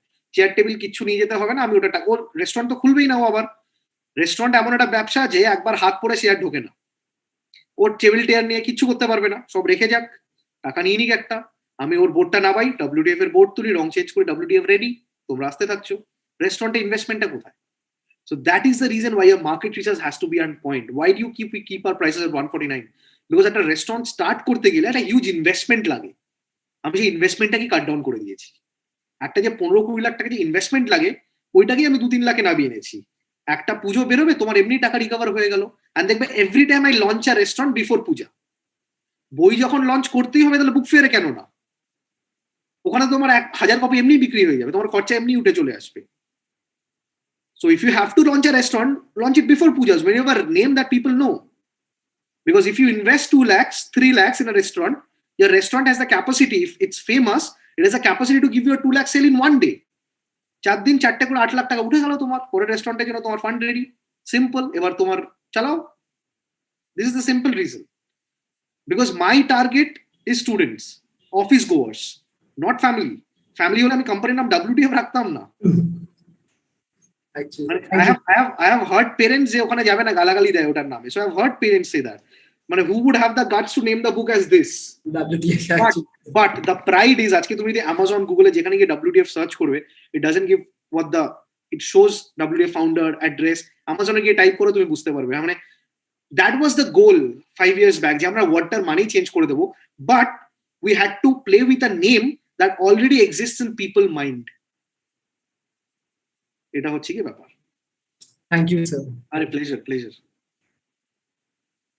I am really looking forward to take questions. Come on, I'm having fun in conversations. Sir, good afternoon, sir. Yeah, hello. Shorodeep. Hi, Shorodeep. হ্যাঁ স্যার, স্যার বাংলাতেই বলছি স্যার। একদম বাংলাতে বলো। স্যার আমি কটা পার্সোনাল স্যার এক্সপিরিয়েন্স বলতে চাই। প্লিজ বলো। হ্যাঁ স্যার, আমি ইঞ্জিনিয়ারিং ব্যাকগ্রাউন্ডের স্যার, এখন MBA করতে ঢুকছি। মানে আমার মতো লাইফ স্টোরি স্যার, মানে ইটস ভেরি মেইন স্ট্রিম, ঠিক আছে? আমরা সবাই আপনি নয়, যাই হোক। তো তুমিও 5 বছর পরে মেইন স্ট্রিম থাকবে না, বলো।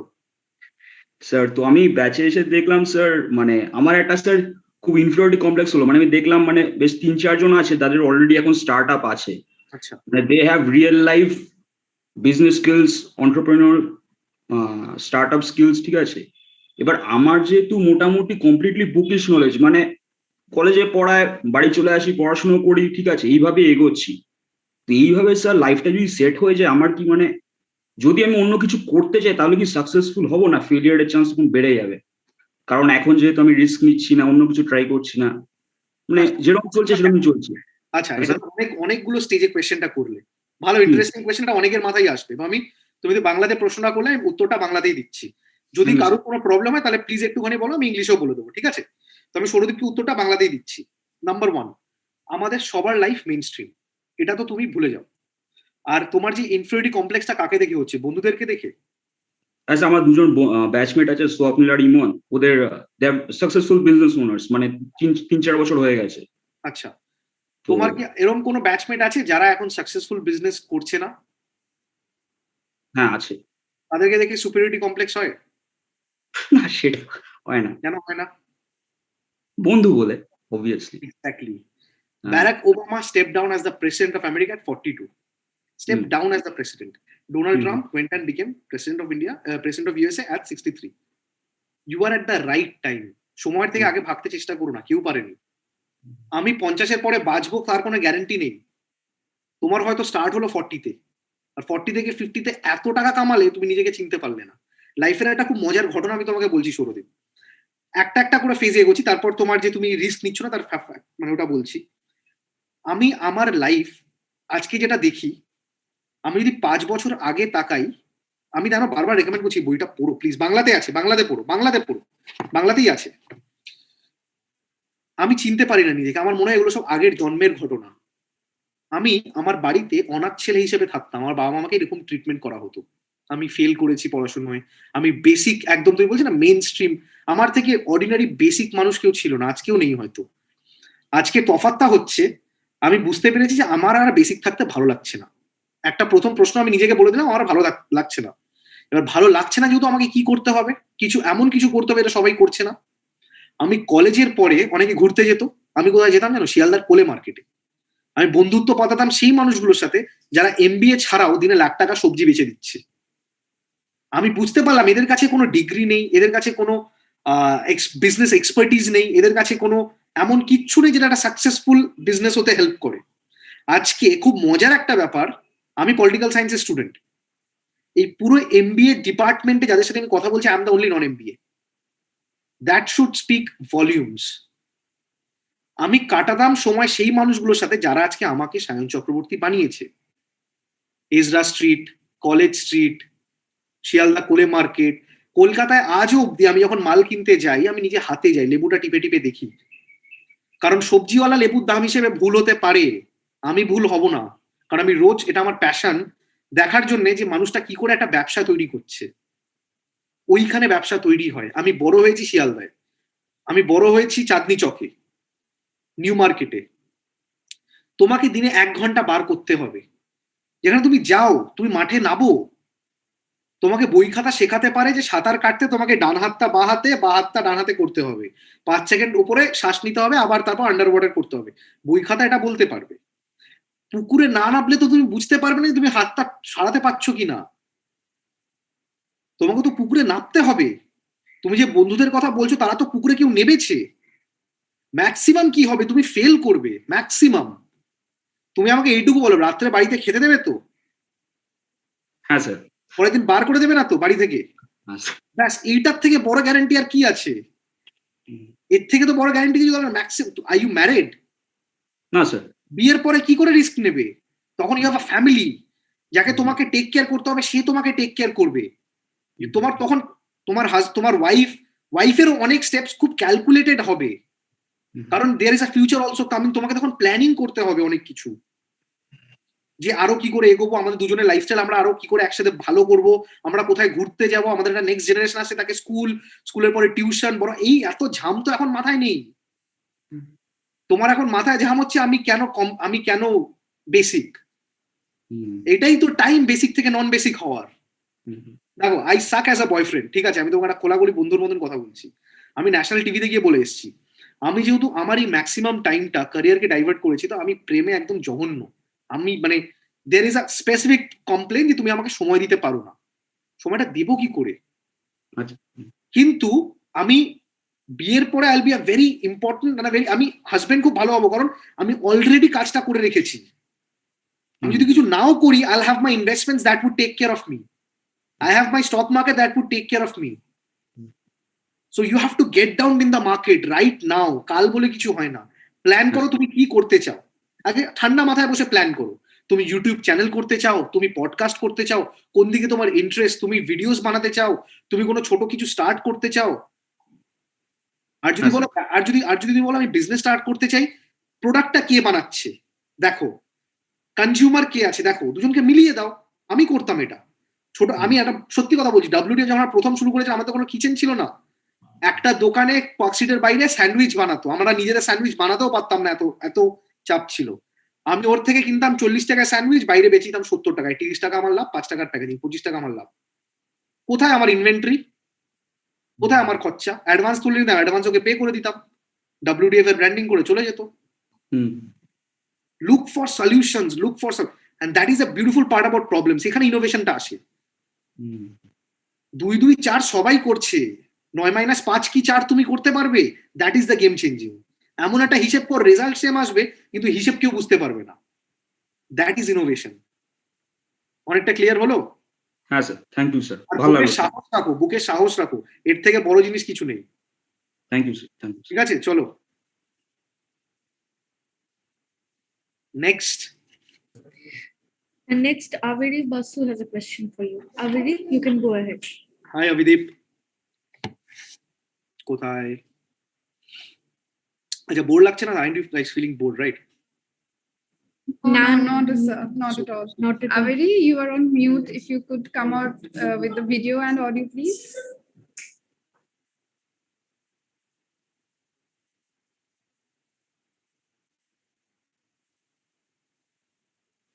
Averi, are you there?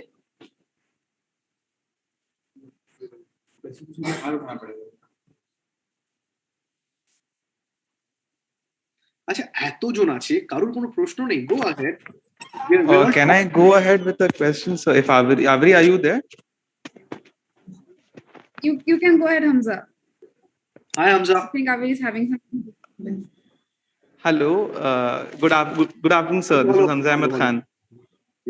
So my question to you is like I am a big fan of advertising, and like I'm too much into creative thing and all, and I find WTF as a name very, very, very creative. So so what is the story behind keeping the name WTF? I really want to know the thought process you were going through while keeping this name to target the youth. Yet again, it's there in my book, but for you, let's go ahead and give it. The first time I'm talking about this in public, we were three friends. So it was, we had our first order, and we couldn't think of a name. We were coming out with name like Food Truck, Foodista, something like this. They are very, very basic names. So one of my friend who was one of the chefs, in chefs means he knew how to chop, because we didn't have money to hire a chef. So because it was late night, it was around 2:30 a.m. and we are still working on a name, because so that we had to get a domain, we had to get it registered before the first order. We had to at least make the sticker, and we were pretty frustrated, hungry. And he opened the fridge and he had nothing, technically nothing. So he said, what the real meaning, Cheyenne, where's the food? I got it. We should get some food at night because we work here. And I ran and I said, what do you say? Where's the food, right? And also the short form means WTF. So that is how I said that, okay, and there was a huge problem in getting the name registered, because you all know what the meaning is. So it is the world's most used word that ends with F.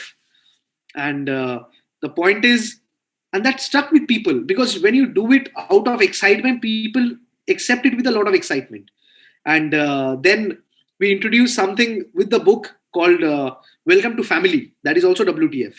I have registered one movie production company called Watch the Film. It is also called WTF. So the name stays there and the meaning just changes.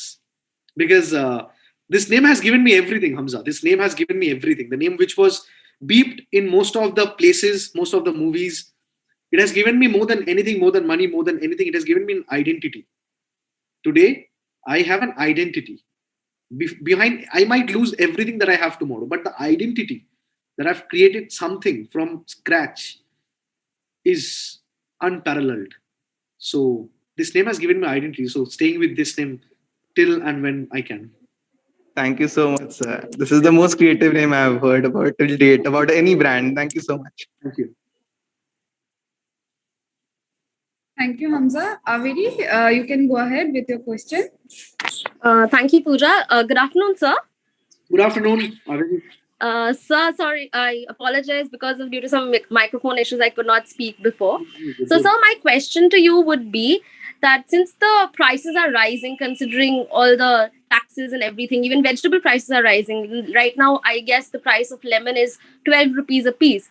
So, as per the strategy that you mentioned, that each or a new restaurant should be opened right before the puja so it can attract crowd. So, how would it keep up with the sales and keep up, be in the same market and be competitive after these vacation, I mean, after these pujas or any special occasions which are held, because those happen maybe once in every year. So after that, how would the restaurant like process, like progress, and just remain in the market facing, considering that the prices are like continuously rising each moment, and considering even your competitive pricing that you have kept, which is 149, how would it like keep growing? Correct. So there are two parts of the question. So I'll answer the first one first. No one should be in business if they're incurring a loss. We can incur a loss for a quarter, we can incur a loss for a quarter or two, but we can't run a business in continuous loss, right? So the point is, if your 149 is not working out, if the prices increase, we might shift to 189. But the fact that, or 179 or 169, we might increase at 10 or 20 rupees per plate. But that also remains the fact that, the price of all the menu remains the same. There's the fact that the menu card won't have a price remains the same. Secondly, so if the prices are increasing continuously like this, we have to survive. And I think people would understand, because we are all victims to this. It's not like the restaurant industry is the victim to that. Because of the pricing of the fuel are rising, because so transportation has also got costlier, and with transportation getting costlier, the price of the raw materials will also get costlier. That is the entire chronology. So in that case, if a restaurant can't survive, they have to, it's a very fun fact. When we started WTF back in 2018, the first puja which we had to increase the price to 199, from 149 to 199 for the puja days. And what I did, I attached every chada copy which was given to me, all the bonus receipts which I had to pay, all the extra expenses that I had to go through due to pujas, right behind the menu card. And it was written, I had to increase the price, sir and ma'am, because এই চাঁদাটা আমাকে দিতে হচ্ছে, এখানে আমাকে bonus দিতে হচ্ছে, এখানে আমাকে চারটে পুজোর টাকা দিতে হচ্ছে. So please bear with us. People actually click the pictures, share it on social media, and written that we haven't seen this honesty before from a restaurant. So once you do, they are, who are the customers? You are the customers. I am a customer to a restaurant, right? We are not going into a restaurant to penalize them. We are going to a place of entertainment to have fun. So if a restaurant can't bear with the cost that they are running right now and they increase 20 rupees, if it matches your budget, you have it. If it doesn't match your budget, you go ahead. So that is, you can't incur a loss continuously by keeping, because if you play the price game, a person who has a bigger funding will come and eat you up. If you keep 149, all under 149, if a person comes with a big budget, big funding, they can do something at all under 99, you are finished. Your entire business model is finished. The point which 149 is a problem solving, that it's not about the 149, it's about keeping the price intact for all the dishes. Even if you see, our prawn dishes cost 249, but all the prawn dishes cost 249. Our fishes cost 199, so all the fishes cost 199. So it's not about a price, it's about keeping the prices of each and every food intact. Coming to the second point that you are telling, that you should enter the market before pujas and after puja, what should you do? Number one, once you're coming into the food and beverage industry, you keep a long-term perspective in view. The point is, in India, you have a festival every month. Every month. You won't believe how much Valentine's Day can give you sale. You can't believe how much Saraswati Puja can give you sale. It takes the average sale to a humongous height. And when I say humongous height, I say humongous height. For example, I had to deploy Tollygunge police station in front of Deshopriya Park outlet because there were 250 people queued up on Saraswati Puja. The pictures are all there on social media. So that is the amount, the average that it takes you up. So if the, Friday, Saturday, Sunday, restaurant industries will do well. Monday, Tuesday, Wednesday, these 3 days will go alight. So, and that is the nature of every business in the world. If it's retail, the customer behavior determines everything. If it's retail, how will people come if they don't get a holiday? How will people come if their salaries are not created at time? How will they come if the expenses are high up? So these all factors, play a role. And this lockdown has shown that how much people were bored inside their house while they were not allowed to go for restaurants. And we could see the after effects of how much people queued up outside the restaurant. I'm just getting a message. 15 kilo rice is over at Southern Avenue outlet in like 4 hours. 15 kg rice. So I just gave them a permission to get another 15. So this is the amount of craze that goes on weekends. So for India, every weekend is a festival. So and with aggregators coming down for delivery and people getting reluctant more to cook, I think on weekdays it's your Zomato, Swiggy that takes care of your sales. Okay, so sir, I'd like to ask on this note one last question then. Please go ahead. So, what's the future of WTF right now, currently? What's the future? Okay, because we have just tackled with two huge lockdown. The point is coming out with the fourth outlet right before the pujas, and we also might relocate our Southern Avenue Deshopriya Park outlet because I want to start something new nearby because I am looking for a bigger place, and I'm planning to go to D2C, which is direct to consumer with Hindi Chini under the brand name of WTF and the sauce, and later stage of 2022 get on to really affordable and small franchisee model so that people can afford a franchisee in various parts of India and can start their own business. So, sir, no vision of maybe going on wheels? No, again, amazing part. Wheels. The very idea of WTF was to start on wheels. All written here.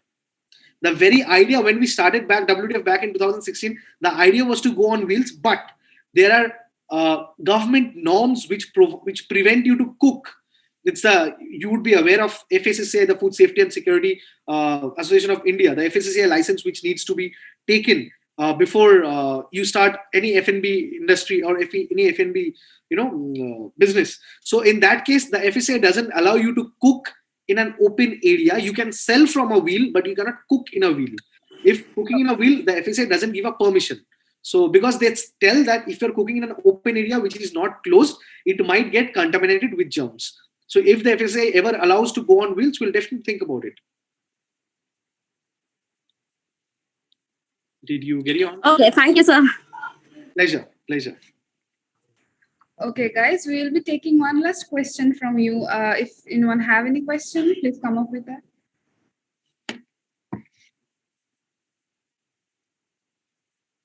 So we have one last question.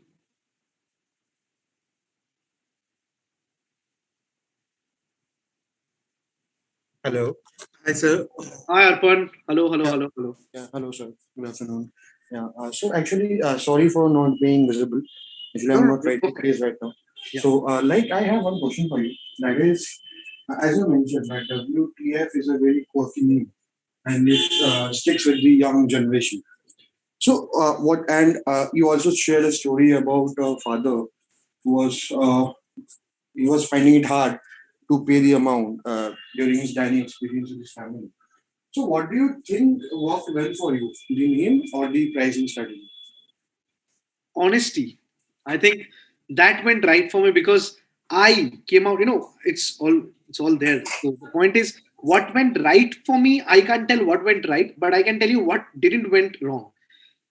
The crowd or the seashore of an F&B industry didn't hit me because I didn't think that I was entering a market that already exists. I thought that this is a very interesting question. Even I didn't think of it before that. What went right for me? Is it the food? Is it the pricing? We all give an exam, but there is a guy who tops the exam. And if you ask, or who does really well, if you ask that what went right, did you match the question paper that day, or did you actually have a good day and had questions which actually came, which you practiced, or it was your hard work for the last 1 year that you didn't sleep for nights? You would just simply smile and say all of it together. All of it together. The pricing went right. The people at the timing went right. The people who reacted, the 149 game went right. The name went right. And my social media presence, that was the time I started doing Facebook Lives.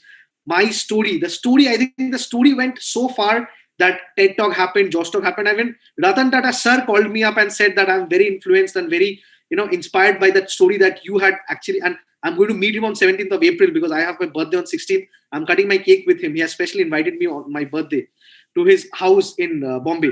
So I think it gets you closer to people that you have always dreamt about. I think if you tell me, Arpan, to tell me one single incident that has helped me to, grow or WTF getting where it is right now, I would simply just tell one word, that is Kolkata. Because I love this city with full my heart and soul. I think if you have to start something, start in Kolkata. I think because people accept good things with warm hugs and open arms. And I think the first line of my book is dedicated, first books are very special. you dedicate to the people that are very close to you. I have dedicated my first book to my city, Kolkata. The people who have stood in their line for hours, people who came for lunch and ended up having dinner by waiting line, people who didn't like the food and called me up, Shayan, I didn't like the food, can you change this? The people, the criticizers, the mentors, the investors, the customers, the staffs, I think all of them together came out and make something extraordinary from a very ordinary company called WTF. So it gives out to Kolkata. So yeah.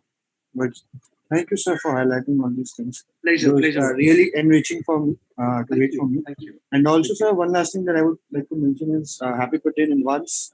Thank you. Have Thank a great you. year ahead, sir. Thank you. Thank you. Thank you so much.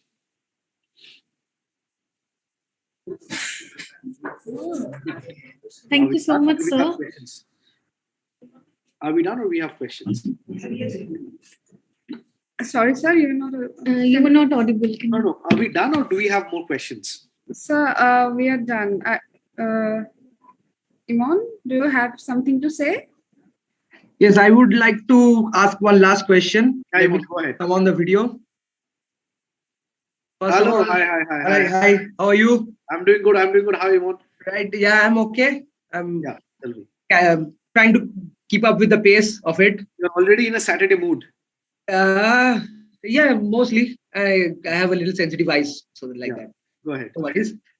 So my question to you will be, like you know me personally, so don't need to ask much. There's one thing I need to know, that sometimes, like in business, that up and the down, it always keeps on running. Sometimes when the down hits hard, it keeps me awake at night. Sometimes I find myself, like might not be there, might not be so much down, but still I find it a little difficult to be, like catch my sleep, just thinking about how hard it's going to hit. Any solution you can give me, like how to deal with this? Sleep.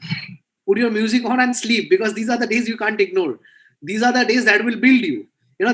This is what I say, there are days where things ought to go wrong, no matter what you do.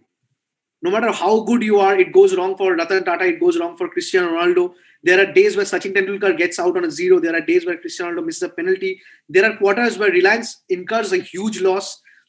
There are bad days, and that is how life is, because it's ups and downs. That means you're alive. If it's straight, you're dead.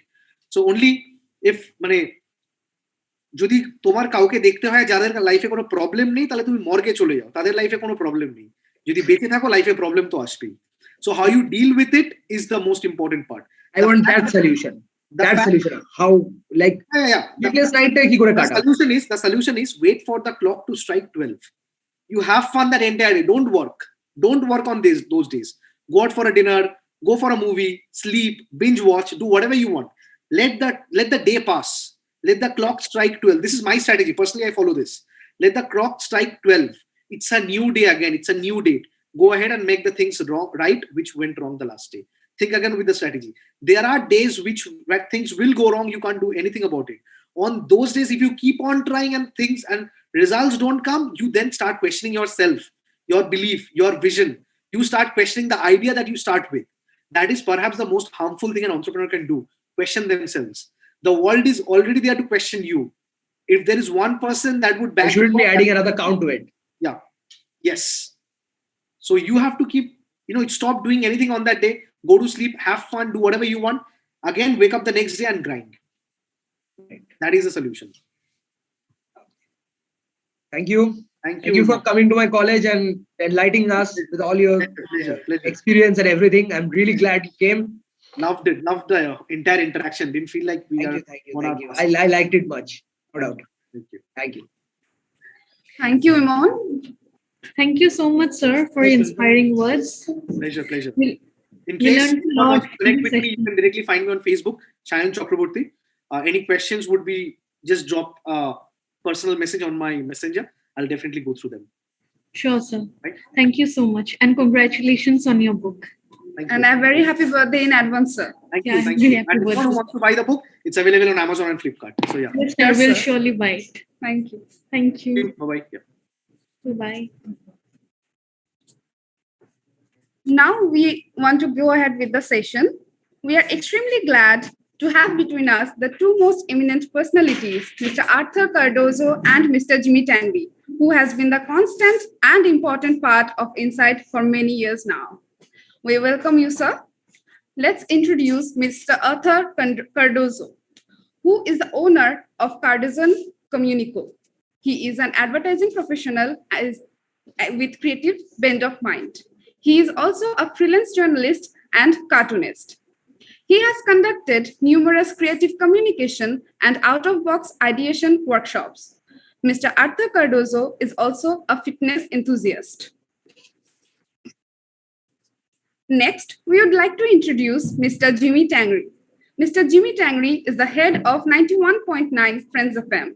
He has also worked as country head to content broadcast software division in Saregama PLC. He has also worked as a station head in Red FM 93.5 for 11 years, the deputy manager production in Times FM for 6 years. Mr. Jimmy Tangri is also involved in technical setup and implementation of radio studios and broadcast. Now we would request Mr. Arthur Cardozo and Mr. Jimmy Tangri to take it up from here and address the audience. I'm sure you all will love this session. Hello, sir. Hi, everyone. Hi, everyone. Can you hear us clearly? Yes, sir, very much clearly. Okay, Arthur, I think, I think you should take off because Arthur is an amazing guy. When I first met him, he was slim and trim. Now he's one of those superhero type stuffies. I don't know how he manages it, but I've seen him in action, lifting weights, which is unthinkable, and he does it brilliantly well. And with that, I'd just like to say that he's got an amazing thought process. We worked together on some creative stuff long time ago for a radio station, and I think he's super rock. So Arthur, I think you start the ball rolling. I'll just follow you. So thank you so much for having us over, IISWBM. And Jimmy and myself have been at it, Jimmy, almost 4 years now that we've been invited here, 4 5 years. Yeah, it's been fun. It's been fun. Just that it's offline now and it's online now, and it used to be more fun when it was offline. Yeah. So the conversation would be, right one-on-one. Having said that, we've been asked to speak as motivators. I wish this was more interactive rather than me just talking and trying to get you motivated. If it was more interactive, it would have been a better thing to do. So we'll keep this open, and Jimmy, you can chip in whenever you want. Yeah. So as a management college, I would like to just put this forward that, we come to the table with ideas. Each one of us comes to the table with a lot of ideas. Having spent 35 years in advertising, marketing, and communication, after which I shifted to a different profession totally, which was fitness. I'm a certified, internationally certified coach, fitness coach. And, coming from a background which was basically athletic and fitness prone, I come from Goa and I'm settled in Calcutta. So all I can tell you and all the youngsters here is that specifically post-pandemic, we have one thing to keep in mind, and that is to maintain a disciplined lifestyle more than anything else. When you present yourself out there today in whichever organization that you are going to, just keep in mind that your body houses your mind. And in order to keep the mind working, you got to keep that body working. Yeah. You got to keep that body flushing the mind with blood. Okay. You know what I mean? When I say blood, I mean ideas in this case. Yeah. Jimmy, anything to lend there? Absolutely, Arthur. I totally agree with you. I'll just say a little bit about myself just now, since you're talking about health. Last December, I had a small operation for a stone in my kidney. And the doctor said, yeah, change your lifestyle. All these small little complications turn up because you don't sleep properly, you don't eat properly. So I decided now it's time I just get myself straightened out. I remember in September, October, November, I was about 98 kgs, my weight was there. So I went off sweets totally.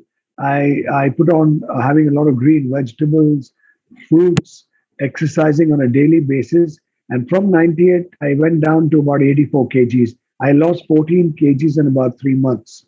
And trust me, I feel lighter, better, more go-getting. Automatically, the sleep came into proper timings. Life was more regulated. So I think it's very, very important, if you're not in good health, you will not be able to perform. If you're always feeling down, depressed, sad, you will not be able to perform.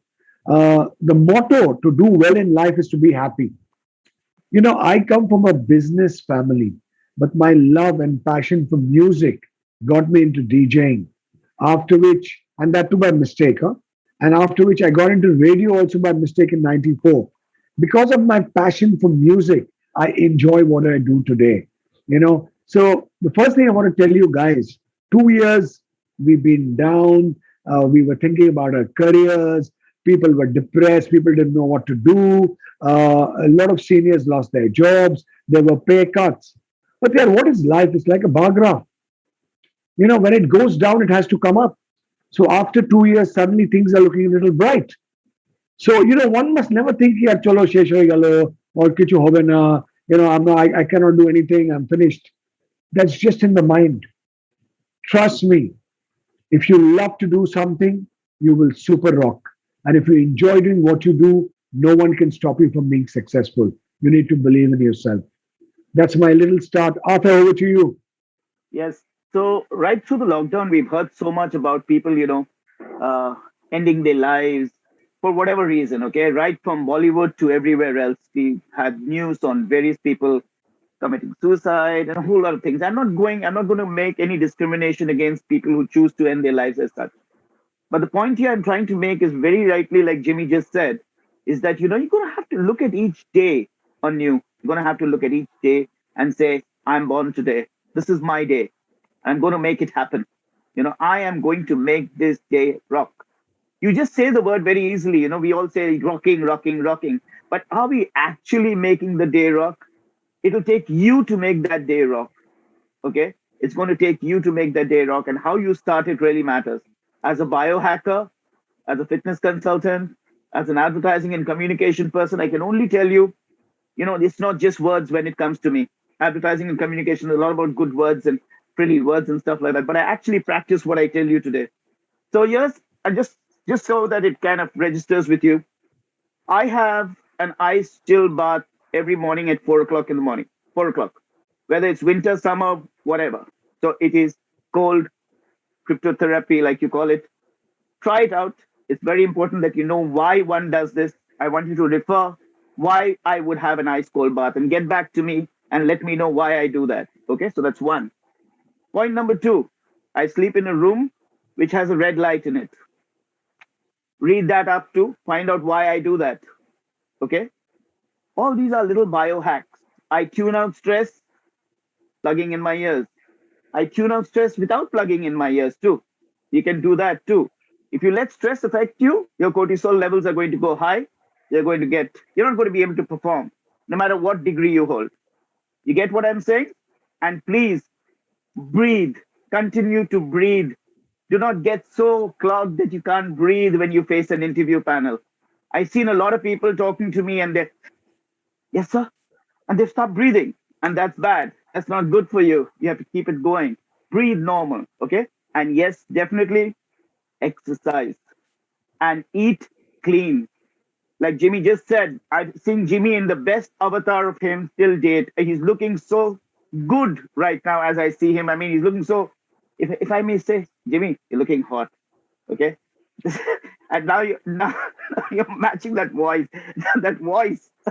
No, what I need to see is I could never do this.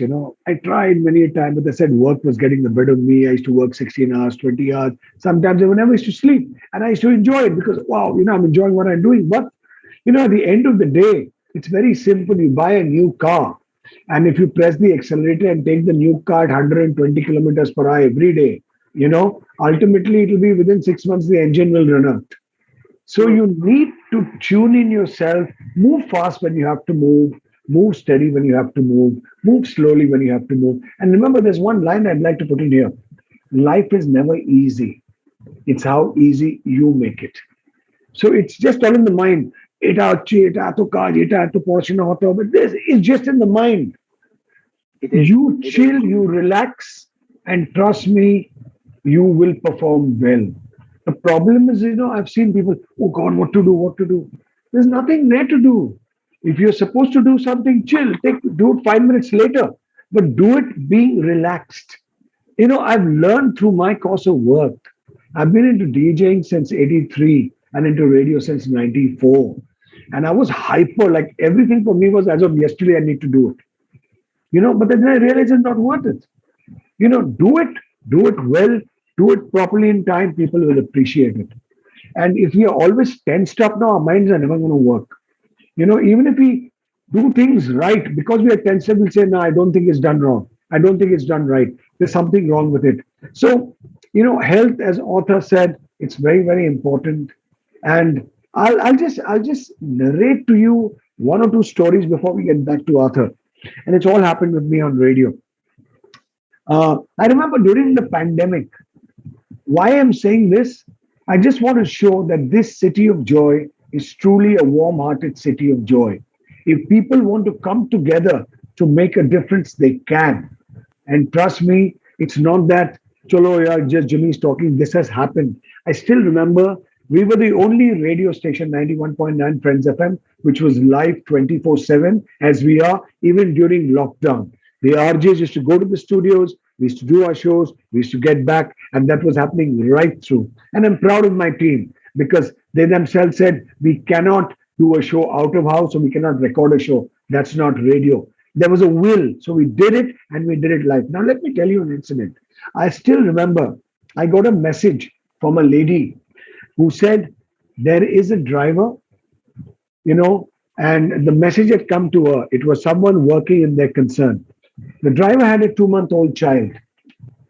Because of the lockdown, there was no food, there was no milk for the kid.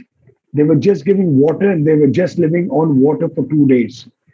So she appealed. She said, Jimmy, can we do something?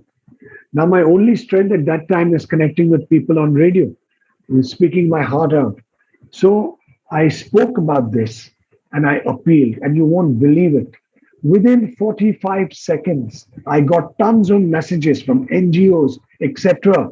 I took down the address of that person. I sent it across to the NGOs. And the next day, at his place, there was milk, there was food, there were rations, thanks to the NGOs, and the local police ensured that the goods reached that guy's house. Now, nothing would have been possible if people didn't come forward.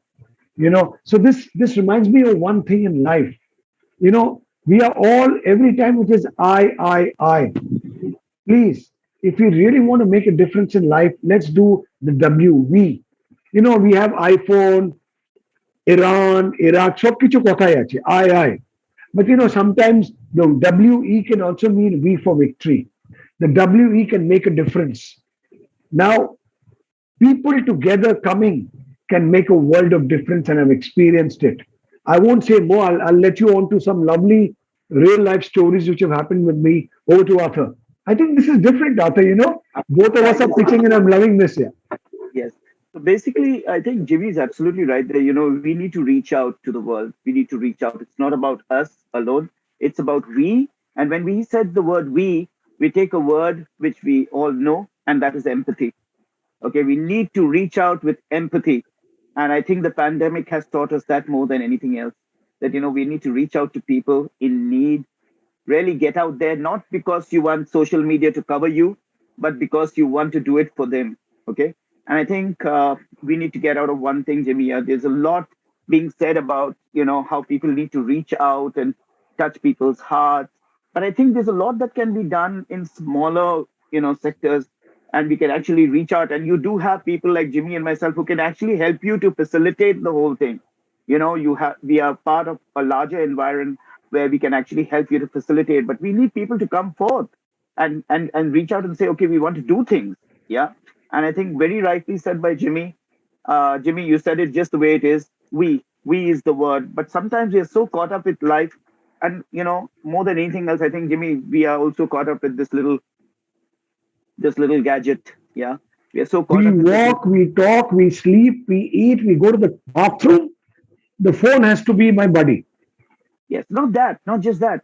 Jimmy, what is happening to most of us is that we are trying to measure up to other people's posts We're trying to measure up to other people's listings on Instagram. We're trying to measure up to Facebook listings from others, their videos. We're trying to be like them. We are forgetting our own identity in the bargain. We have forgotten ourselves, in many ways, we have just forgotten who we are. In fact, we suddenly seem like a world of clones. Have you noticed us? Absolutely. And I'd like to just say one thing here. We've forgotten to talk to each other. Oh, yes. I've seen people in organizations just 2 feet away, but they are on chat conversation with each other. Why can't they go? Why can't we go and see a movie together?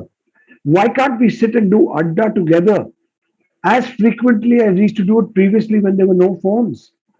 Not just that, we end up meeting our neighbors in Kashmir and saying, "Hi, how are you?" Because we don't meet them here. We meet them in Kashmir when we're out of Calcutta. Because here, we just not bothered. How's the guy doing next door? How is he doing? How is that person doing? There was a time when we actually had these little conversations. How many of us are actually having conversations? I'm sure many of you are dating. Okay. The conversation. The conversation. They go out to these, and some of you are dating in long distance relationships. Okay. And then this guy comes down, or his girlfriend comes down, and they go to have coffee. Okay. And they go and have coffee. And this is what they're doing. After 23 years of meeting, after 10 years of meeting, they're all on their phones. They're not even talking to each other anymore. We become an extension of the Android. We are androids, if you see how we are becoming. So I think, we need to look into each other's eyes like we're doing right now and talk. Okay. So I want you to put down exactly what Jimmy said. Put it down in chat. If you think that we're saying something wrong, please let us advise us. Okay. Talk to us. Tell us exactly what you think about what we are saying. Yeah. Yeah, Jimmy. And I'd like to say another thing, which happened 2 years ago, slightly more than 2 years ago, I think 3 years ago. As Arthur said, we need to come forward. And let me tell you, I got a call from a girl, and this was on the Poila Boishak, on, November show, the day. She said, I'm planning to go out and I'm planning to take 5 pieces of new clothes and give it out to the poor children. She said, my humble request is, if anybody can join me, please do come. At this time, I'll be at this crossing. And you have to bring new clothes. You can't bring old tattered clothes. Even if you bring one piece of a Baba suit, it's more than enough. And you won't believe it. Calcutta responded. She had over 100 listeners joining her that morning. And all of them went, somebody bought 2, 3, 4, whatever. But they went and they distributed the clothes because their thought was, why should I only celebrate? Why should I only wear new clothes? Why don't we do our small little bit and give those poor kids and those poor families who live in dirt and they don't have a chance even to celebrate any occasion right through the year? How many of us do it? How many of us smile at a young kid on the street? Just a smile can make a child happy. You don't have to give money. Spend 5 rupees and buy a small packet of biscuit. Open that packet of biscuit and give it to 3 children in front of you who are begging on the streets. Why can't we do that? Carry a couple of chocolates in your pocket. Whenever you're passing young little children, give them a piece each. Yeah, it's all okay to like dogs and like animals, but sometimes show some regard for human beings too. And also, absolutely. Yeah. And also small things like, have you ever thought today you'll walk on the streets and you'll say, oh, Baba, ato gorom parchina. Have you ever thought about the cops? Have you ever thought about those bus drivers? Have you ever thought about those people who are 10, 12 hours a day in the heat working? I would say very simple thing. Pick up 5 pieces of small little bottles of water. And when you pass one of them, say, Dada, apna jonne. Trust me, he'll most probably get zapped, but he'll feel so happy. There's someone who thinks that, we should also have maybe a bottle of water. Small things make a difference. You don't have to give crores of rupees to change lives. You have to be yourself. Words, thoughts, and actions can change lives. Absolutely. So you see this very rich woman with this cocker spaniel or this little German shepherd, and she's rushing to the veterinary surgeon, because the dog has fallen sick. The dog needs its shots. And she passes this little hungry child on the road, but she's not bothered about that little kid. You see, I'm just trying to show you what standards we are following. We need to look at our ourselves first. I think most of us, we are very surface. We need to dig a little deeper into ourselves first before we reach out. We need to dig into ourselves and say, okay, do I love myself enough to love others? Do I love myself enough to love others? That's very important. And that's where this all comes from. You got to take care of yourself before you start taking care of others. Yeah. Jimmy, would you agree with me on this one? Yes, absolutely. And also not just taking care of yourself, you have to be happy. If you're not happy, how are you going to make other people happy? If you're not smiling, imagine if everybody comes to me and always grumpy and not talking, people will be scared to even come to me. So you need to be happy. You need to be accessible. And one thing in life, I'm telling all you guys, and I'm telling you from experience, I'm telling you when I was in college, I know life is competitive, career is competitive, each one trying to climb over each other. Na me okay, help karo korbo na mama. I need to help myself. But remember one thing is, try helping other people. You see, life will be much better. Life will be more prosperous. And when you do good things come back to you. And personally, I've experienced this a lot of times. And again, I want to share one point of the warmth of the city of Calcutta. Again, why I say Calcutta? Because I was born and brought up here. I love the city a lot. I've had a lot of opportunities to go abroad, go outside, but no, I want to be in the city because I love the city. Today, if I pass away and God tells me, Jimmy, I'm going to give you a rebirth status, where do you want to go? I'll say, if I'm reborn, I want to be in Calcutta. Because this is what the city is all about. This is what the city, irrespective, whatever problems, I think the people make up the city. I remember it was in 2007-8. There was a young child, a 3-year-old child.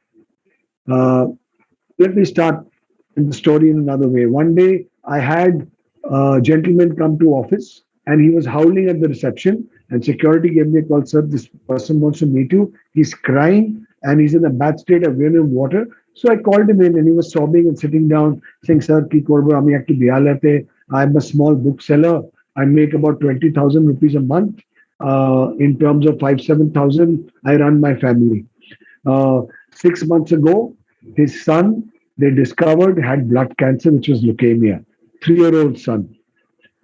For 6 months, he was trying to get money from everywhere possible. He managed to collect about 1.5 lakhs.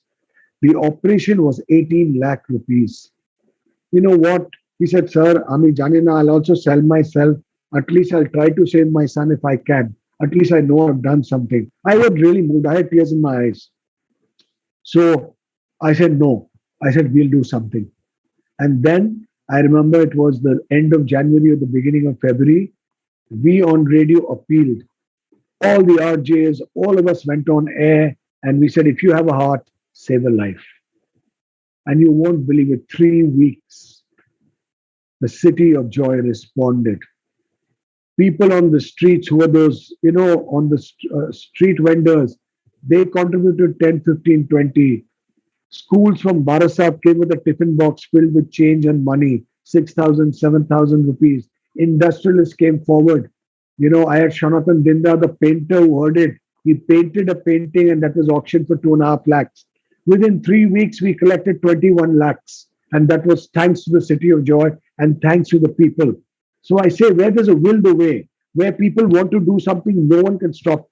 And let me tell you, that child underwent a successful operation and his 1.5-year-old sister's bone marrow was transplanted onto him. And guess what? 1 year ago, online, I was called to take a workshop on radio. And suddenly I see a girl there from class 8. So she said, hi, sir. I think you know my dad and you know my brother. So I said, who are you? She said, my brother was the 3-year-old boy, sir. As radio came together and saved him. The father came on the screen. The son came on the screen. His name was, whatever his name was, they were there. Now, let me tell you, 1 year, after 1 year of operation, we took care of his post-operative costs. He was in Chennai. He came back to Calcutta. 1 year again, he was under treatment, observation, and then he joined school. And now he's in class 10 as of last year. He's in class 11 today. He's hale and hearty. He's doing a great job. And all this was possible, not because of me, not because of anybody, because of everybody coming together and making it happen. And this is what people can make a difference. Today, whether it be pandemic, we People fought like it. Right. Please, Arthur. you that make a difference. People like you that make a difference. Absolutely. And this is exactly what I want to tell the management students out there who are going to be passing out, in a few years. And some of you who have already, on the verge of passing out. I just want to say one thing to you, don't dismiss Calcutta. Do not dismiss Calcutta so easily, please. Because Calcutta, at the time we are all staying here right now, is, may I just say this, it's one of the best times that you can actually think of. It's the markets are virgin. It's the nascent market out there waiting for you to ideate and come up with the best ideas so that you can start. Don't just look at a startup with far-flung ideas. Think of something that is very generic to this region, maybe. I don't know. So you have the whole of Southeast Asia open to you. You have the whole of Southeast Asia open to you. You have a fantastic waterway system, a fantastic hinterland system, airways, roadways. But what will happen next? You'll take the next flight to Bangalore, Mumbai, Delhi. Please, may I request you here as a speaker on this discussion not to make choices that may go the wrong way later, because those markets are saturated markets. Let's just look at what you can do for this place right here. A group of you together can do for the place of for Calcutta on a whole. I'm born in Calcutta. I'm a Bangali Jamai. May I say that? I'm a Bangali Jamai. I'm married to a Bengali. Okay? So I know exactly what it is you guys love. You love your food. You love your food, your football. I come from Goa. We love our food. We love our football. So there's a lot of similarities. But this place has a heart. Like very rightly, like Jimmy just said, it has a heart. And who would understand better than Jimmy? He's been in touch with these people off and on the airwaves.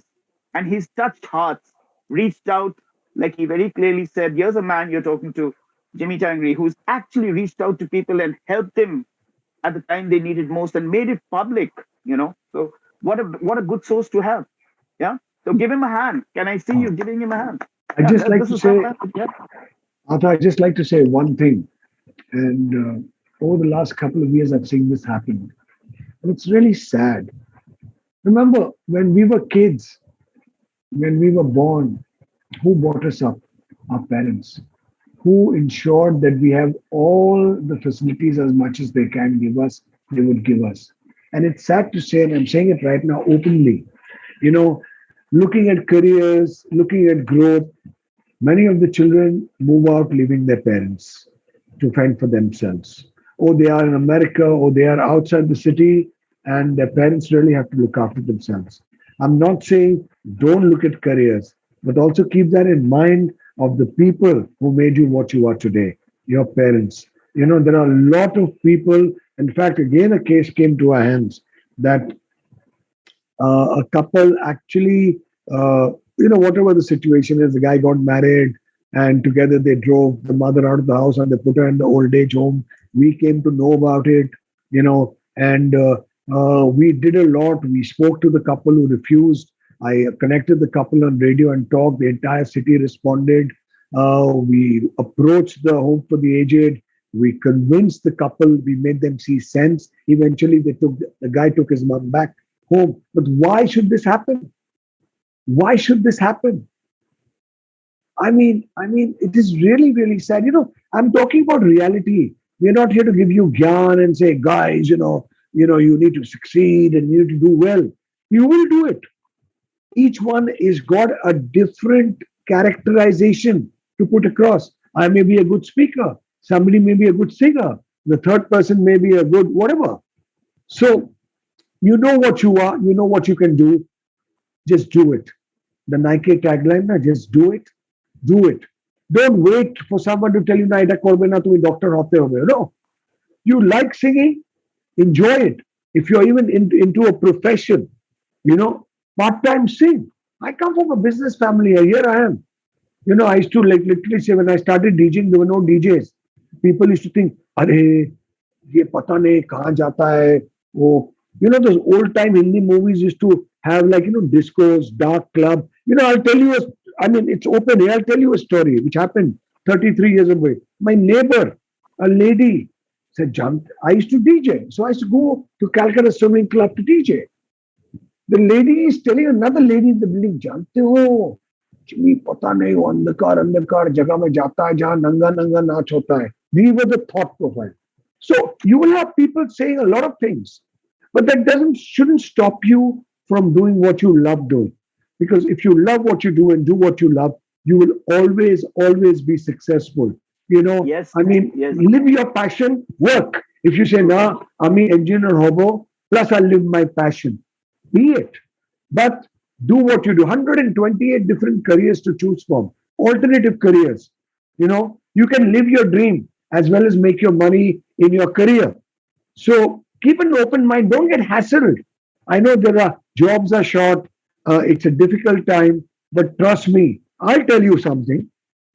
Microsoft, Google, Apple, you go for a job application.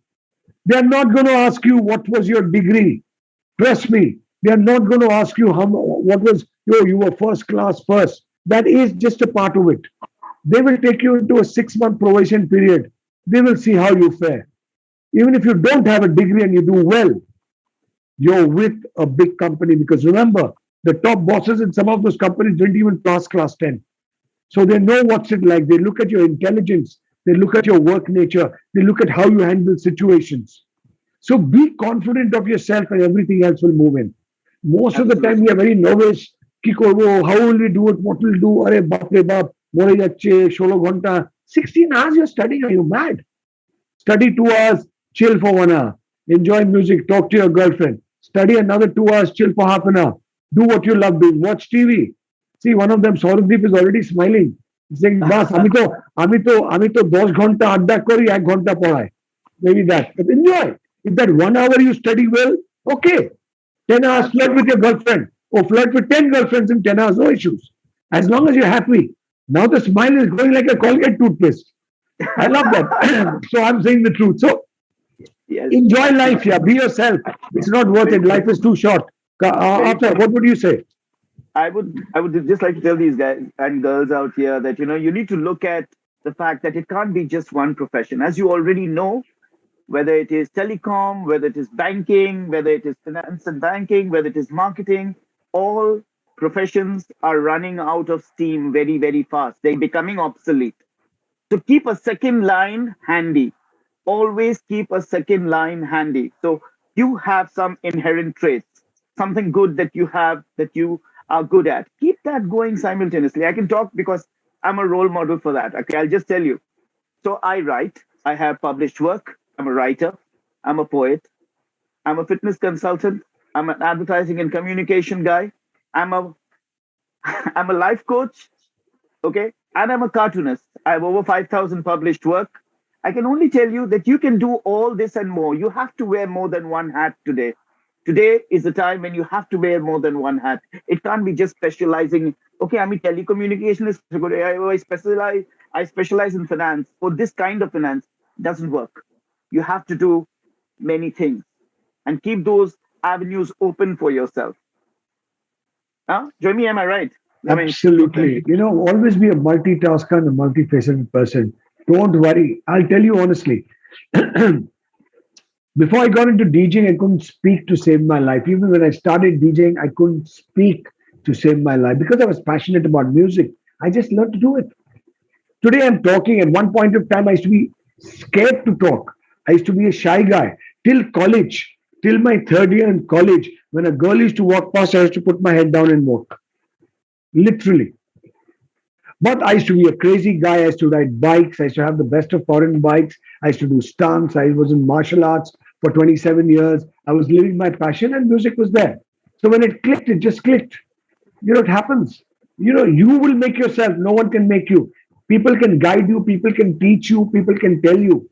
But it's you who's going to make yourself. So remember, if you want to go out and succeed, it's the you who's going to make the you. Yeah, you may follow people, you may like some thoughts, but you will be doing your progress and your success. Absolutely. So if you look at these people, out there, right from the late Steve Jobs to Richard Branson to Elon Musk, if you look at every one of them, let's just say there's something land common there. Can any one of you write to me and tell me what is that one commonality that you see in all these people? Or if you want to say it here, you can say it here, put your voice on and talk. I'm just telling you that there's one commonality lying there. And that is that each one of these individuals they may seem like they do not have it, but they have a very strong sense of discipline. And that discipline is maintained. That one thing is maintained right through. So they've all been early risers, Jimmy. They've all been early risers. They all see the morning sun and they get a head start on their day and they take it on. And that's their mantra for success. In many ways, they all are early risers, mind you. Okay. And I've seen there also are people who do not have too many frills about them. If you've seen Steve Jobs in the past, he never turned up even when he was meeting the president of the United States, he was always in a round collar t-shirt, a black round collar t-shirt with his jeans. He didn't have any airs. He was simple, just the way he is. I'm not saying that you have to be like that, each one to his own, but he could carry himself off just like that. You know what I'm saying? So that's how it is in many companies today, as you will see, whether it be Google or Deloitte or the best companies in the world today, Facebook, you will see they're looking for ideators. They're looking for people who can ideate, who can think differently and bring a fresh idea to the table that can be explored. So first consider yourself, are you an explorer? And are you going to explore possibilities in Calcutta? That's most important. I want to know whether you want to explore possibilities in Calcutta, because I think the other cities are too saturated and you actually you owe Calcutta something. You owe Calcutta something. Each one of us owes Calcutta something. We've been waiting for that whole thing to turn, and it's people like you, fresh graduates from B school, who are going to make a major difference to the way Calcutta pans out into the future. Let's forget whatever else has happened in the past, put it aside and think anew. Yeah? Absolutely. In fact, this gives me another story, where there was this girl, class 11, 12 girl, I remember. It's a long story. The first case was when she ran away from a house and, something happened and I got the mother and the daughter back together as one thing. She wanted to be a designer. That was 15 days later, the daughter phoned up and said, yes, my father's actually managed to get me admission into NIFT. Today, that girl, I'm talking about this happened years ago, that girl, she's one of the top 4 designers in the country today, and she's living her passion. So proud. She was a very simple Bengali girl, very down to earth from a simple family, but she is creating wonders, and there are hundreds of cases like this. There are hundreds of cases where people, just by their thought, by their interest, by their passion, has made a difference in their lives. Oops, that was nice. And their families' lives. Someone's mic was on. So, great. Arthur, it's about 16:50, means 10 to 5. And we both have meetings. Yes, and have you received the WhatsApp, or should I announce the winners for the Mind Maze? No, I've received it too, but you go ahead. Go ahead, Jimmy. I've received it. See, what I'll do is I'll give the runners up and you announce the winners. Okay. So okay, for the Mind Maze, which was the PPT competition which happened, the runners up is Team The Future. Congratulations, team members. Swajas Mondal, Shomik Ghoshal, Rangana Shah, and Shubham Sadhukan. They were the runners-up. That's Team The Future for Mind Maze, the people. Alisha Agarwal and Moinak Bhattacharya. Am I right? I can see the smile on Moinak's face also. Thank you so much. Moinak, I'm sure Moinak, your girlfriend is going to be happy. Orpon also, I'm sure your girlfriend's going to be happy. There, Moinak is already smiling. आज के একটা কাজ করো, today is Saturday, take them out for coffee at least. Yes, sir. বাড়িতে বসে পড়াশোনা করো না. Yeah, don't look at your phone. Don't look at your phone when you're talking to her, okay? Please don't look at your phone. Okay, it's been such a pleasure, everybody. I just like to, Arthur's also going to be saying a couple of words, but I just like to, leave a small little line. Be yourself, be happy, live your life, live your passion or your dream. Don't get into that humdrum, ki ota abe eta profession nebo eto taka dicche. You have to be happy. What's use of doing something where you're every morning you're getting up, galagalidi, you're getting up, going to work and saying, oh God, what the hell am I doing? It happens. Don't go happy, get up. If your work is at 9 o'clock, you should be up at 5, saying, wow, I'm looking forward to go for the work. Enjoy the work. The work should be so great that you don't feel like leaving it, but you've got to get back home. Be disciplined. So just do that. Enjoy life and be happy. That's the first priority. Then trust me, everything else will fall into place. Or ময়না করে প্রচুর টাকা B আসবে, প্রচুর girlfriend Yes, B sir. আসবে, সবকিছু হয়ে যাবে। Arthur. Yeah, so yeah, like Jimmy said, don't take life too seriously. Stop taking life too seriously. Some of us take life too seriously. We're so worried about so many things. See, I took life so seriously. See, Jimmy and myself, we lost all our hair. See, Arthur, you actually shaved it off a little bit, but my thing is actually moving off. Maybe I will look like that Star Trek guy, after some time. But you know what? You look like a toughie. That style suits you. If I have to lose all my hair, God knows what I'll look like. I'm just trying to. So, like he very clearly said, so let's look at life a little positively. Yeah. And let's plan out our future and our day. Each day, make it accountable. What good are you doing in that day? One good thing. Okay. So I want each of you to keep in mind one thing. Look around you. Start observing. Don't close your eyes to the world. Okay. Read something. One page. Even one page will do. Write something. Put pen to paper, not on your laptops. Pen to paper or pencil to paper. Write something and see something. Very, very Here's important. something. Very important. Please keep these few things in mind. And I promise you, each one of you is a winner. And I want to hear it for you.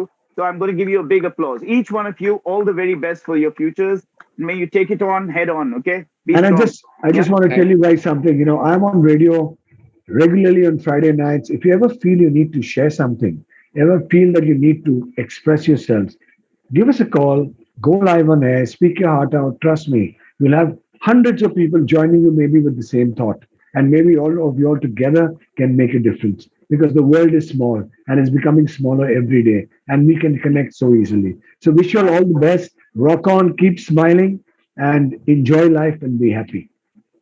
Absolutely. Thank Same you for so me. much. Take care. Thank you so much. All the very best. Thank you so much, sir. Thank you, sir. Thank you so much. Thank you for your kind words. It was a great learning opportunity for us. Sharadeep, you want to say something? Yes, I had a question. Yeah, go First of ahead. all, good evening, both of you. It was amazing to hear you. So I do write poetry, but my point is that people tell me that read poems of those who have come and left. But for me, as personally, I cannot write if I do not feel strong.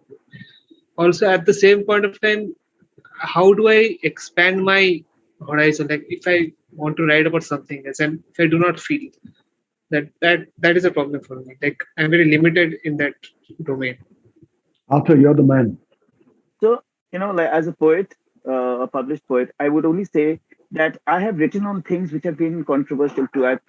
I have to feel it here. Okay. You got to feel it before you write it. Okay. And yes, I faced brickbats for it. People have spoken against it. So I don't know. I'm not really bothered. If you get too bothered about those things, then you'll never be able to write your heart. You're actually putting down your heart. Okay. You're putting down your heart on paper when you write poetry in many ways, because you see, poetry is something that can even stop a war. Right now, the war in Ukraine, I've written a piece, maybe I'll share it with you some other time. But I think, even poetry can stop a war, can create calmness. When you read your poetry, it can create calmness. Yes, in many ways. Thank you for asking your question, but I want you to go by what your heart says. Okay, Absolutely. keep writing, keep writing. Keep writing, because whatever your heart says, trust me, that can make a lot of difference to a lot of people. You don't have to follow a particular line or a particular person. As I said, be what you are, who you are. You will have your own identity. A great singer doesn't have to follow a Kishore Kumar or sing like a Lata Mangeshkar. Exactly. Sings in their voice. So you be what you are.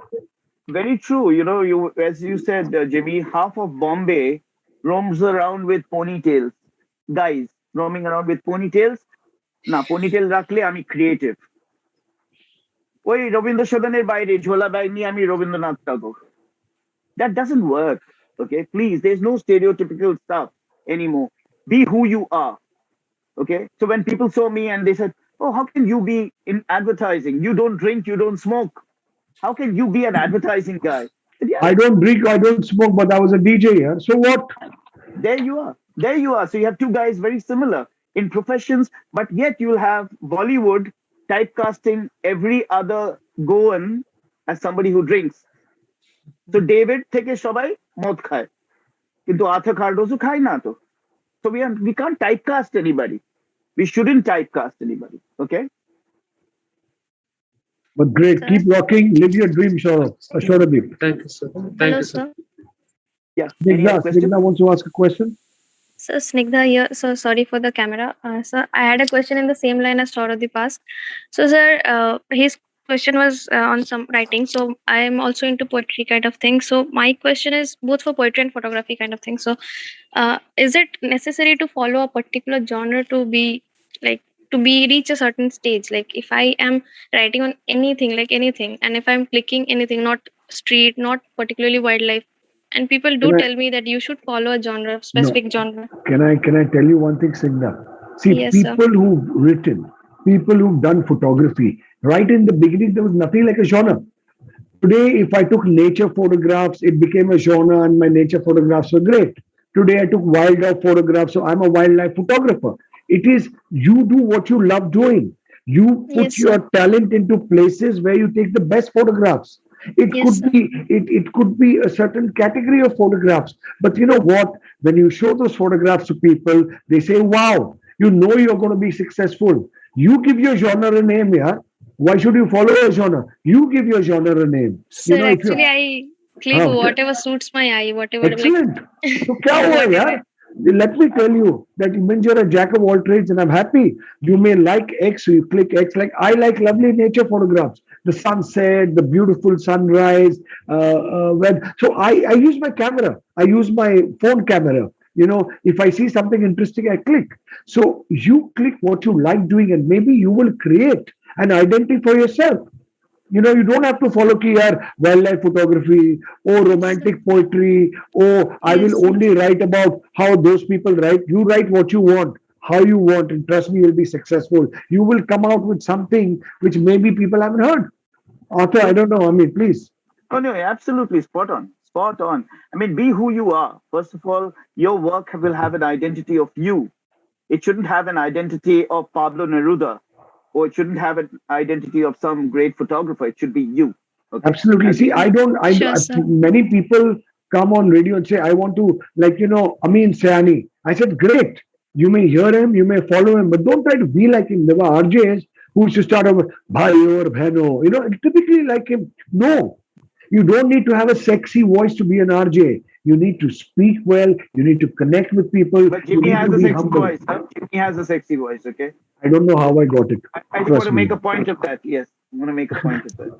So you just be yourself. You be, and remember in life, don't have an attitude, don't have an ego. Be friendly, be appreciative. Trust me, you'll have more friends than anybody else and good friends. You won't have just friends to pile on. But you know what? Together, we can always make a difference rather than singly trying to make a difference. That's what I strongly believe in. Thank you so much, sir. I was really moved by the speech, actually. Okay, Snigdha, you were at one point here and suddenly that I was trying to look for her and she moved on. But that's what life is. So enjoy it, relax. It's a weekend. Go out for a date, have a nice time, spend quality time with family. We hardly get time to spend with our parents. Many a time we are rude with our parents. Now, you after me always. I want to ask a question right now and just put up your hand. How many of us in the last 1 week, last 7 days, I'm not saying, how many of us were rude to our parents? Put up that hand sign. Oh, no one. Nice. Oh, Mane. Shoradip is saying, yes, he was rude. See, many of us. Sir, I was also rude, actually. Oh, rude. Oh, no. Rude. No, what were you thinking? Actually, could not hear properly. Okay. Rude, Mane, you kind of talk back, you kind of No. धक्का धुक्की दिए ना. Okay, guys, I think I really need to leave because at 5 o'clock I have to be at another session. So it was really a pleasure. Thank you so much. You know what? Most of these engagements is not just we telling you all something. Many of them, most of these engagements, we also learn. Learning process never stops. For me, learning process has never stopped. Whether it be radio, whether it be life, I'm learning every day. The day I say I know it all, that day I'm dead. Trust me. So thank you so much for having us here. Really appreciate it. Very, very kind of you all. Thank you so much. Thank you, Mr. Jimmy Tangri and Mr. Arthur Cardozo, for coming on board with us and sparing some time from your busy schedule. Thank you so much, sir. Thank you so much. So can we leave? Yes, sir, surely. Thank you so much. God bless. And Arthur, rock away and be the way you are always. You too. You must check him out on Facebook. Ki kore wait, ato lift kore am jani na. Looks like as if he's lifting up a battle tank. Honestly, how he does it, hats off. So have a great weekend. Keep smiling and always be happy. Moinak, I really think you're going for a date. You're continuously smiling, absolutely. I'm always. Moinak will be advertising for Colgate toothpaste. Shakti. All the best, guys. Take care. Thank you so much, sir. God bless. Bye. Guys, stay back in the meeting for some moment. Stay back in the meeting for the moment.